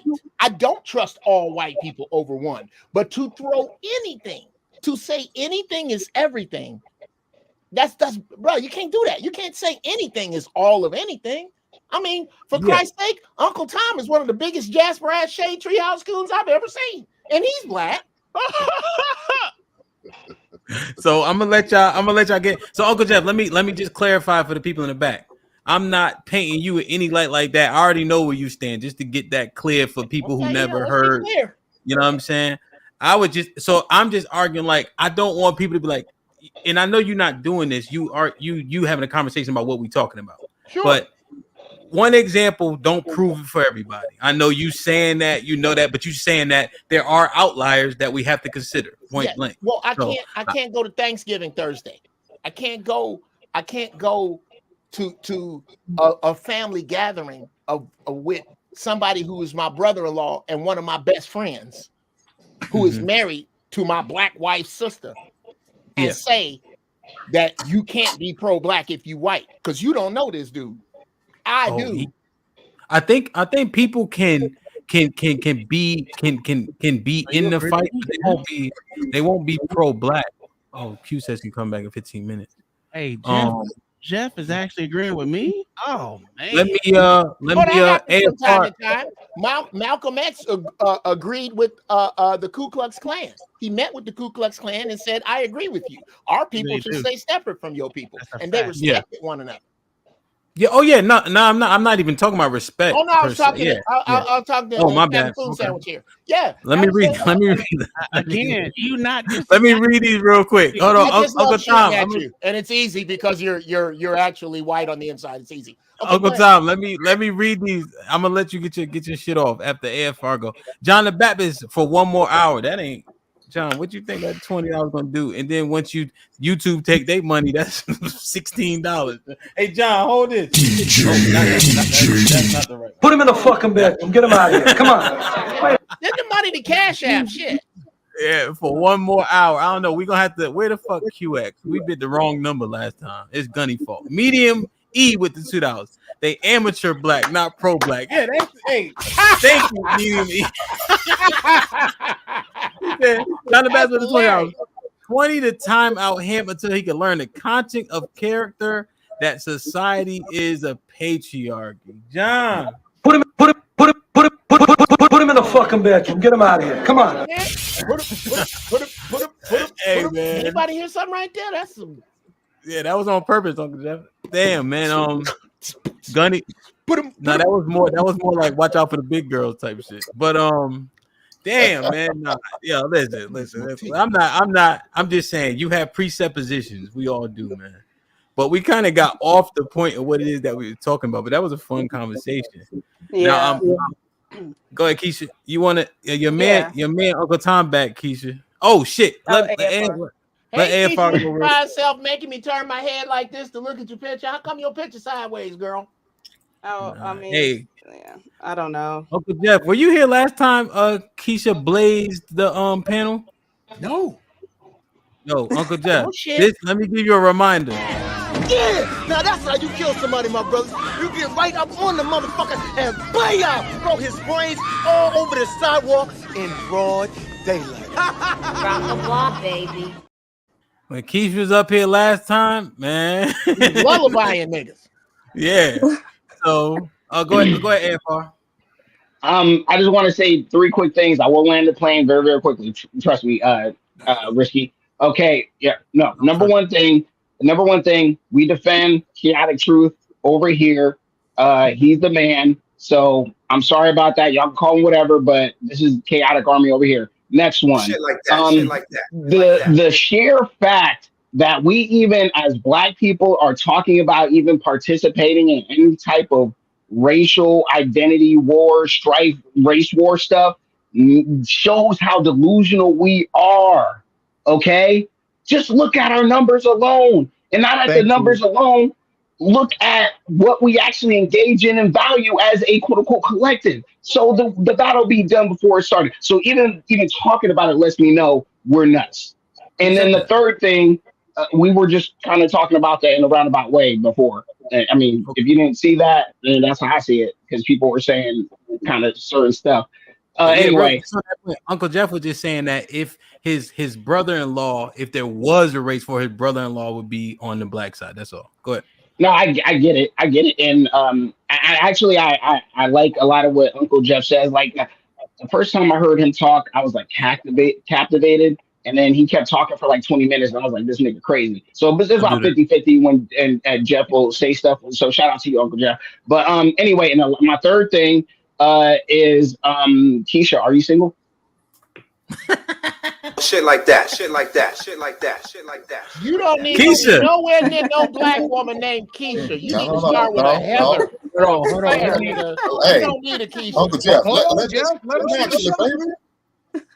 He trying to come home himself. I'm trying to help him out.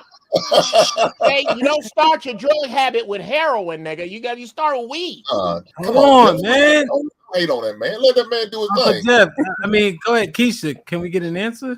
Yeah, I'm single. Okay. That's right. I know that's right. Look, Keisha, all I'm gonna say is, you need a strong Black man, and Uncle Jeff, hold on. I'm just gonna say that looking at your picture, I am that strong Black man you probably need. So hopefully that's a real picture. Trust me, your security is secure, and I make enough money. So I can't get you Birkin bags, but guess what? I will break my back to make sure I get you the nice bag that you want. But you're gonna have a beautiful family, you're gonna have a beautiful house, you're gonna have security, so but you're gonna have to cam up though. So that's the only thing. You're gonna have to cam up. Oh yeah, motherfucker. She blushing and shit. Okay. I mean, is that your picture?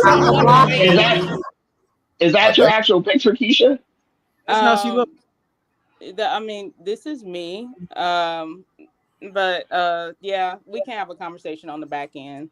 Okay. Drop the ball, baby. Okay. Yo, AFR. Hey, Gway. That's why I love you, Gway, man. They try to get me out of here, man. They can't do it, man. That's what I'm talking about. Black love is a beautiful thing, Amp. Right, Black man. love is a beautiful thing. Man. You might not spend the rest of your life with a fistful of rifleman. Jeff, you a hater, man. You a goddamn hater. Look, Jeff, hate, no, I'm not. man. I'm not hating. I'm observing, bro. I'm observing. I don't know if I'd came if I was Uncle Jeff, like that. He all right, man. Damn. Hey, all right. Look, yeah, Uncle Jeff. That's that new school game. You feel me? Is it? You do it, yeah. Wow. I'm gonna tell you why. You do it in front of 240 motherfuckers with your worst outfit on, nigga. You heard? Shit like that. Your plan's working. Yo, that nigga I don't know said, how look, that shirt won. he said, you know how you think what I'm gonna wear today. Uncle Jeff, we going for the whys and not the why nots. Okay. He said, I can protect you. That's a fact. That's a fact. AFR, can you dress a deer? Yes, I can. How many niggas you know, Keisha, that can dress a deer? I mean, I ain't talking about for Christmas in the front grass. Oh my god! All right, I gotta put him in the back. Stand down, brother. All right, I gotta put him in the back. He can wait for a second. All right, how many niggas you know that could dress a deer, Keisha? Not related to you. That's related to me or not? Not related to you. Oh, not many. How many years did you serve, AFR? A little over 10 years. 10 years in the military. AFR, what do you do for a living? I am a private armed security guard, but I am pretty much an executive level. So you don't have to say all that. Keisha, the emphasis was on private and armed. You feel me? Yeah. What state are you in, AFR? I'm sorry. What state? I'm in Oregon. Are you open to moving? Yeah. How far is that from LA to Oregon? Depends what part. I'm not sure. LA? No, I'm not going to California now. Sorry. AFR, just answer my question. I don't want you to do too much talking. You talk yourself out some pussy. Don't do it. Huh? Nah, damn, man. He starts saying dumb shit, man. That's it. And Jeff ain't helping with that bullshit. Yeah. No, I tried to help. I said when he dressed a deer, not like Christmas time in the front grass. All right, Uncle Jeff. That's a help. Uncle Jeff. God damn. I have to drop Jeff. Yeah, man. I didn't help. No, you ain't helping. God damn. Stevie Wonder can see you ain't helping. Now, to say that he can dress a deer was not helping. How tall are you, AFR? I'm 6 foot. Keisha, are you smiling? Yeah. Yo, AFR. Now, Keisha, there's one thing I've been trying to talk him out of. It's difficult. That mustache. What do you think about it? Yeah. Are you open to cutting that? I mean, I put my email in the back. I just need to see a couple of more pictures and just your natural self, like you're out, maybe at the park or something. Look, if you find it, I'm a guy. I'll shave it. I'll shave it off. Come on now. Just grow everything in. Just get you a goatee or something.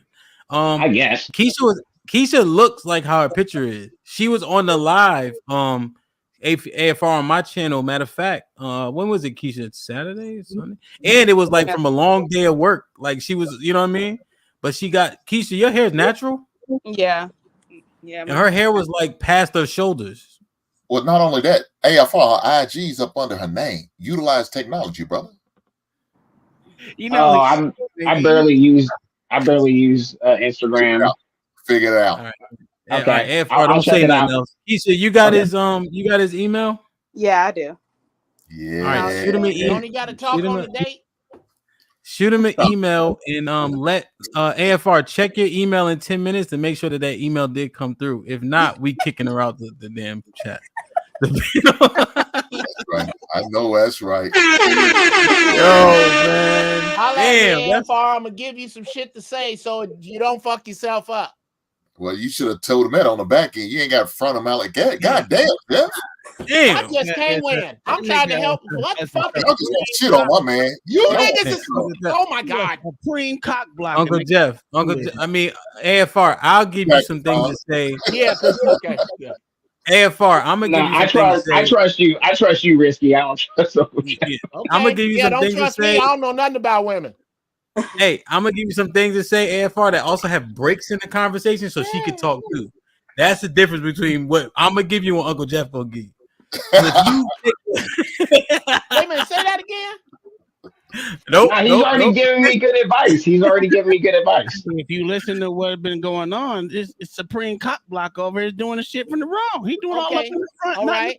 This shit is it all right if I speak for 30 seconds uninterrupted? After we read the super chat, yes, sir. Jay, first off, John tried to kick me out. Put him in the fucking bedroom. Get him out of here. Come on. My sister from Liberia brought me back. Shit like that. That's why I love her. You feel me?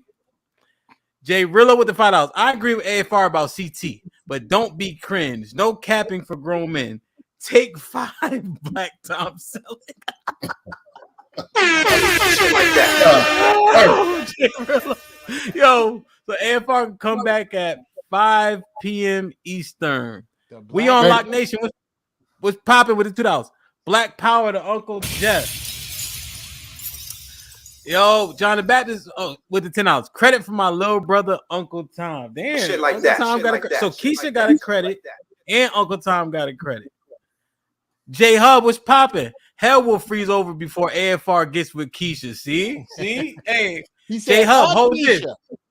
Nah, hold on. Let me get J Hub. J Hub. Put him in the fucking bedroom. Get him out of here. Come on. Shit, AFR did his job. God damn it. Medium E with the $5. Hey AFR, her IG under her name. She's a looker. I checked and she's thicker than turtle soup.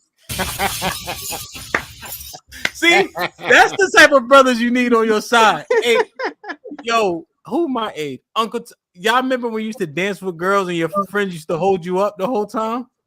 That's the type of medium E, he will hold you up, bro. Real shit. Don't listen Savage to that boomer ass nigga over here, Uncle Jeff ass nigga, man. God. Yo, they about to get it on. Savage with the $2. AFR, she's good looking. Oh, yeah. So AFR, oh shit. Okay, Hank brought him back. Hey, AFR, so Savage was on the stream with us when Keisha got on. Just FYI. Damn. Well, it has hold on, Keisha, last thing, and maybe this is No. Don't say nothing else. Nope. No. You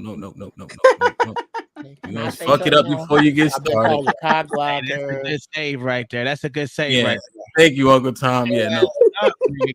Hey, man. Look, just No, have the go ahead and conversation. let him talk. I might be able to help. We asked, dog. Ask off her. Okay? Yeah. I might be All right. able to help here.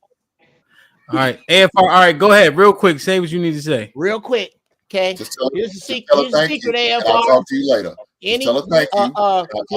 Here's three things no woman can resist: chivalry, confidence, and humor. All you have to do is Uncle Jeff, that's a back chat conversation.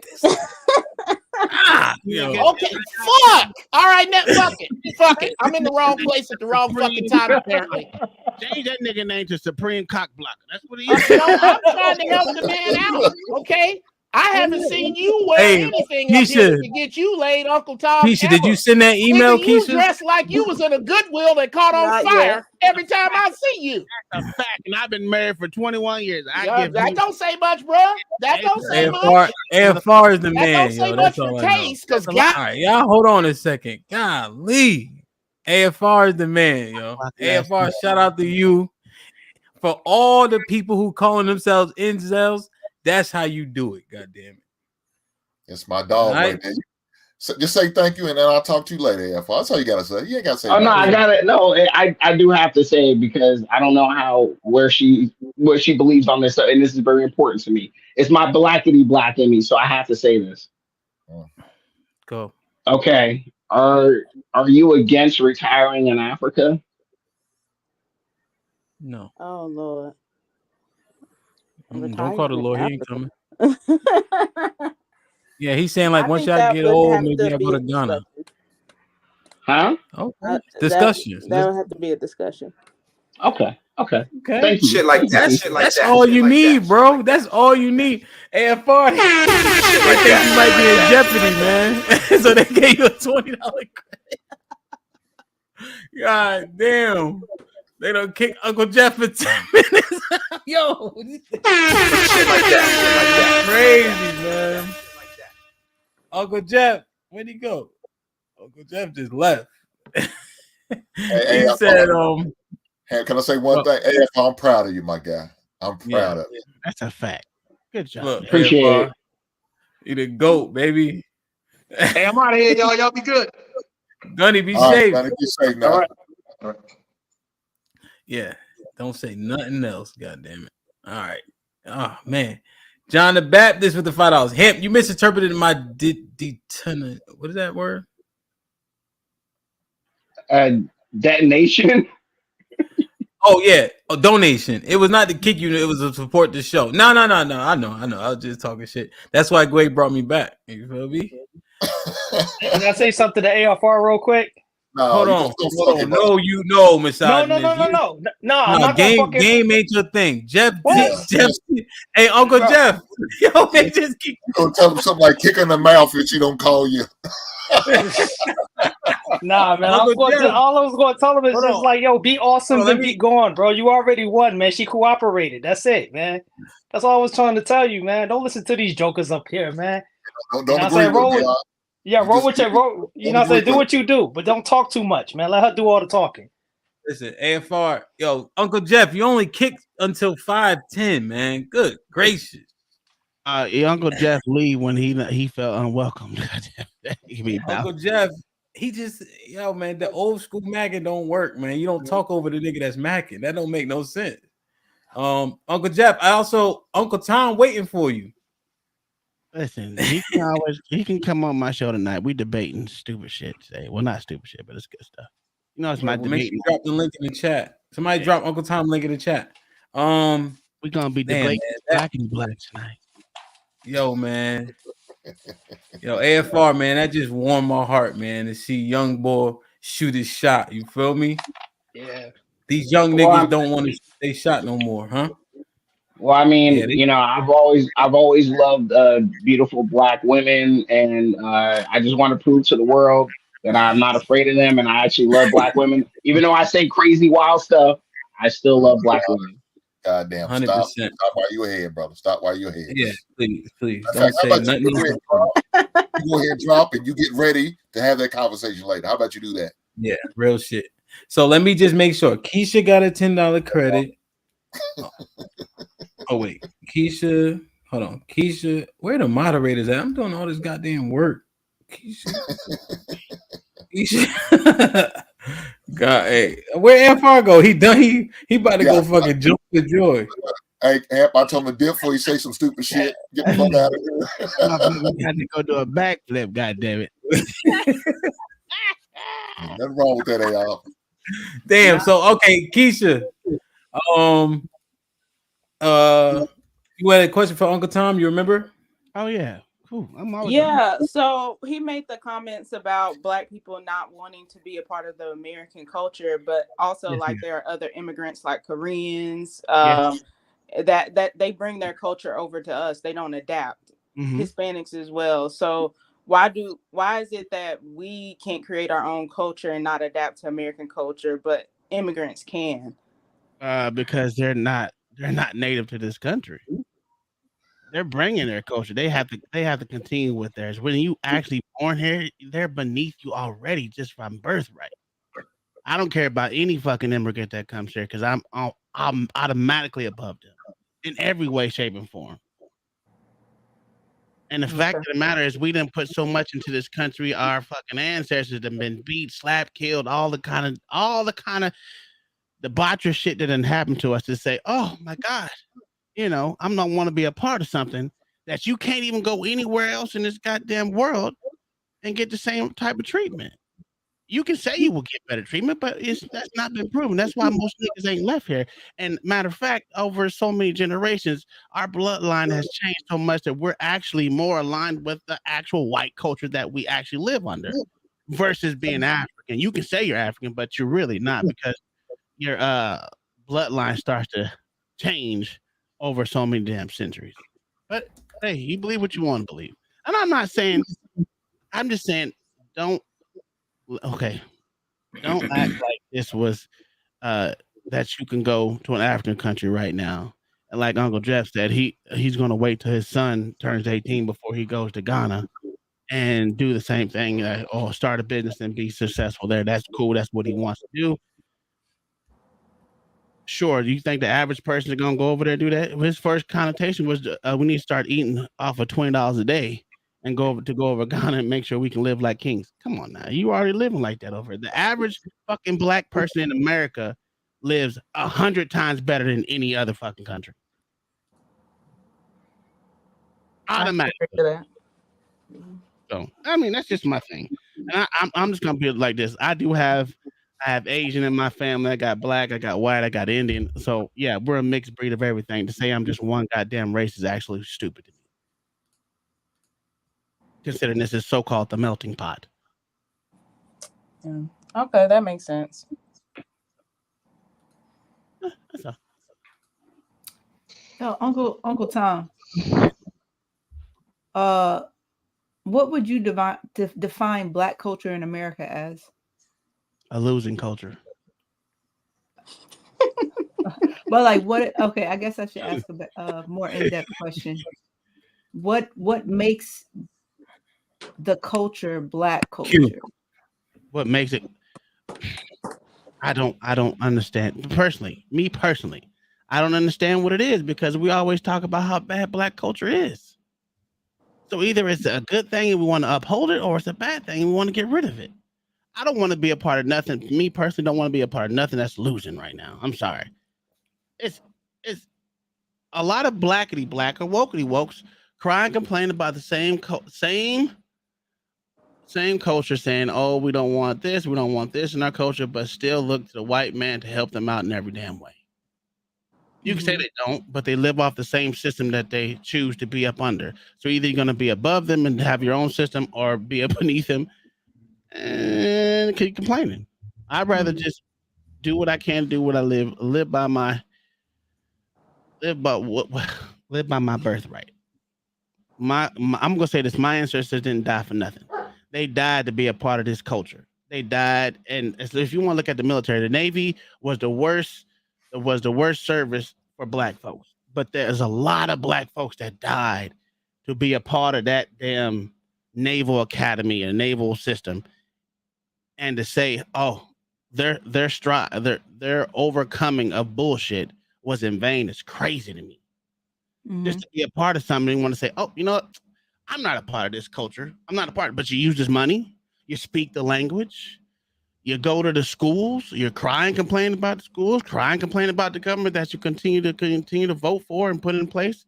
I mean, just look at what's happened in Chicago, Detroit, all Black, a 93% Black city or town or whatever you want, village. It's ran by Black folks. So that would be the system that we're talking about, right? If it's ran by Black folks from top to bottom and it's treating the black citizens there like trash, what is the point of being part of that system, that culture? But it's the same system that people want to uphold and vote in. But that's just me. I'd rather just say, hey, I'm a part of the American culture. I'm American off the top, off the rip.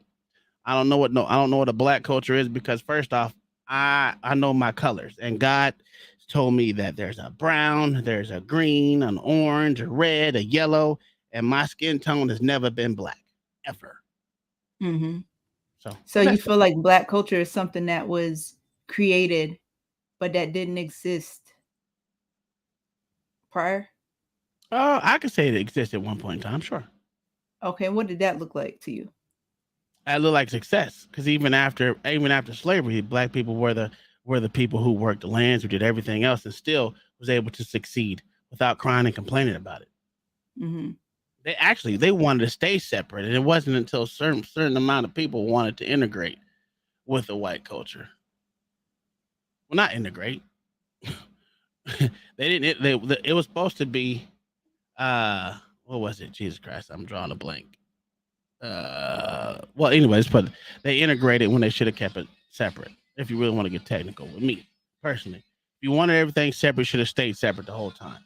And over time, it'll eventually grew to be just like every other culture that's in here right now. Like you said, the Asian, the Jews, all that. If it would have naturally did it by itself, we wouldn't have the same problems that we have now, where so people said, "Oh, we're gonna cry and complain and make sure y'all that we're so-called equal to you." You know, other countries, other sectors of the American culture didn't have to cry and complain about being equal. So do you feel like that can return without us being viewed as communists? What do you mean? Like black people can remain separate, kind of focus on ourselves and do our own thing, have our own culture within America with our own standards, our own money, those types of things, and Well, not be viewed as somebody who's going against the system. Well, at this point in time, you can't serve two masters. You can't serve two masters. You're gonna have to ask for your own country, or beg for your own country, or go to your own country. There's no way to have your own separate money in America. You can say that, but it's infathomable. American money is across the globe. So, Well, when I say that, I mean like this concept of recycling black dollars. I mean, I don't know. Again, I don't Like understand. black owned banks, black establishments, black colleges, black businesses. So now when that money's being spent, it just stays within the black community. You believe that'll ever happen again? I'm asking. I don't believe I'm so. gonna say no. I don't. It's impossible. When they had that, when they actually had it, they didn't want it. They thought the grass was green on the other side, and we want to be over there with white folk. Mm. And they left their businesses beside, because once integration happened, your shit ceased to exist, especially when you so-called the dominant culture. Damn. So you feel like the fall of black culture began with integration? Oh, absolutely. Most definitely. Most definitely. Absolutely. Damn, that's some heavy shit now. That's some heavy shit. Yeah, that's interesting. I mean, it's true though. Damn. Yeah, True. I believe it too. How can you expound on that, Hank? Why do I think it's true? Yeah. Because when we have to start relying on other people instead of relying on each other, we kind of hurt ourselves, because we have that mindset. If we rely on each other, we're going to take care of each other, make sure everybody's good. Mm-hmm. Once we have that opportunity to branch out and, like you said, seeing things on the other side, well, guess what? Now they're going to say, well, I could split them apart and I could get their monies and divide them. And now they won't be as a stronghold or as dominant as they once was. It should have been desegregation. It should have been desegregation instead of integration. Yeah. If you desegregate, you're still going to have your same thing. It's just saying that, hey, we're equal to you. We don't have to rely on you. What happened when integration happened? Black folks got lazy, mm-hmm. and they had to rely, because if I can take over your business, guess what? I just gained a new customer. I just gained a new person that I know I'm going to rely on. And we always say we don't generate black wealth. Okay, that's cool, whatever, but that's not actually true either, because simple fact is there's so many black millionaires that now than there's ever been in world history, as far as in America. To say that if we was to literally this is why I say about the NFL and NBA. Mm-hmm. We are the dominant so-called culture in both of those avenues of revenue. We gifted away to white culture. It's a gift. Yep, the men are weak. Yep. I didn't say all that shit, but but it's a gift that the white people keep giving because they know if I give you a certain amount of money, you'll shut up and you'll continue to ride with me. Now I'm a football fanatic. I'm not gonna say I'm a basketball fanatic, but I watch it every now and again. But if we was to create our own leagues, that's why I'm so in, with the big three, even though he sold off a little bit of his shares to white people. Yep. I must admit that he's still As long as he's majority owner, that's all that matters. and that's what I'm saying. And everything he's doing it he did it from the ground up. He started with all black and now he's to be honest with you, there's no way to hell you can't have white people be invested in your business these days. No matter how you look at it, money is money. We could still do that as long as we're majority owners. That's the most important thing. That's what I'm saying. And if you look at all football and basketball, we are the talent of those fucking sectors. The talent. Why is it that we gotta go ask Massa to be on this, to be over us? And also, a lot of those athletes date outside their race too. Well, I don't care about the date outside of our race part because I'm a divest. Keisha, I'm just saying that money is definitely not going back. You keep big shot to that black man, ain't you? It's not a shot, right? It's not a shot if you've been successful at it. You can say, I'm successful in my marriage, whether she was white, brown, Indian, or Asian. It doesn't matter to me. As long as I know my kids have been raised, they ain't none of them. Drop the ball, baby. None of them been to jail. None of them been. They all go to college. They've been in the service. One of the two, and the youngest is still growing. So that's not a shot to me. That means I'm successful in my relationships with my kids and my family and my wife. Yeah, can I ask the men on the panel? Well, just to start off, do y'all believe as men are leaders, or better leaders than women? Yes or no? Absolutely. Yes. Okay. And so now I want to know if we can start with Uncle Tom. If you could go around and say, what is your, like, if you were the sole leader of the Black community and you had the final say in all of the decisions, what would be your first strategic strategy as to moving the Black community from the top to the bottom? And then also my follow-up question is, in 200 years, do you see the Black community being at the top instead of the bottom in society? And what does that look like? Well, if you consider the Black community at the bottom, you're absolutely wrong. That's crazy that you think that the Black community is at the bottom. Okay. Well, we're not at the top. So how do we advance? I'm asking as leaders, what is your strategy? Me personally, I don't look at the Black community as I don't consider myself Black like that, dude. I'm American. So you're not pro-Black?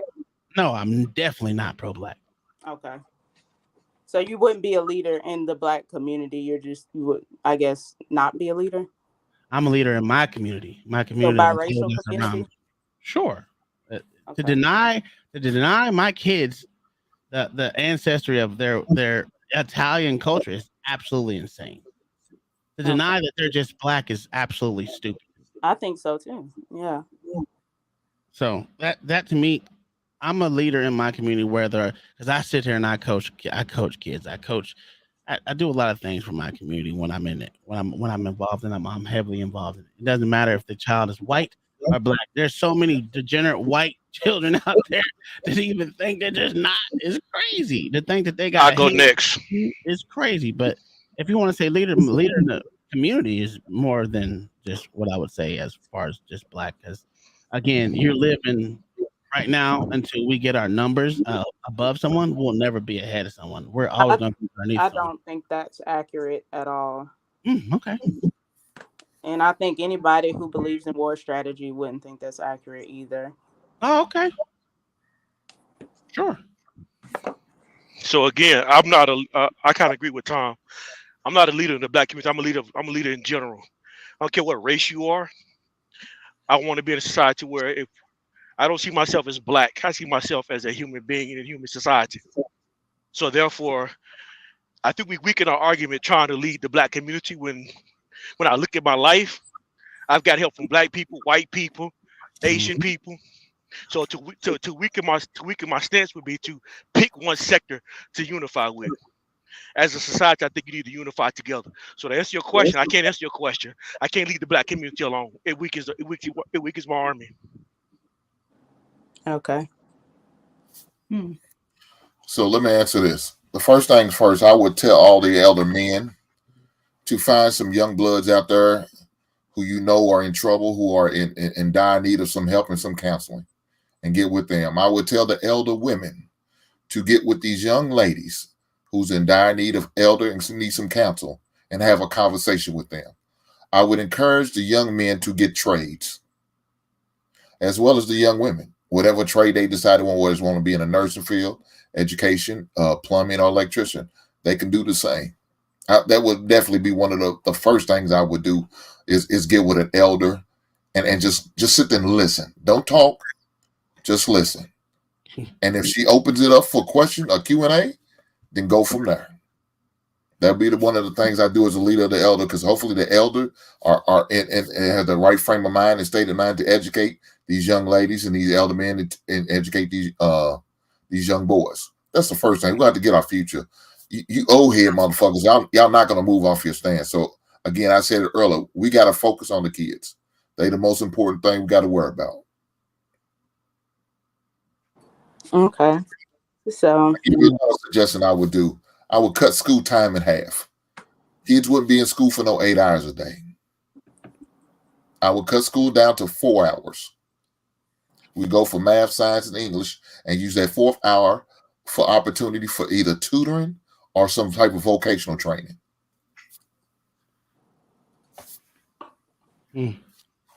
Yeah. Keisha, if I were to answer, I think the banner under which we fly is very important. So we would need to align. Damn, is it me? Check. We would need to align. And so for me, like I know the Bible to be the truth, so we would use that as a foundation, right? And make sure everybody had a similar, very, very similar foundation. Right? Because this is just like a perfect world hypothetical, or is it like based on where we at now, Keisha? based on, well, I mean, we can just do, well, based on where we're at now. Yeah. Let's do based on where we're at now. Yeah. And that'd be a lot more difficult. Because I was, when you were asking, I was thinking it based on like if we could reset. You know what I'm saying? If we can't reset, yeah. If we can't reset, Nah, hell, you gotta lead these ninjas the way we are right now. good thing John didn't ask the question. Keisha, are you saying from right? Yeah, that's what I base my answer on, based on where we are right now. Yeah. So that's what I agree with the education, because education right now is not doing nothing for us. Yeah. Tom, you had your chance, but you don't fuck with niggas, so. I didn't say I don't fuck with niggas. Yeah. So I think structure is key. So I think to Hank's point, you guide the kids in terms of what they should be studying, who they should look up to, and then mentorship is uberly important. In terms of foundation, you could take the word Bible off the front of the book and use it as a foundational pillar, right? Some of the tenets, some of the laws, the statutes, the commandments, what the penalty is for certain things, what marriage actually means, what adultery looks like. You want to be a whoremonger, here's the penalty. You know what I mean? So on and so forth. And I think that if people had those core set of principles, we could align much more closely. So I would push that, and I would think I would take much of what Hank said in terms of the mentorship and the schooling, and whether, vocational and trades and such. Okay. That's a good question. That's a good question too. So Keisha, what would be your solution, ma'am? Well, I would start with the kids. My solution would be eventually, if funding could be achieved, I would do all boys and all girls schools. I would separate those two sexes. I think a lot of trauma is occurring in school, and during that process, I would separate those two, and then have just specialized courses teaching girls about themselves emotionally, physically, mentally, a different curriculum all in general. But that would be kind of my plan. So are they going back to the woman stays in the house and the men's out working, or how are you putting that together? I just want to know. So if I was using how we're like Patriarchy. currently are in society, the women are working and the men are working. So it would just be schools where the sexes are divided. Like Okay, I was just all asking. the, No yeah. shots there. No So, shots. and when you say teach them about themselves, what do you mean by that? So there would just be classes regarding, specifically the female anatomy and the male anatomy, separating those two things, allowing them to get to know each other before they actually interact with each other. I think a lot of trauma, especially in the way we date, occurred in like school, and I think that could be the first step in repairing it as well. So, what would be your solutions on how they interact with each other? Because when you do that, you separate them schools.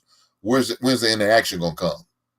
The two schools can do like partnerships and like dances and stuff like that on occasion, but not until they're ready. And they will obviously be getting leadership from specific adults in that school. That should be like carefully selected. And then also, if we really wanted to take it a step further, which this would have to require the funding, I would almost want to make them boarding schools, especially for kids who are in toxic homes and the parents aren't changing their own drugs or they don't really care about their kids. Send them to boarding school. They can get some structure. But that's just me. I have a question for you. Are you for school choice? So that's a lot of funding you're gonna need for especially separated boarding schools. You're not. Yeah, that would require that we have to build as a community, and yeah, we would have to like do some things as a community and raise some funding, but that would be the end goal. You're not looking for any government And we're only assistance. 13%, so I think it would be easier to just start with us. I don't really care about what everyone So else are is you for doing. school choice? Am I what? For school choice. For school choice. Mhm. Yeah. Okay. Yeah, no, I like Keisha's plan. I mean, I have nothing Yeah, against but it's that. interesting because they say that men are better leaders. But when I asked, like, some of these men didn't even have a plan or like a 200-year goal or anything lined out. But some of these women can kind of blurt out plans off the top of their head, which is why I say that women should be leading. Keisha, go ahead. Stop it. You can't. So this is based on 4 guys up here. You base it on that. You can't do it. If you say that, Q didn't come up with shit. So Q's a bad leader. Yo, nah, see, I see what Keisha. Hey, I fuck with you, though. Hey, Keisha hit us with a honey bun, Hank. That's what that's called. She already knew what that honey bun tastes like. So she talk about, y'all want some? That's all she did. She asked that question before. No, Hey. ain't no shots there. It is what it is. I mean, No, I like it. That shit. Let me read these real quick. the only thing about it is that if you think that women, Uncle Tom, can I read this? Yeah, go ahead. Go ahead. My bad. I'm sorry.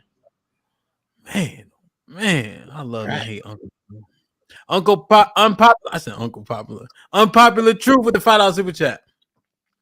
They can't help but say something negative about black men. That's all he was waiting for. Black Knight with the $2. Use mentorship in the Boys and Girls Clubs of America. That's tangible. Unpopular truth with the $5. Keisha, if the community is bad right now and women are the leaders, wouldn't women be bad leaders? Uh-oh. Oh, so okay. So no, I don't think so. I think right now I think men have a false belief that they are leaders, and I think they're kind of standing in the way. So I think if we kind of establish that women are going to hold the responsibility, then we can make strides forward. Wow, he's serious. That's gonna be an interesting date. Yeah, damn. Yeah, hey, somebody call AFR. Maybe we might need to reassess. Steppenwolf with the $10. Good idea, but a feminist, strong teacher who hates men could be detrimental, and that goes both ways with boys. If a teacher is a womanizer, yeah, I mean you could poke holes in every single thing that was what's it called? Well, Put up by the panel, but I mean, yeah. I mean, You have to heavily vet those teachers. I don't think you should just pick anyone. If these are the people that's going to be molding the minds of your kids, yeah. I Keisha, don't you think so. be Keisha, you be doing Said so good, and he, you just start wilding. he said a 200-year goal. I didn't hear that 200-year goal like you said. I think that's a different question. No, that was a question Yes. he asked. Oh, okay. So you want to hear my answer Yeah. for the 200-year goal? Yeah, sure. So I would the 200-year goal is I would like to see Black Americans leading, well, Black Americans, Native Americans that are I want to see them leading in at least dominating in 3 sectors of society. So that's the 200-year goal, and I think that we could if we properly molded the children. What sectors are those? So it would depend on the children that we kind of mold. And it would depend on the time. As you know, the market is changing. So what's dominating right now could not dominate in the next 200 years. So how would I know that? Well, first off, to have dominance of anything, you got to have a military force. That's the number one Right. thing. If you Right. have no military force, then there's nothing that you can do that's going to change anything, because you can be as smart as a whip and own as much money as you want to, but if I got the fighting force behind me, I'm taking you over all the time. Right. I So, agree. And I think that's where men come into play. ah, And that's it, Keisha? So No, she she gonna got choose kicked us, off. bro. Damn. Hold on. Damn. Shit like that. J Hub kicked Keisha off, man. She had a $10 credit, so she can actually come back at 540, man. God damn, man. I wanted to hear that follow-up question was actually good too. Oh, wait, golly. Shit like that. Put him in the fucking bedroom. Get him out of here. Come on. Damn, so 540, 550. That's 6 o'clock, right? Damn, Keisha out for 30 minutes. Keisha can come back. Man, these moderators ain't shit, man.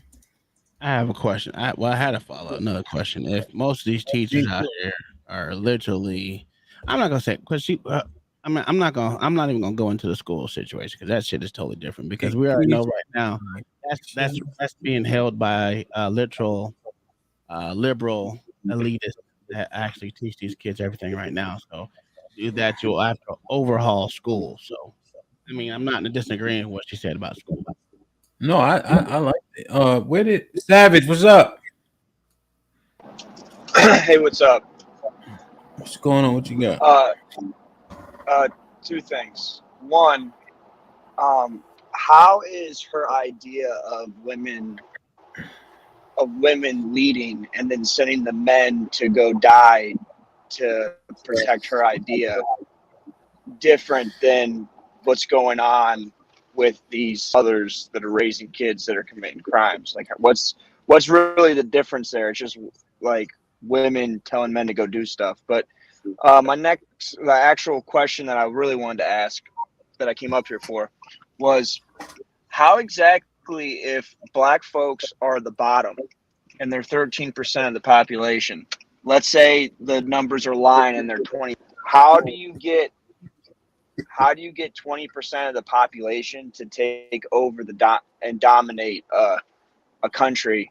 Because I don't know of any country ever that a minority moved from the bottom to the top and took it over, and the population didn't grow or change. Take it over in what way? Who said take it over? Did somebody say take it over like That was pretty much my question. I said the numbers don't bear it out because our numbers are right now are low as a population. So there will never be a chance that we're going to take over in 200 years if our population is below the dominant society. Yeah, I think what she was saying more so, look, you take Black dollars, invest them in the Black community, create in the Black community, have the football players, for instance, or the basketball players get out of those leagues, make sure you push kids to go to HBCUs, create their own startups, et cetera, et cetera. It does nothing without a military force. Because it wouldn't be a fight. It would just be we're gonna play, not gonna play in NFL. It's gonna be whatever league this is, type shit. Yeah. I understand that, but the way that she posed the question is that you guys were at the bottom, and then how do you get to the top? So I don't think that the NFL players leaving the league and starting their own league is taking black folks from the bottom and putting them in the top. So the way she posed it, it seems like she wanted black people to be running everything the way it was posed. And I just don't know how. I've never heard of a country like I've never heard of a country where a minority of any group controlled the majority of the country without war or like a plague or something killing the population and the minority population becoming the majority. So that's what, yeah. So now that we're clear on it, she wasn't saying that. She was saying, how can black people rise up and stop being at the bottom with the different statistics and things of that nature? So where does it start? Okay, so the top meant the statistics. So, for instance, the killings, the jail population. How do you fix that? Which is why she chose to start with the kids, because it starts there. As did Hink, as an example. Well, yeah, but then her 200-year plan ended up dominating 3 sectors of the system. So, like, are you sure it was the stat, or are you talking about like the overall country? So, what 3 sectors would be like? What, for instance, would entertainment be one of them? I don't know. I'm just asking the question. I just don't so what if black people not only dominated entertainment but also owned it? Would that be substantial? That'll make you a court gesture. But it's not. Would it be substantial? I'm not saying it wouldn't be, but I wasn't the one that brought the question up. I'm trying to understand what she Savage, meant. you dissecting the question. No, I got you. You dissecting it, right? But now I'm telling you what the context is. So, if it was sectors, would entertainment be one of them? I guess it could. What's up, bro? What's up? I don't know. She said that it would depend on where we would be at that time. That she didn't. So what was at the top at that time, right? Because 200 years could look different from now. Yeah, she said it said that. Could look different from now. So entertainment. Well, the reason I'm asking is because. Go ahead. What I'm asking is because making separate schools for boys and girls for black children, and she's talking about a 200-year plan and dominating. Like, I'm not sure exactly what she means by dominating. Like dominating in your guys' community or dominating in the overall. The overall, like it just the question was broad and it narrowed down. That's all. So now the narrowing down is she said what gives me the deductive reasoning to say she's saying dominate overall is because she mentioned NFL and NBA. And so since we dominate there in terms of the athletes themselves, I think she's talking about taking over a particular sector and being at the top of said sector. Said sector, okay.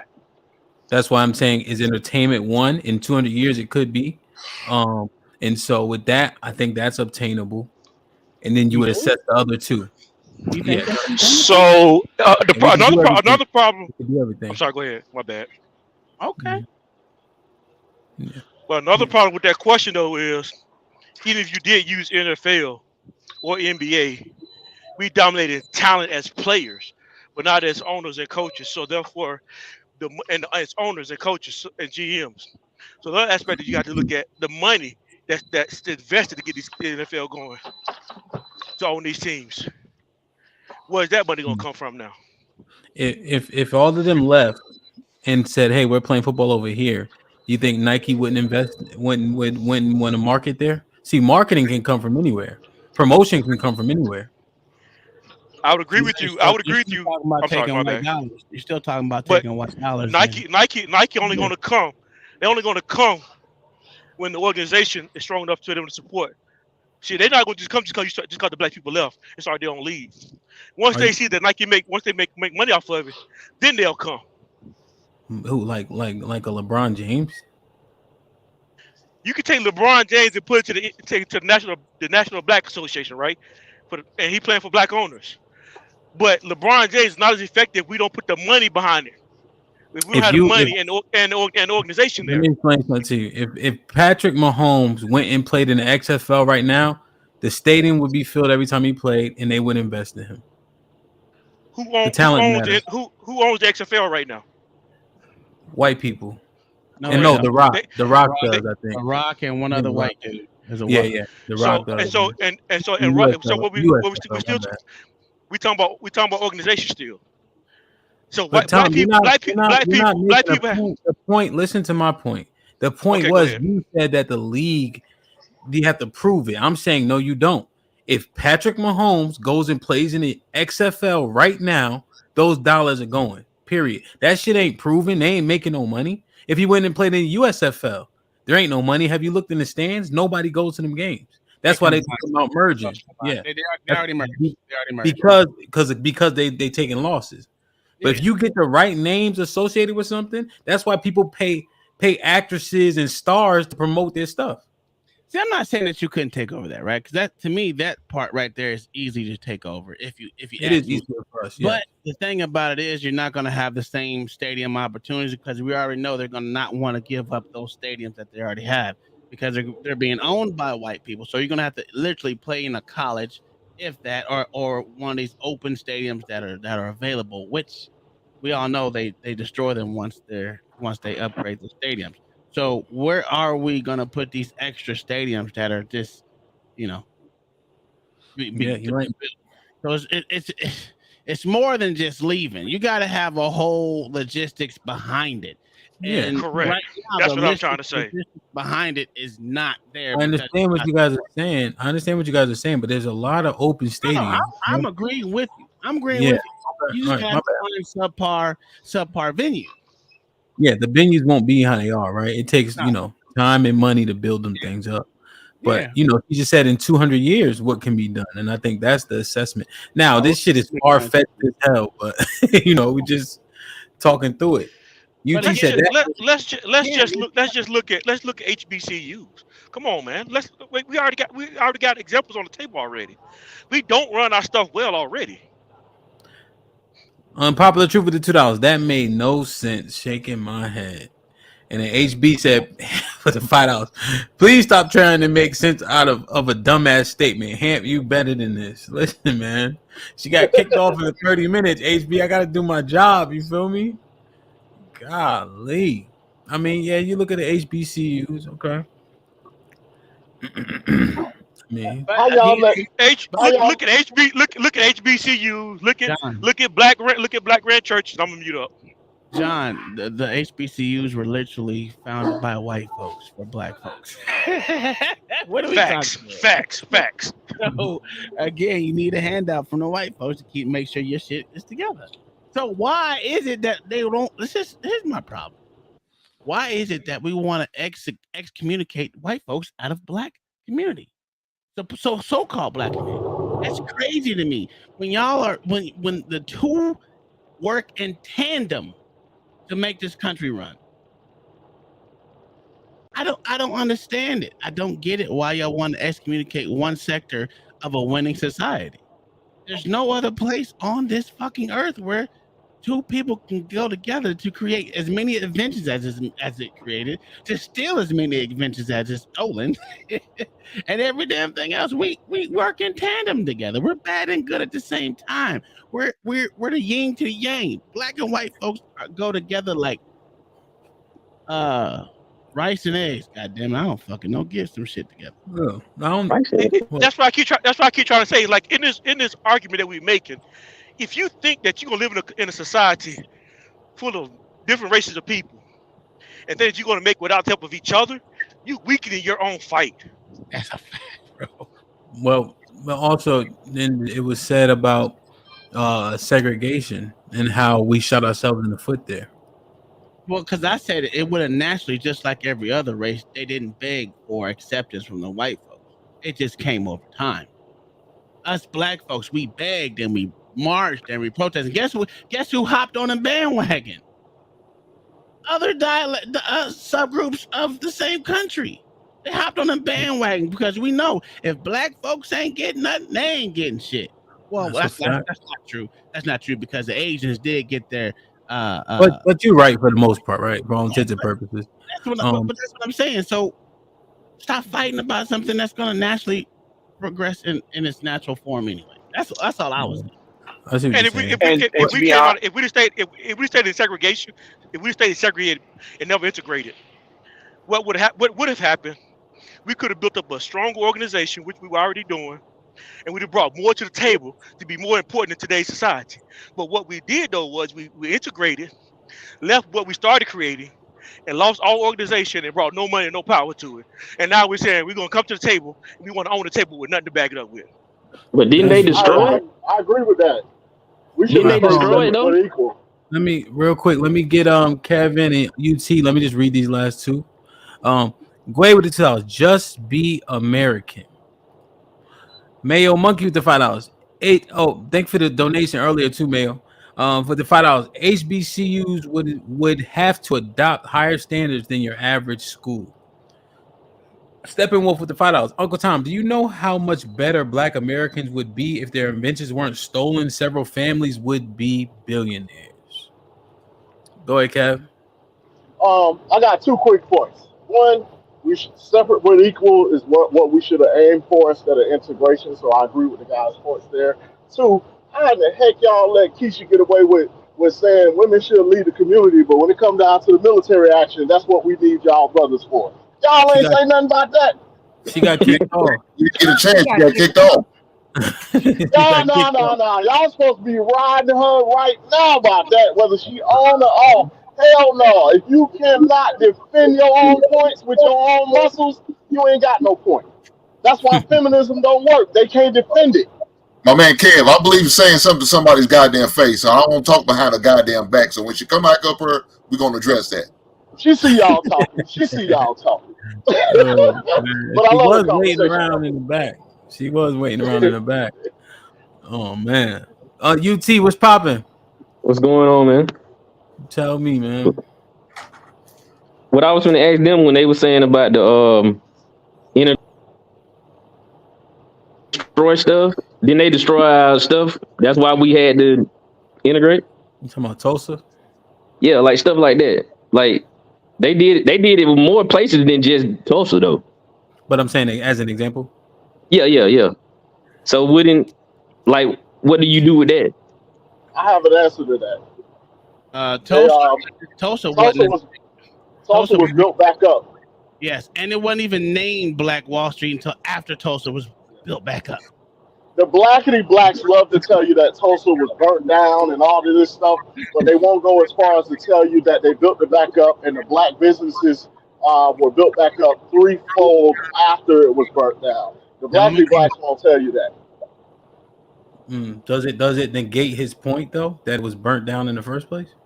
Yes. No, it doesn't. It doesn't negate his point. But what I'm saying is, we have the resiliency to build things back up, even if things are destroyed. But the blackity blacks want you to be, white versus black, this and that, and they don't want you to understand the resiliency of your people because they trying to control you too. Like this other brother was saying, we're Americans more than we are just black. We're Americans. We have a resiliency to build things back up once they're destroyed. And yes, Tulsa was burnt down. It was like 37 something businesses were destroyed. But after the fact, like 30 something years after the fact, they had like 137 businesses built back up by the same black folk. And we need to start talking more about that as well. No, hold on. How did they do that? How did they do that? And a lot of them got killed doing those burn. How did they? And that's build why. those back up? That's why I The said same families. Hold on, Kev. The same families. When you give them that fight, that's a. So you're saying that black folks was on a losing fight of that whole altercation is what you're saying, right? Who you talking to me or you talking to him? I'm talking to Unpopular Truth. Do you know that? Yes. Yes. Okay, so I'm asking you, was there an all-out riot between both sectors, white and black? There was a lot at that point in time, during that Tulsa whole riot or actually massacre, it was between white and black, and they massacred each other. Black folks went to the white community, destroyed them. White folks went over to the black community, just did it worse because there's actually more of them. That's why I said the numbers don't bear anything out. When there's more of one person than there is of another, listen, then you're not going to have an even fight. That's why I said, again, with war, if the numbers are not on your side, no matter how good of a fighter you are, if they're beating you by 2-1, there's no way in hell you're going to win, sir. So this might be something that I don't know, but you saying, hold on. Let me ask. I'm asking because I might not. So you saying that at that time the black folks went and destroyed they stuff first, then they came and did it? No, I said after they had a riot on the black side, the black people got together like they normally do and went on the white side and did the same thing that they did to them. It was but that's a retaliation. What is like? Okay, what I'm saying is they didn't unpopular truth. Listen. They didn't automatically just burn the shit down. No, if you're saying the black people went back after they got their shit destroyed. It was mutual combat between them. No, it's not mutual combat, Uncle Tom. It's retaliation. If I meet you in the middle of the field, like, yo, we fighting at 12 o'clock today, and then I come to meet you in the middle of the field, that's mutual combat. If you come burn my house down, I go burn your house down. That's get back. You saying they burned the house down first, or was it one person or 2 people got killed? And then it was a retaliation off those 2 people getting killed. What you just said was they burned down. No, what you just said. This is what you bringing up is that they came to Tulsa and tore this shit down, and then the black people went and tore their shit down, right? But it was more of them so they could do more damage, right? And the overall was ending right, like that. right. So right. Uncle Tom. But you can't just talk. You got to answer questions. Go ahead. You said they came to Tulsa. Let me ask again for the people in the back. Okay, go ahead. You said that they came to Tulsa, burnt the shit down, right? Sure, I did say that. Okay, and then you said the black people went and tried to burn their shit down, right? Sure. Yes. But you also said that the white people had more people, so they did more damage, right? Of course. So the argument is moot. I don't know what John's saying. Listen to it. Doesn't even make sense. I was giving you an overall what happened at the end of the damn day. But that wouldn't matter though. That wouldn't matter. What's your point? Hey, come on, Uncle Tom. Let me read these real quick so Uncle Tom could get his mind right. KG Kennels with the 20 bars. Like that. Alone. There's one simple answer for us to get to where we have to be. Oh, I think you meant to say there's one simple answer for us to get to where we have to be and fix our community. Come back to the laws, statutes, and commandments. Everything else y'all talking about will never work. KG with the $10. Nothing else will ever work. Yeah. Go ahead, Uncle. Unpopular Truth. Finish your thought. Yeah, I don't even know what to say after that because I don't know what he was. What he just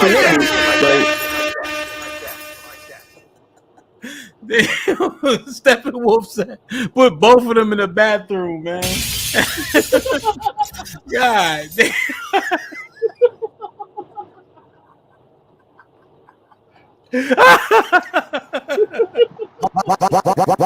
Wow. Yo. So that's what time is that, Q? Damn. 6:02? Yeah. Who they put in the bathroom? Hey, Unpopular Truth and Uncle Tom. Well, Tom had a $10 credit already. You did? Yeah, I gave it to him. And nobody else kicked him off, right? Nah, nobody kicked him off. No. Damn. So, okay, that's a $10 credit. And then Mayo brought him back. Tom got a $10 credit. Let me just read this. I'm not. Mayo, hold on, Uncle Tom. Mayo Monkey with the $5. They don't know where the riot started. Unpopular Truth. Come on.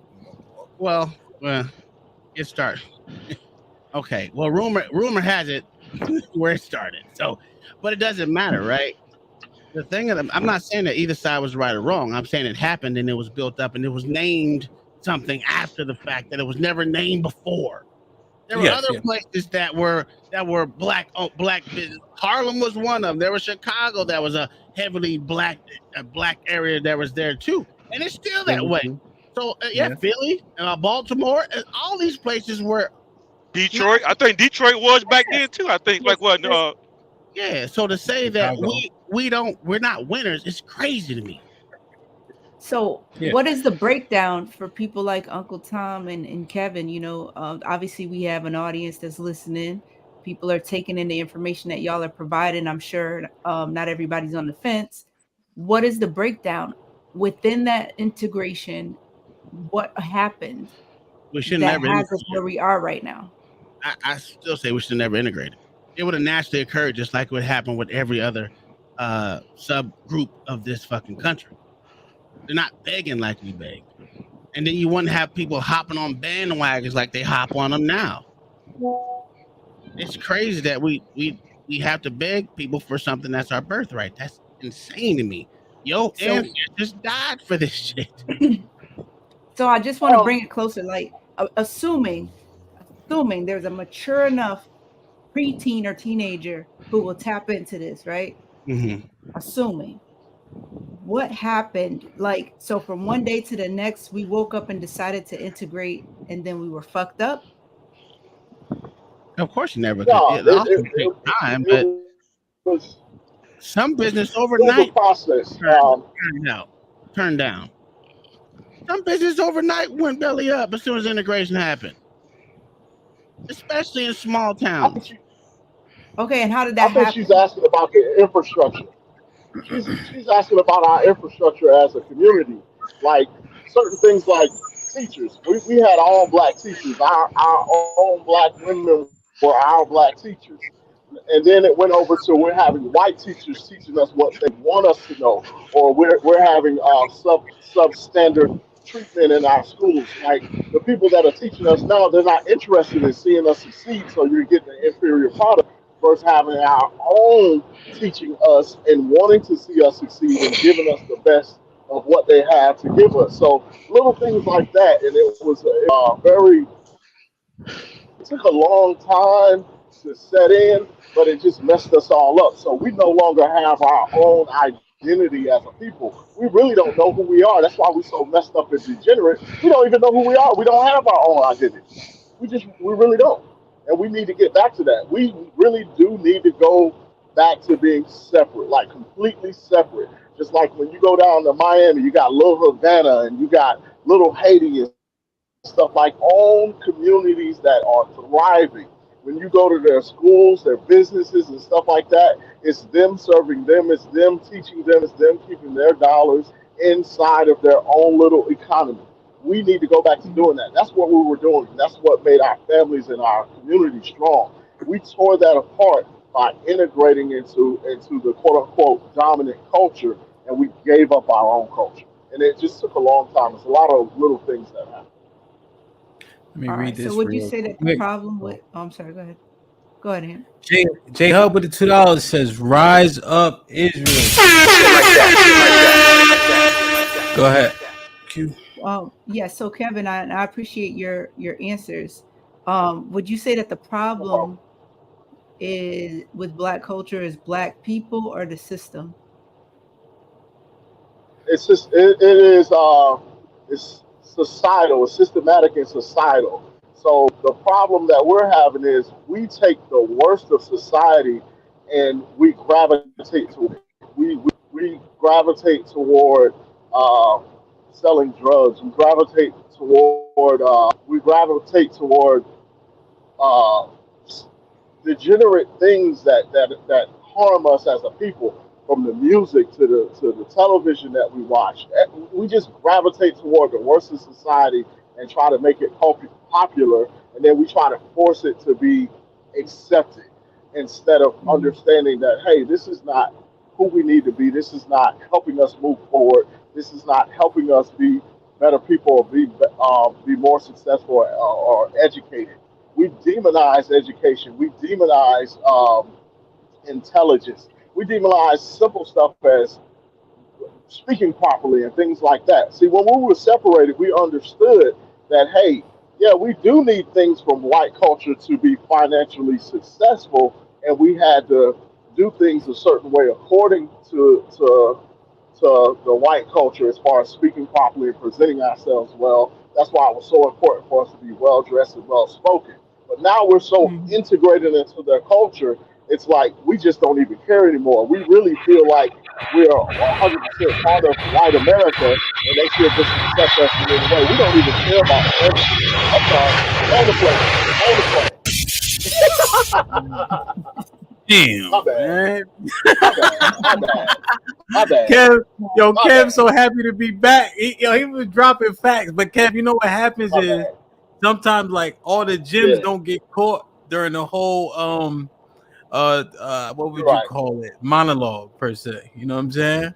Hey, Sway, I you get on appreciate that. camera, I appreciate that. no doubt. But Yeah, to give, follow give up me now, give me 5 minutes. Uncle Tom, I'll get on All right, camera. all do right. you, since you agree with the integration sentiments, do you also agree with Kevin's sentiments about the system being the problem for Black culture? I agree to a certain extent. I don't believe we should be completely separate because it's too late for that. Right? It's way too late for that right now. We have integrated ourselves so much into the culture of America that it's nothing but second nature to us. So there's no way to. I mean, I guess there's a way for everything, but I You're, don't see. the black people are so weak today, so I weak don't see because it coming back. we've been so spoiled. Shit like that. Shit like that. Shit like that. Shit like that. I don't. UT back in the I just don't building. see it coming back. I just don't see it coming back. But I do agree with what he said for the most part. I mean, he's not wrong right there. I just don't agree that it's gonna ever come back. That's all. Okay. All right. Appreciate you. You know what it is though? I'm gonna have to Q, you know what it is? The niggas that be talking like John and Uncle Tom. When you got powerful men like them talking about, oh, I ain't black. I just believe in everybody and I'm an American and all that shit. Like, what the fuck, nigga? Like, no, bro. So let me correct it. Let me correct it. I did say that earlier. But I am black. I didn't interrupt y'all. But go Hank, ahead. did I interrupt anybody, Hank? No, you good. You was good, big brother. You was holding it down. Hank, you from this how they talk to us. This how it sound, Hank. Make your Well, argument, bro. he said this how they sound, Hank. They say, well, I don't think I'm black. I think I'm American. And then, what, bro? First off, Put him in the fucking bed. Get him out of here. Come on. Well, I know I'm American. Hey, what'd you say? They code switch like a motherfucker, didn't they? Oh my god! Only thing that sound regular is well. Well, I don't. God, leave, bro. You know what? Listen, I'm sorry you don't know your colors. Your He shirt said, I'm not black, I'm OJ. I know that's right. Hey, Uncle Tom, read it for me, goddammit. I'm not black, I'm OJ, okay.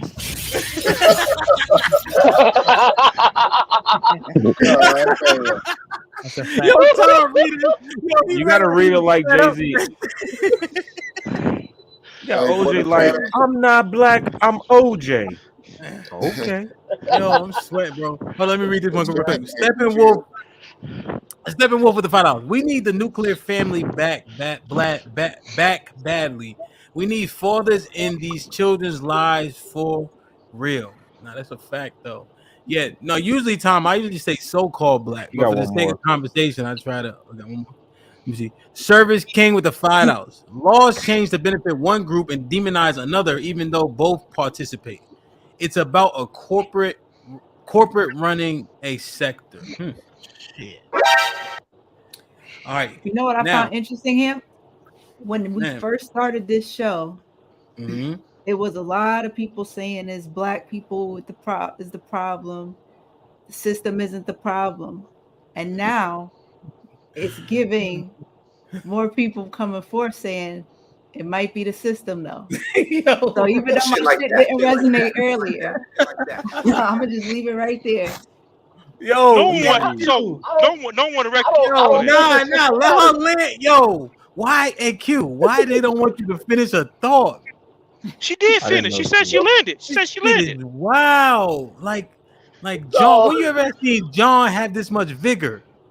You know what I mean? Yeah. She actually did finish. She landed right there. God, My only question to Q is John, why she still got that jacket on. John, we not. Oh, my bad. I can't get in the middle of that.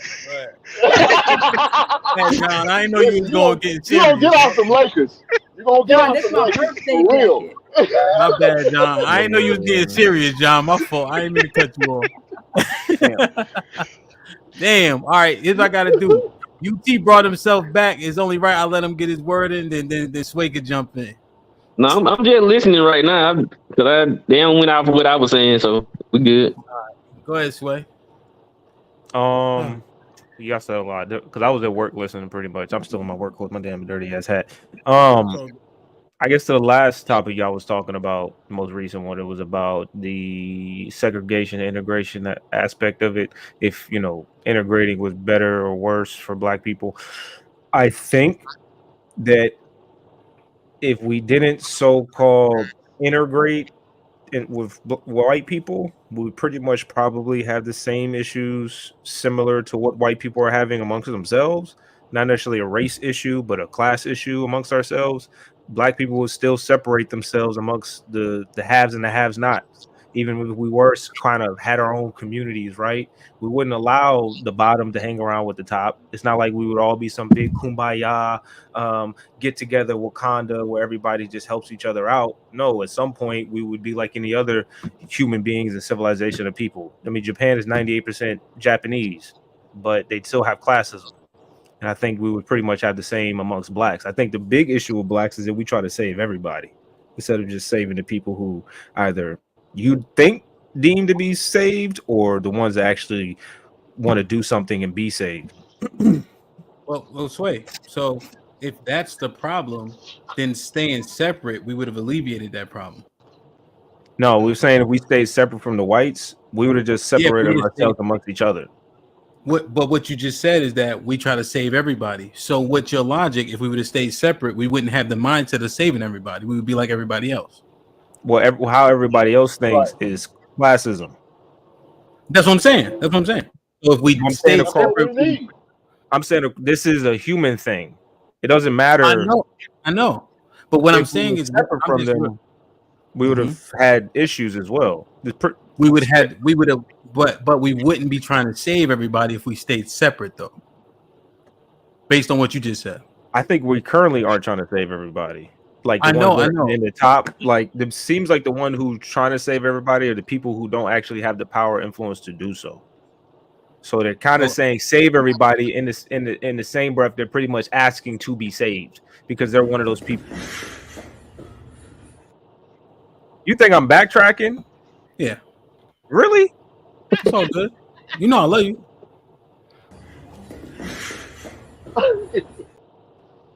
We need classism. There got to be winners and losers. I'm not backtracking him. You gave it a point.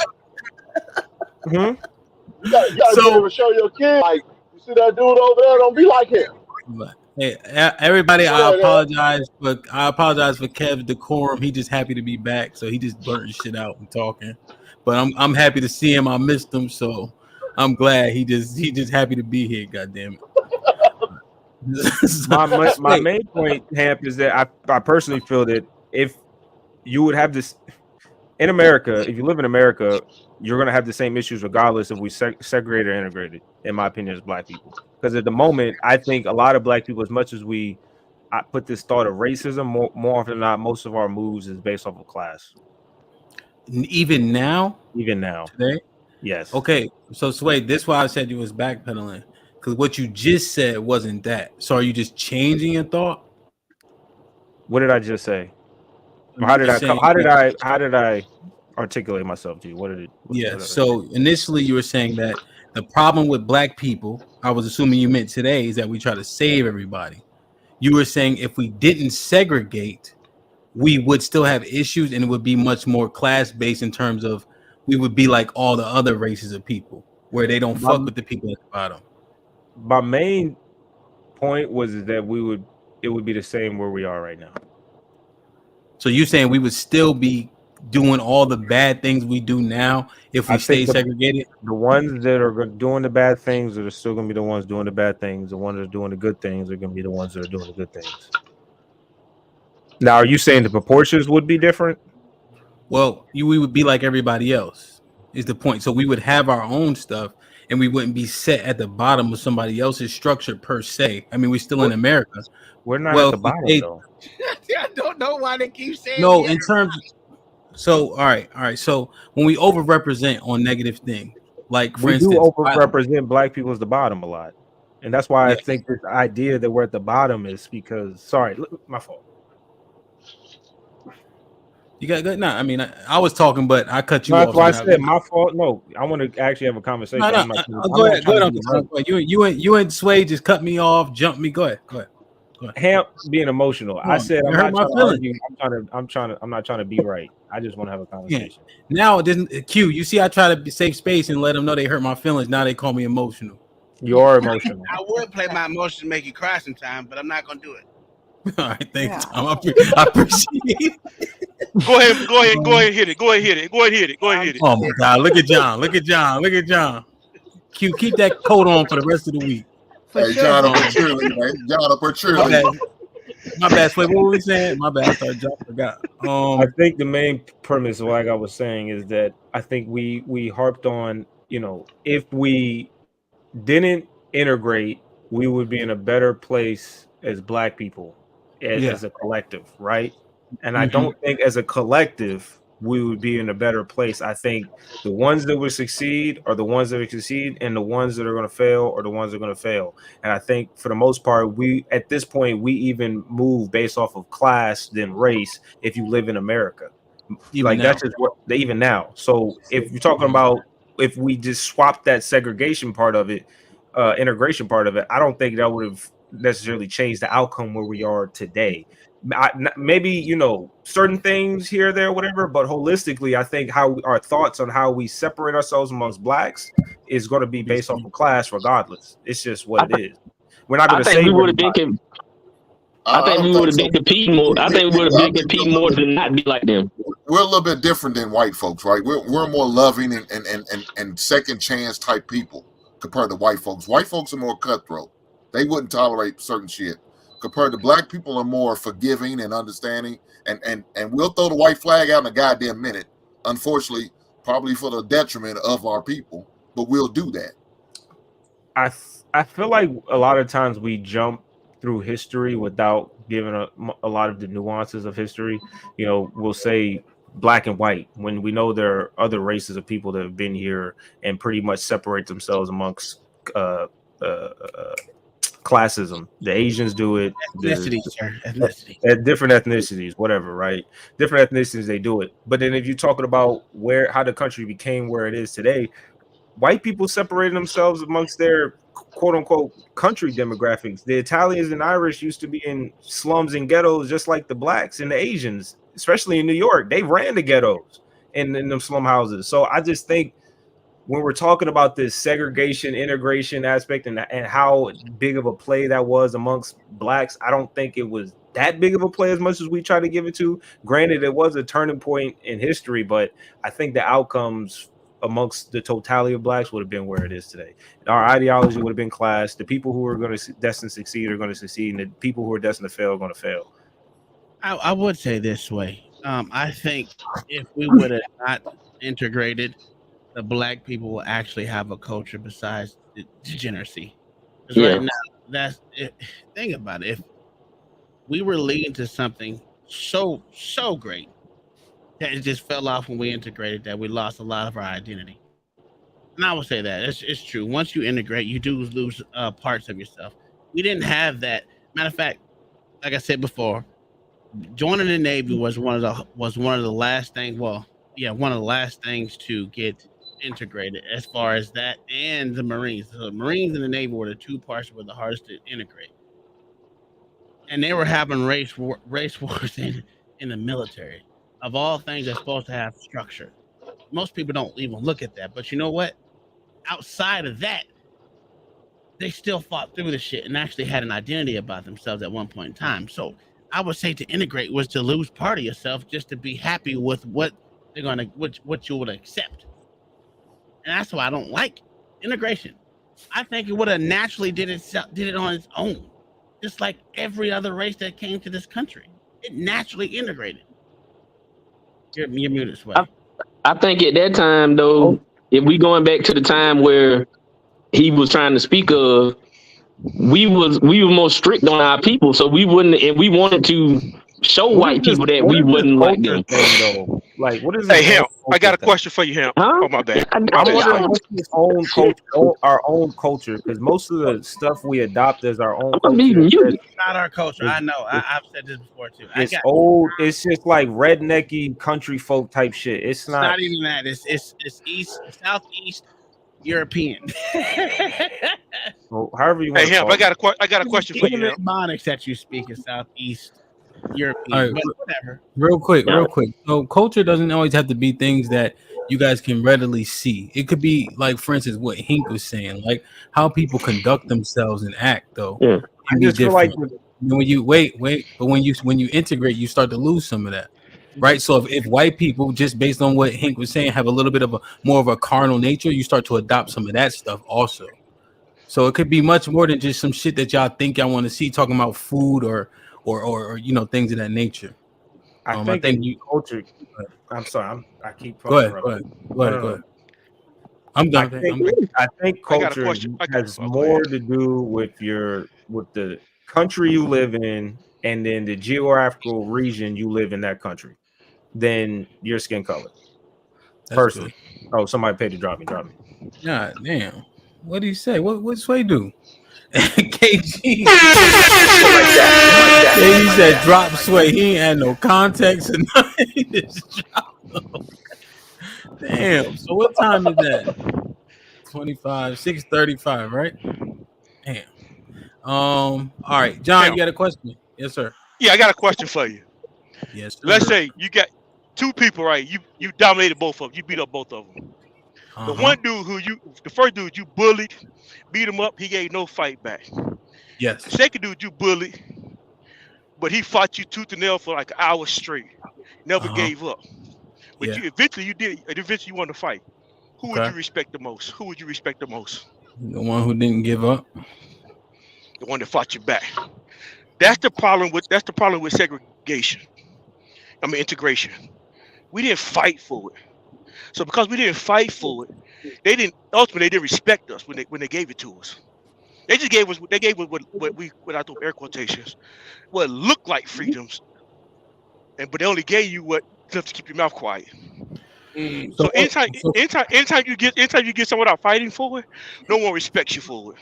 So question, John, what do you perceive Martin and Malcolm and Medgar were doing in those days? Like, what do you perceive their efforts to be? I don't think that's fighting. That's talking. And I'm not saying that's not that they weren't trying to do the best. They did what they could do. But until you actually go to war and fight for what you believe in, no one's gonna take their foot off your neck. But that goes back to what y'all said earlier.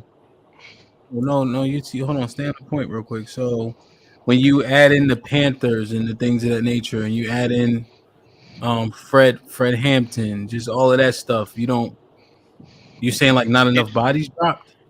Did they go to war? Did they actually go to war? Well, if people are killed and being killed consistently for a particular reason, how do you define war? War is like, okay, for example, the illustration that you gave earlier. We Like meet Troy? to the battle. We come to the battle. We come to the middle of the field, and we go at it. We fight for what we believe in. Well, what you're talking about. What happened was, it was like I don't know the correct terminology for it, but it's more like guerrilla. Is it guerrilla? Well, we had an issue in Vietnam because it was guerrilla, right? You couldn't identify who was who. Yeah, that might be more. That might be more what it is. But that's fine. Now, remember, you got to do something different. You can't just stand out there like the Europeans used to with muskets and a drummer. Yeah, and a flag. That wouldn't be smart, John. Hey, John, just finish your walk, huh?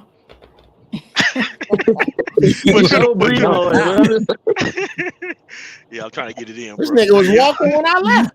He walking like, hey, he's trying to get like 2-3 miles, man. I think John wilding right now, but it's all right. I done like 7 miles, but anyway, we'll keep on going.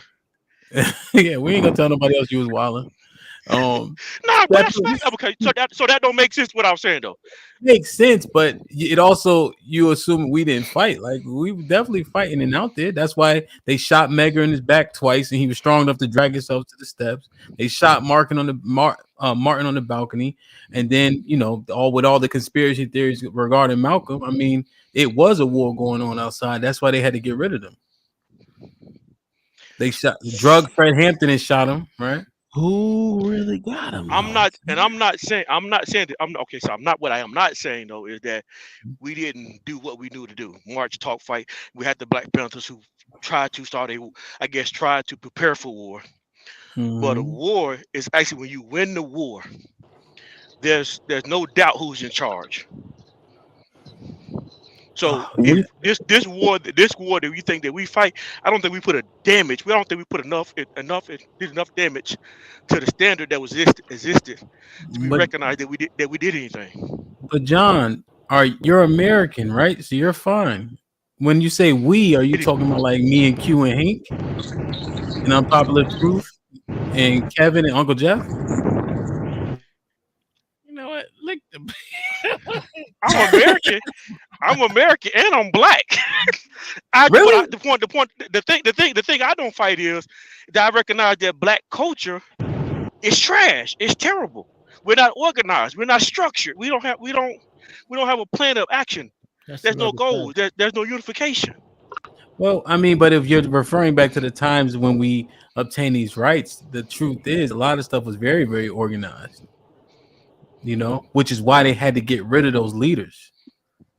Like, right. you don't hunt Fred like that for no reason. Because what was the Rainbow Coalition? True. I will concede to the argument. There was some organization there. I will give you that argument. I'm not going to argue a point that I can't win. There was some organization there. The question would be though. The question would be though. No, I don't got water. Keep on going. Make your comment. That might be the reason you wilding right now. But I will concede to your point. There was some organization. The question would be how effective was it though? And I'll let my play now. That's all good. It's all good. Steppenwolf with the $5. Sway. The difference is they did burn all they shit down. KG said because he has his dad's mind. Esau. Wow.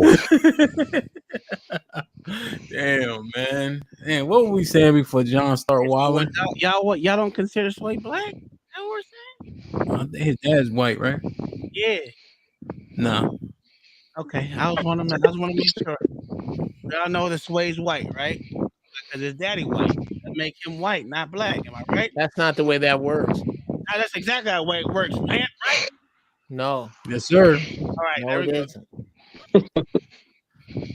Yes, sir. It is. You are what your daddy is. At least that's what I was told. Well, oddly enough, the dude I was talking about earlier, my brother-in-law, he has two beautiful daughters by a black wife, and everybody over there except him identifies as black. Make them white. That'll make them white. No, not to them. Not to the paperwork they fill out.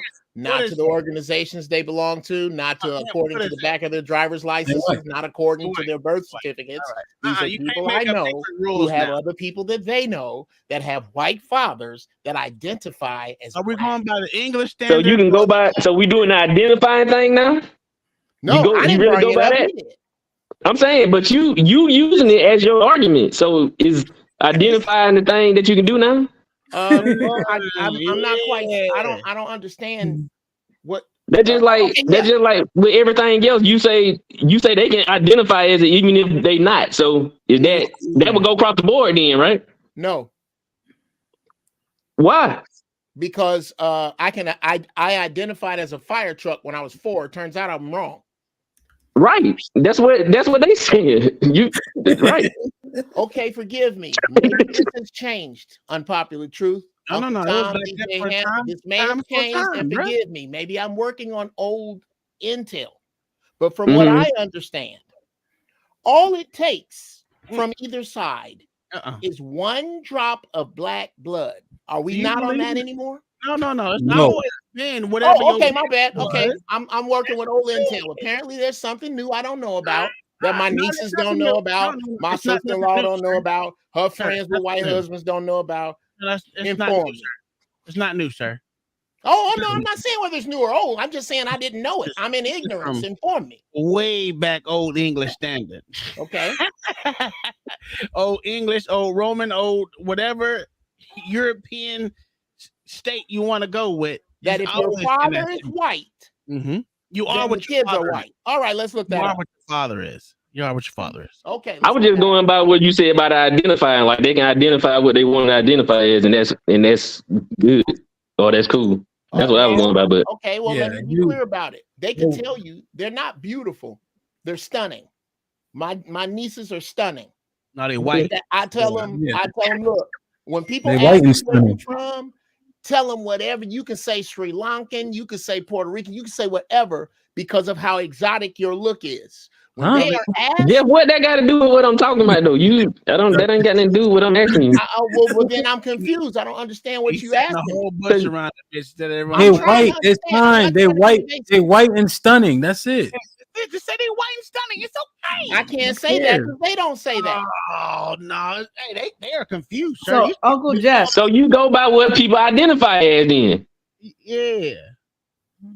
Uncle Jeff, are you saying that the identity crisis started with mixed kids and not the LGBTQ? No. No, and that's something else I don't do, Q. No diss, Q. You know I love you, but I absolutely never, ever compare the gay struggle with the black struggle in any way, shape, or form ever. So no, I didn't say that. But that's still hold on. That's still you can't do both though, Jeff. You saying they can identify as black, but the gays or the transgenders can't identify as a man or a woman. No, you that's can't not have. what wow. When did I say that? You just said it. No, I didn't. Let me repeat myself. Okay. I never ever compare the gay struggle to the black struggle. I don't know where you got that extra shit. Okay, I'm not talking about the struggle thing. This is what I'm saying. You said that your nieces can identify as black, and everybody else saying that being your daddy being white, that she's white, they white. But you're saying they can identify as that if they want to, even if it's not true, pretty much. That's what you said. Okay. For the sake of argument, yeah. I am so fucking confused right now. Yeah, that's what I'm saying. Okay. Well, okay. I don't understand what you're getting at. The reason why you're confused is because you think just because you got one drop of black blood makes you black. No, if your daddy white, you white. Okay. Here's the issue. Here's why I'm confused. That sounds like some old plantation shit right there. Oh, now you don't want to be on plantation. Let me put it to you this way, and it could be anecdotal, and forgive me. I know nigga, I'm in entertainment. I know a gang of white people men. who have white fathers and black mothers. That would make them white. Point. Lenny Kravitz. Right. Lenny Kravitz's father is named Cy Kravitz. His mama was Helen Willis on the Jeffersons. He's Lenny white. He is white. Ask him. He's black. You don't care what he says. He's white. You saying that's what I'm saying. Your whole argument. Okay, never you can't mind. identify. You can't just identify. You're right. You guys are right. I'm wrong. I'm sorry. That wouldn't make no sense. It won't be the first time. You're right. It doesn't make any sense. I'm wrong. I'm sorry. Absolutely wrong, sir. I don't know why you're trying to fight that. You know, no, I'm not trying to fight it. I think I just apologized and conceded. Listen, the woman has no relevance in determining what you are. Okay, that's fair. You're right. I'm wrong. I don't know how much more do you need past. You're right. I'm wrong. You keep saying that. I just want you to keep hearing you say that. That's all I want. I'm wrong. I'm wrong. I'm wrong. I'm wrong. I'm wrong. I'm wrong. That's some there. You should sit down when you pee. Women need that. All right, go ahead. You don't want you're wrong, man. Even when you look at like the movies have decent depictions. Remember when they were like, "Who are you, soldier?" He said, "Achilles, son of Peleus." He didn't say his mom name because you are what your daddy is. It's a fact. Okay. Point taken. KG, what up though? What up with it? Hey, shit, man. What you got? Jeff's crazy. Who's arguing that? Who's arguing that? It's been in I our don't even argue that. It's been in our culture for centuries. You are who your father is. Okay. I thought I said I was okay. I know, because I'm so smart and articulate. It's a shock when I'm wrong. No. But I guess that must be it, because I've said over and over, I'm sorry, I was wrong. Y'all right, I'm wrong. Uncle Y'all, Jeff, are this you being dude facetious? usually don't do this. Now this is shocking me right now. No, because are you being sarcastic? That's the concern. What sarcasm is a higher form of conversation, but no. If you need me to change my life for you, I can see your frustration. I have your question for you, Uncle Jeff. You right. So what is your nieces? What's that? What's your nieces? They're white. Okay, cool. We on the same page. Okay. Sway brought himself back, bro. Shit like that. Shit like that. Shit like that. Okay, cool. So Uncle Jeff got okay. Yeah. That's gross. I'm satiating your desperate need to matter here. They're white. See, there to go. There See, go. that's where you always losing it right now. You want just I just want to. I don't really care. Sarcasm. I don't personally care what y'all higher do form of conversation. personally. But I just want to see how far the logic goes. All right. If I have a child, if I have a child with a Nigerian woman or a woman descended of slavery, a black woman, just say a dark-skinned black woman. She's white. Yeah. My child is white. Yeah. We don't care about that. I understand where y'all don't care, right? But the logic doesn't hold. At all. Your daddy white, Father you is. white. Doesn't matter. As much as y'all like to just keep spouting something that's no different than saying I'm a woman, regardless if you were born black or regardless if you're born not black or a man. My fault. I'm honest. I misspoke. If you're a woman and you were born white, I mean, damn, I keep messing that up. Because your brain ain't working right. No, I'm just tired. Honestly, I've had a long ass day. But if you're a woman and you say you were a guy, I mean, the issue when someone said that to that concept is one is a social construct and one is just a reality. Race is a social construct. When you're talking about this black, white, Asian, Hispanic, that's a construct made up by human beings. So when you're talking about transracialism, it's a lot more realistic than transgenderism, because gender and sex, that's not something, as much as they try to say it's a spectrum or a social construct, it's not. It would come if we were to eliminate all human textbooks, history, religion, all that. The idea of man and woman would just come back. Sir, you are a bigot. Okay, you are a bigot. And I don't. But the idea of race wouldn't necessarily come back. We are not the same, Sway. We are not the same. You're right. I got all the good parts. Yeah, I got the bad and the good parts of being black. I'm just good at both. But I understand the hate.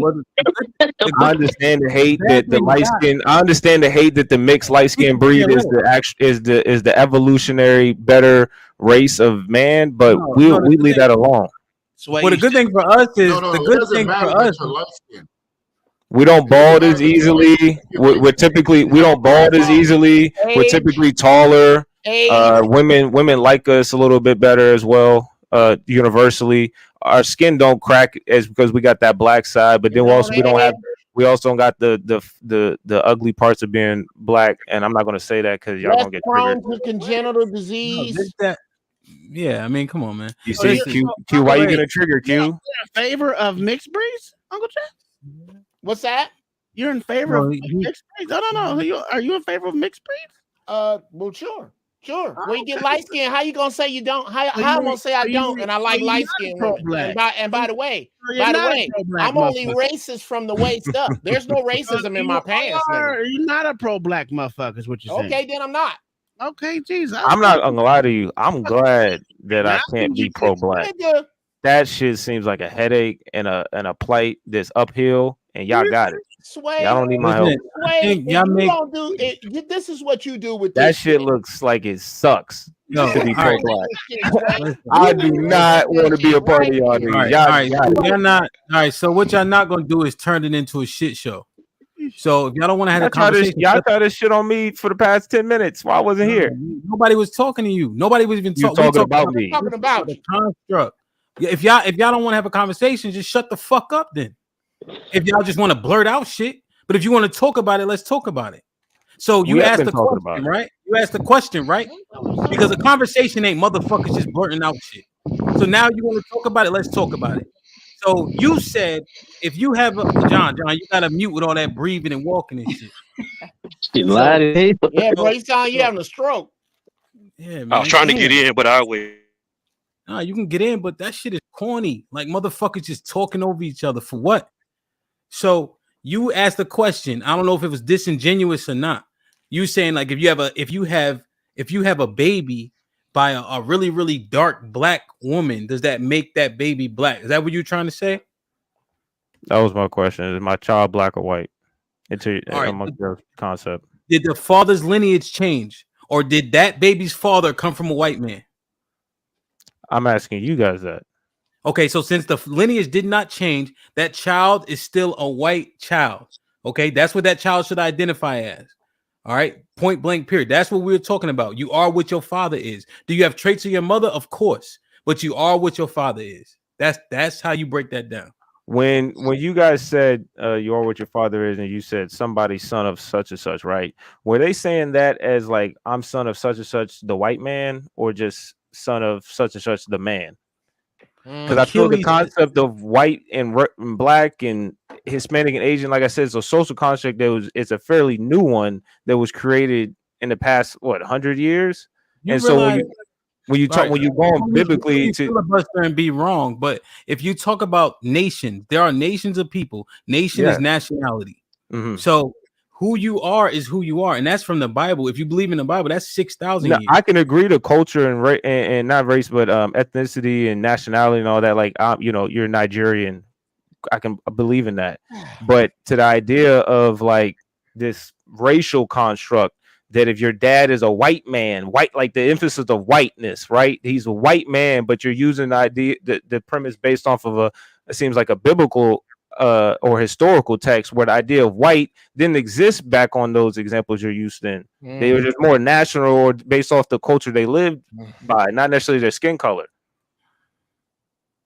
Like the Irish and the English people, the British were fighting for a brick. They didn't fuck with each other's cultures and identities and ideologies. They were trying to claim each other's lands for a while. So are you saying the Japanese and the Chinese? I mean, are you saying, Sway, that you would be more accepting if we said if your father's Italian and you're Italian? Yes. That makes a lot more sense to me than this white black situation. Absolutely. I see what you're saying, but make no mistake.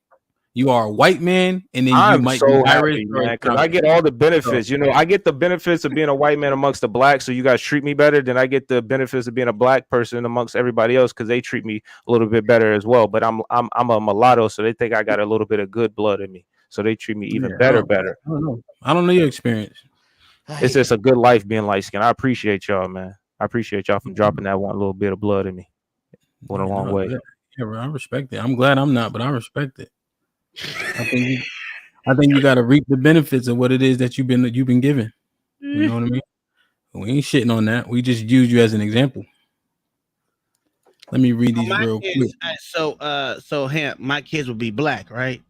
Goddamn right. It's a fucking fact. Hey, nigglets, y'all some niggas. Yo, is Sway wrong about his potential privilege? Nah, probably not. You know what I mean? But keep it. Service King with the $5. An African is not allowed in this country to be black on paper. Expound on that. I don't know what I mean. That's not Black Knight. Maybe Gway's still in the chat. Black Knight 007 with the $5. If you didn't know Lenny's parentage, what would you call him? If your aunt had a dick, she'd be your uncle. The point is, we do know, so that's what we commenting on. Oh, y'all niggas, boy, we've been up here so long, motherfucker, just getting corny, man. Jay Rillo with the $5.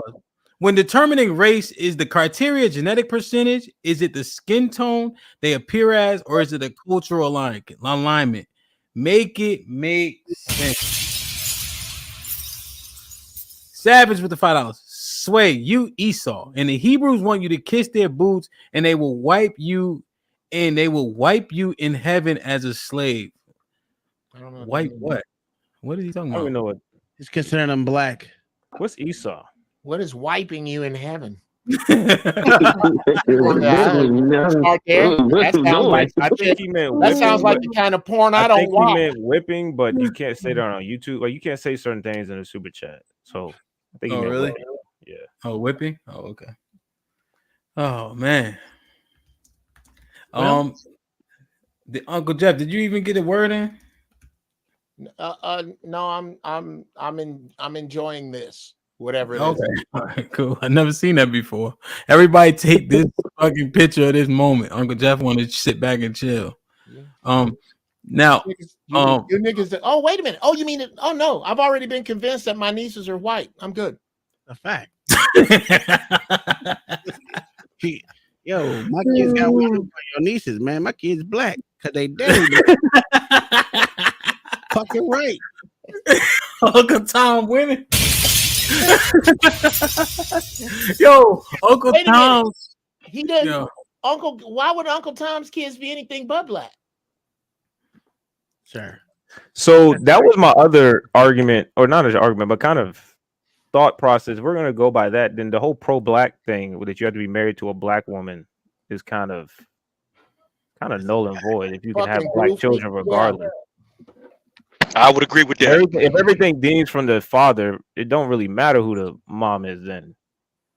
You saying the I would agree with that. Yeah. Pro-black is for black. Pro-black means for black. So if your wife, which is the most important construct that you agree to, right? That is gonna fuck with your credibility. That goes with anything that misaligns with you being for something. So that's just how people think about it, not necessarily the fact that if he's pro-black or not. It ain't that deep though. It ain't that deep because it's not that deep. Y'all try to complicate it. So what if I'm not married? Well, then you're not married, then we can't judge you off your wife. Okay. So I can still be pro-black even if I'm not married. You're not married? Yeah. Yeah. Are you dating a white girl? No, I don't date white women. But I'm just saying, Right, perfect. if So I you was straight. so if I was dating a white chick but not married to her, I'm good. Your credibility be fucked up. Okay. What? Question. So Why you would keep moving the goalpost? I just need a direct definition of what. See, y'all niggas think because y'all do all this arguing shit on the internet, you think you saying I'm something. not arguing. I need what is pro-black. I just need to know what that is. So how to we be just one. told you here's a disqualification. Okay. If you got a white fucking wife, you're not pro-black. I can tell you what disqualifies you. Is it what I'm saying? I agree. Can you still do great things for black people? Of course, but there is a flaw in your background. That's it. Amazing. Niggas act like this so our disqualification. Hemp. I don't care. I don't care how much you scream and fuss. Your point's still wrong, bro. No. What if they would No, have? he gets passionate as hell, and then people start believing him. Or Asian, because we only disqualify off a white. What about the rest of them? Quick question: was Frederick Douglass pro-black? Muted? No, he was until he got with the white woman. God damn. Yo, you can why you yelling at me? I just asked a question. What, John? What, John? What, John? Wow. What, John? Hamp got all the answers. Hamp the real sway. So Hamp. Yes, ma'am. Yes, ma'am. Am I pro-black because I'm gay, according to that AFR dude? That's a fact. You can't be pro-black. Yeah, No, you're gay. not pro. Yeah, black people are definitely anti-gay. You can't. Hold on, I'm asking Hamp. He the real expert. Okay. Hamp, All right. am I pro-black? You better ask that right. This is good. Is she pro-black because she like girls and she's a girl?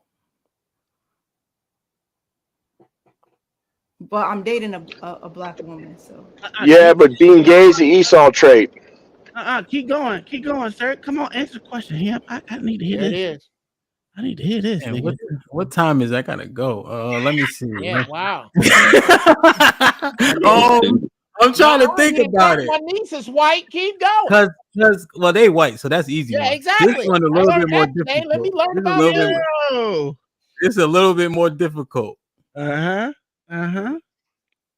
I know why it's difficult too, but I'm gonna let you figure it out. Look, even Sway got on camera so he can look me in the Let eyes. me tell you something. You got a whole lot. Here's your problem, Ham. You make sense, but that don't. Unfortunately, because homosexuality goes against the betterment of your community, I have to say no. Okay. That's what I was Right. asking. Because you I thought they can't. had said that earlier though. That's the correct answer because No, they never asked. of that it ends in death. Q. Hey, All right, Ham, can I? Yeah, let me get Savage in real quick. Hey man, this conversation's been awesome. Hey Sway, you know I love you, right? I'm just yelling because I like it. And then John tell me don't yell. Savage, what you got to say? No, I said because Okay, you yell so don't mean your point is right. I hope John okay, step on his. Go ahead. Sway. So you are Esau, and the Hebrews want you to kiss some boots and whoop them. They want to whoop you as a slave in heaven for your digressions as a white man. But I have a question to propose to the panel. So, What the fuck is Savage talking about? so my question is, Tom is black, quote unquote, from what we can tell. No, How sir. does someone not know, because of slavery and whatnot? How do we know that a person that you see is black, their paternal ancestor that started their bloodline wasn't a white man? Easy. We believe what people tell us. We have no reason to be putting nobody on a chopping block. If you know the Bible, if you go to Matthew, there's wheats and tares. So when the Most High come back, the tares are gonna be separate from the wheats, and then you're gonna see who's who. That's it. My granddaddy white. That'll make me white. Yeah, you fucked. Fuck, man. So my kids are no longer black. No. Wait, was your granddaddy Them white from your them mama's kids side or is your moving dad's they shit side? all around, Tom. That ain't got to do with Wait, was your granddaddy white from your granddaddy white from your dad's side or your mom's side? No, His dad's side. That's why he Ham, said that. He's joking about his dad's side. It's on my dad's side. Hamp, I understand the You're a white man, biblical Tom. aspect, but I was asking in the sense. I was asking in the sense kids white. You the Savage, you know they not prepared to answer that question if they don't believe the premise in the first place. Well, no. I'm asking the question because everyone made the assumption based off of someone's dad. But if you said you only follow the paternal line, like how would you really know then? Like you would have to go back. To say you were black, you'd really have to go back to find out. So like if Sway's ancestor way back was white, and then it was like all the way down, and then it came to him, and his dad was so-called black, but on his paternal line it was a white guy. Would he still be a white dude? But Savage, Yes. what if it was the opposite though? What if my dad is actually black? That'll make your kids white. I mean black. What if my dad is actually a descendant of a black man at the very beginning and just came all the way down to this Caucasian man because he is Italian from I guess the Sicilian side. So the Moors could have conquered some white ladies and could have trickled down to my dad, and then he white, and then my dad, but he actually black amongst y'all. So I might be black again. Who knows? I got a question. So See, there's no. See, you guys trying to be facetious, but there is no tripping up. You guys are following the logic. There's nothing to argue. That's a fact. And Sway, Ham, I promise you, I'm not being facetious. No, not you. Sway's an asshole. If we all came from Africa, that would make everyone black. Uncle Tom, mute. We are facts. using, We black. we are using the Bible as Everybody a guide, right? Because let's make something clear. I love God, just not as much. I don't love God enough to dress like an out of work wizard in the heat and yell at white folks in the summer outside. I'm not that far. So I think we need to develop a line here. What are you talking about? What are you talking about? First off, what are you talking about? I'm feel talking like about the fact. if I'm you talking have about the fact. Who dresses like what? Who dresses like what? Who dresses like what? Bruh, the Hebrew Israelites dress like Earth, Wind, and Fire in the summer and stand outside and yell at white folks. Do they not? Why y'all niggas so corny? And then why the fuck Do y'all they niggas not? don't go? Why the niggas don't go tell the brothers that and see how it manifests? I have. Some of No, my you haven't. friends are Don't talk Hebrew that corny shit to Israelites, me bruh. about somebody dressing up like nigga. Fuck out of here, nigga. You We don't? dress out. Niggas dress how they dress. Okay, and y'all look Here's like the Earth, thing. Wind, and Fire album to me. You see some garments from the past. Talk about Earth, Wind, and Fire. What the fuck you talking about? When I'm you ever talking see me about dressed the like that? mysticism. When you ever I'm seen talking KG? about Shut the up. wisdom. When you ever I'm see talking KG about the dressed genius like and that? the That history of nigga Earth, sound Wind, and stupid as Fire, hell. and how That much nigga y'all sound look stupid like as the hell. That Gratitude nigga album. sound stupid as hell is what I'm telling you. No, it's just And one. I wish one of you bitch ass niggas would come to me and tell me some stupid shit and see what you get. What? Fuck That you outta look here, like nigga. a striking medieval Niggas is times corny, employee? man. I would say that. Niggas is That's corny. just That shit is funny. corny. That's Now pick it up and funny. put you down. I don't laugh about shit like that. Okay, That well, shit is somebody corny. does. I You can see tell somebody you, I laughing? can tell you, rooms full of black people do that see You you outside see these in niggas the laughing? summer, You see dressed like KG out of laughing? work Niggas Disney ain't laughing. employees. I'm trying to tell Niggas you. ain't laughing. What's that? Niggas ain't laughing. Okay, I guess not. Come on, man. Niggas don't know what the fuck you talking about. Just say that.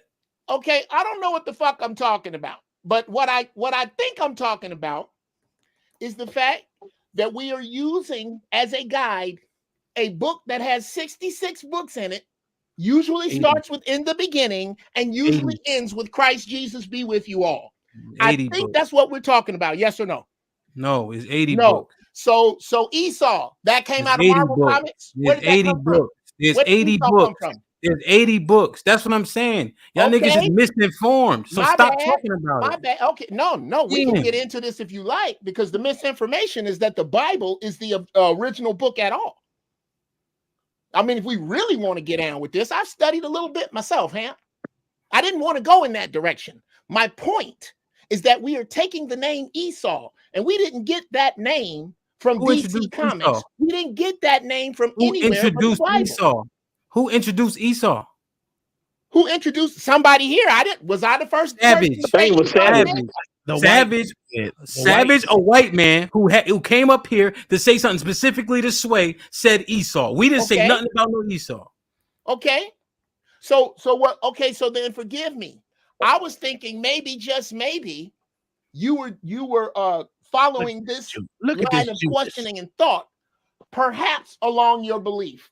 And I'm sorry, I was wrong. You're right, and you guys don't dress like I said.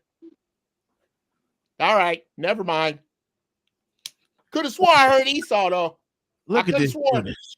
And I thought maybe we were using that as a We guideline. just told you 100 times. Savage came up here being sarcastic, talking to Sway about Okay, Esau. well then I'm wrong again. You listen to the white man. That's your problem. That's my problem right there. Listen to the white man. We all know that. You know, you people know how much I love white folks. No, you pro-black, nigga. Careful with that stupid shit, man. Service King with the $5. An African is not allowed. Oh wait, I read this one. This one. Mm-hmm. See, it was Savage talking that shit. TS with the $5. By law, mixed can be both races, just like Latinos. That's true. Marcellus once again. It's never a good day if Marcellus don't send out a membership, man. Appreciate you, my brother. J Hub with the $2. Jacob, I love, but Esau I hated. Romans 9 and 13. Whoops. J Hub with the $2. That's right. Shit like that. When I first saw it. No, this is the last super chat. You saw this super chat, smart guy, and then you heard Savage come up here and say it. Okay. All right, So then. if I bring up YouTube, this video on YouTube, Uncle Tom, you now, wrong. and go back an hour, Uncle I'm Tom, not gonna Uncle see Jeff. J Hub put that up. Jeff, you wrong, man. Just let him go. You wrong. Jeff, you wrong. All right. Yo, yeah. So real you quick. wanna, y'all want to converse? Let's converse. But niggas don't dress like nothing. You understand? You can't. You shouldn't go out talking shit about what people know to be the truth or believe in. That's not funny. So it would be very similar to you talking about how some of the Muslim brothers dress, right? They're not gonna take too kindly to that. Actually, they have at an FOI convention where I did comedy. Well, they pussy. No, they're So not. what I'm saying is, These are I would Minister Marlin's bodyguards. I would advise All right, you. I yeah, would all advise right. that you don't do that because niggas All ain't right. playing that shit. Thank you. Point taken. You know what I'm saying? I'll keep that under advisement. All right.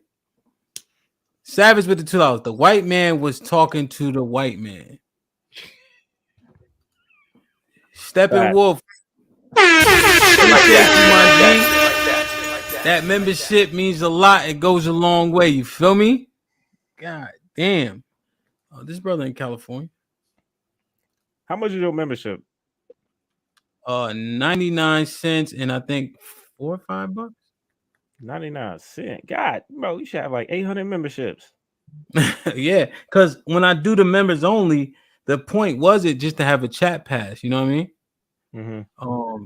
So we'll get there though. We already got like a couple hundred though. It's growing. Damn. You got any emojis? Yeah. Hey, Hemp. Yeah. Yes, sir. I will say though, this would make your show different than a lot of platforms that talk about relationships only. Yes, sir. Because you do a lot of relationships, but you stream off and do stuff like this too. Whether we agree with race relations or not, having these conversations about race Mhm. actually helps further us as people in society, as a group of people in society. So what you're doing, man, I just want to give you, kudos for what you're doing, not be like all relationship all the time.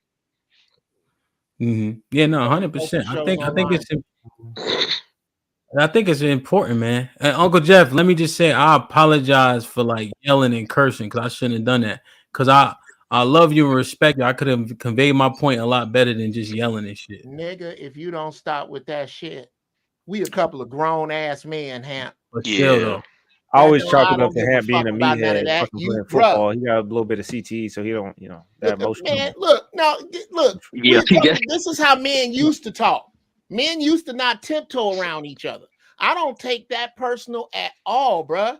Yeah, I love no, but this fucking show. Why you think I came back up here with your ham-headed ass? Because I like nah, the but I show. just because I just like because what I see now, I like arguing. I like when we get into it, but sometimes there's people in the back that this all they rooting for. You know what I'm saying? Fuck them. How about that? Fuck I gotta go pick up the kids. Hey Q, I gotta go pick up the kids. You gonna hold it down or what? I'm out.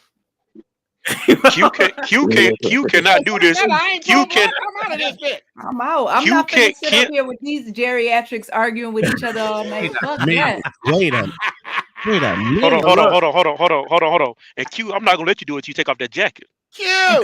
Hey, leave him alone with that jacket. Hey, real quick, yo. So look, we got a show at 9 p.m. Eastern. Matter of fact, it's with the ladies. It's the women's POV because you know with the so-called holiday coming up, I gotta move around tomorrow. So we're doing it tonight at 9 p.m. Eastern. The topic is a good man enough? Yeah, is a good man enough? This is a show with just broads, right? For the first hour. Oh, okay. You was on last week. Oh, I have a question. Is Q gonna be there? She too cool to come to them shows. Well, I was just asking because she said she on the other side. Why? So she got to go on all women shows. Racism. My search engine. I'm right with you, Q. You actually pretty cute. You actually Well, for the $5. That's why I support the super chats and salute to the panel. And I love y'all. Hey man, I appreciate y'all, man. Damn, this was a great. We got to do a part 2 to this. Hey, Ham. Yes, sir. A quick question. Like Jeff, just to understand, we were willing to die for this. You don't like. We're willing to die for our brothers. Sure. On these scriptures. So if we are here, we don't play with that. I'm willing to die, just like my forefathers was. Okay. If Well, someone put Brother KG, let me allow me to retort. Because I see you in black skin, I do not need while I appreciate your seriousness about your religion and your tenets. It's not a religion.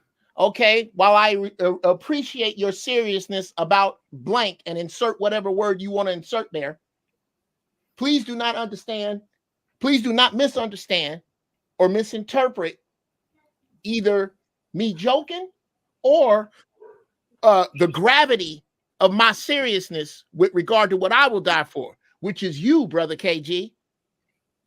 I would not, if let me put it this way. If I was standing over George Floyd, either he'd be here or we'd both be dead. I don't mess by who you pray to. I don't care if you call God Jehovah or Jimmy Bag of Donuts. I don't care what you call him. In order to believe that God has a name, you have to believe a man. You do not have to believe a man to believe that God exists. And that's where I start. And I'm black first. And I hope that's enough when the shit starts, brother. Yeah. KG, if you hear Uncle Jeff on most streams, some of the sentiments he shared based on the topics were different from 99% of his sentiments. But just in terms of the joke and all that, you feel me? But yeah, man, damn. If you can be grouped, you can be talked about. If you can be talked about, you can be joked about. Everything, nothing is off limits to be joked about. If you that serious about it, do you know what that means? That means the jokes are bigger. But it gotta be funny. Real talk. So that's true. It gotta be funny. That's the whole point. All right, man. Yo, I see y'all tonight, 9 p.m. Eastern. Do the right thing. Don't do nothing I want to do. I love y'all. Be safe. Shalom. Like, share, subscribe. Tell a friend. World class, I see you, baby. And we out.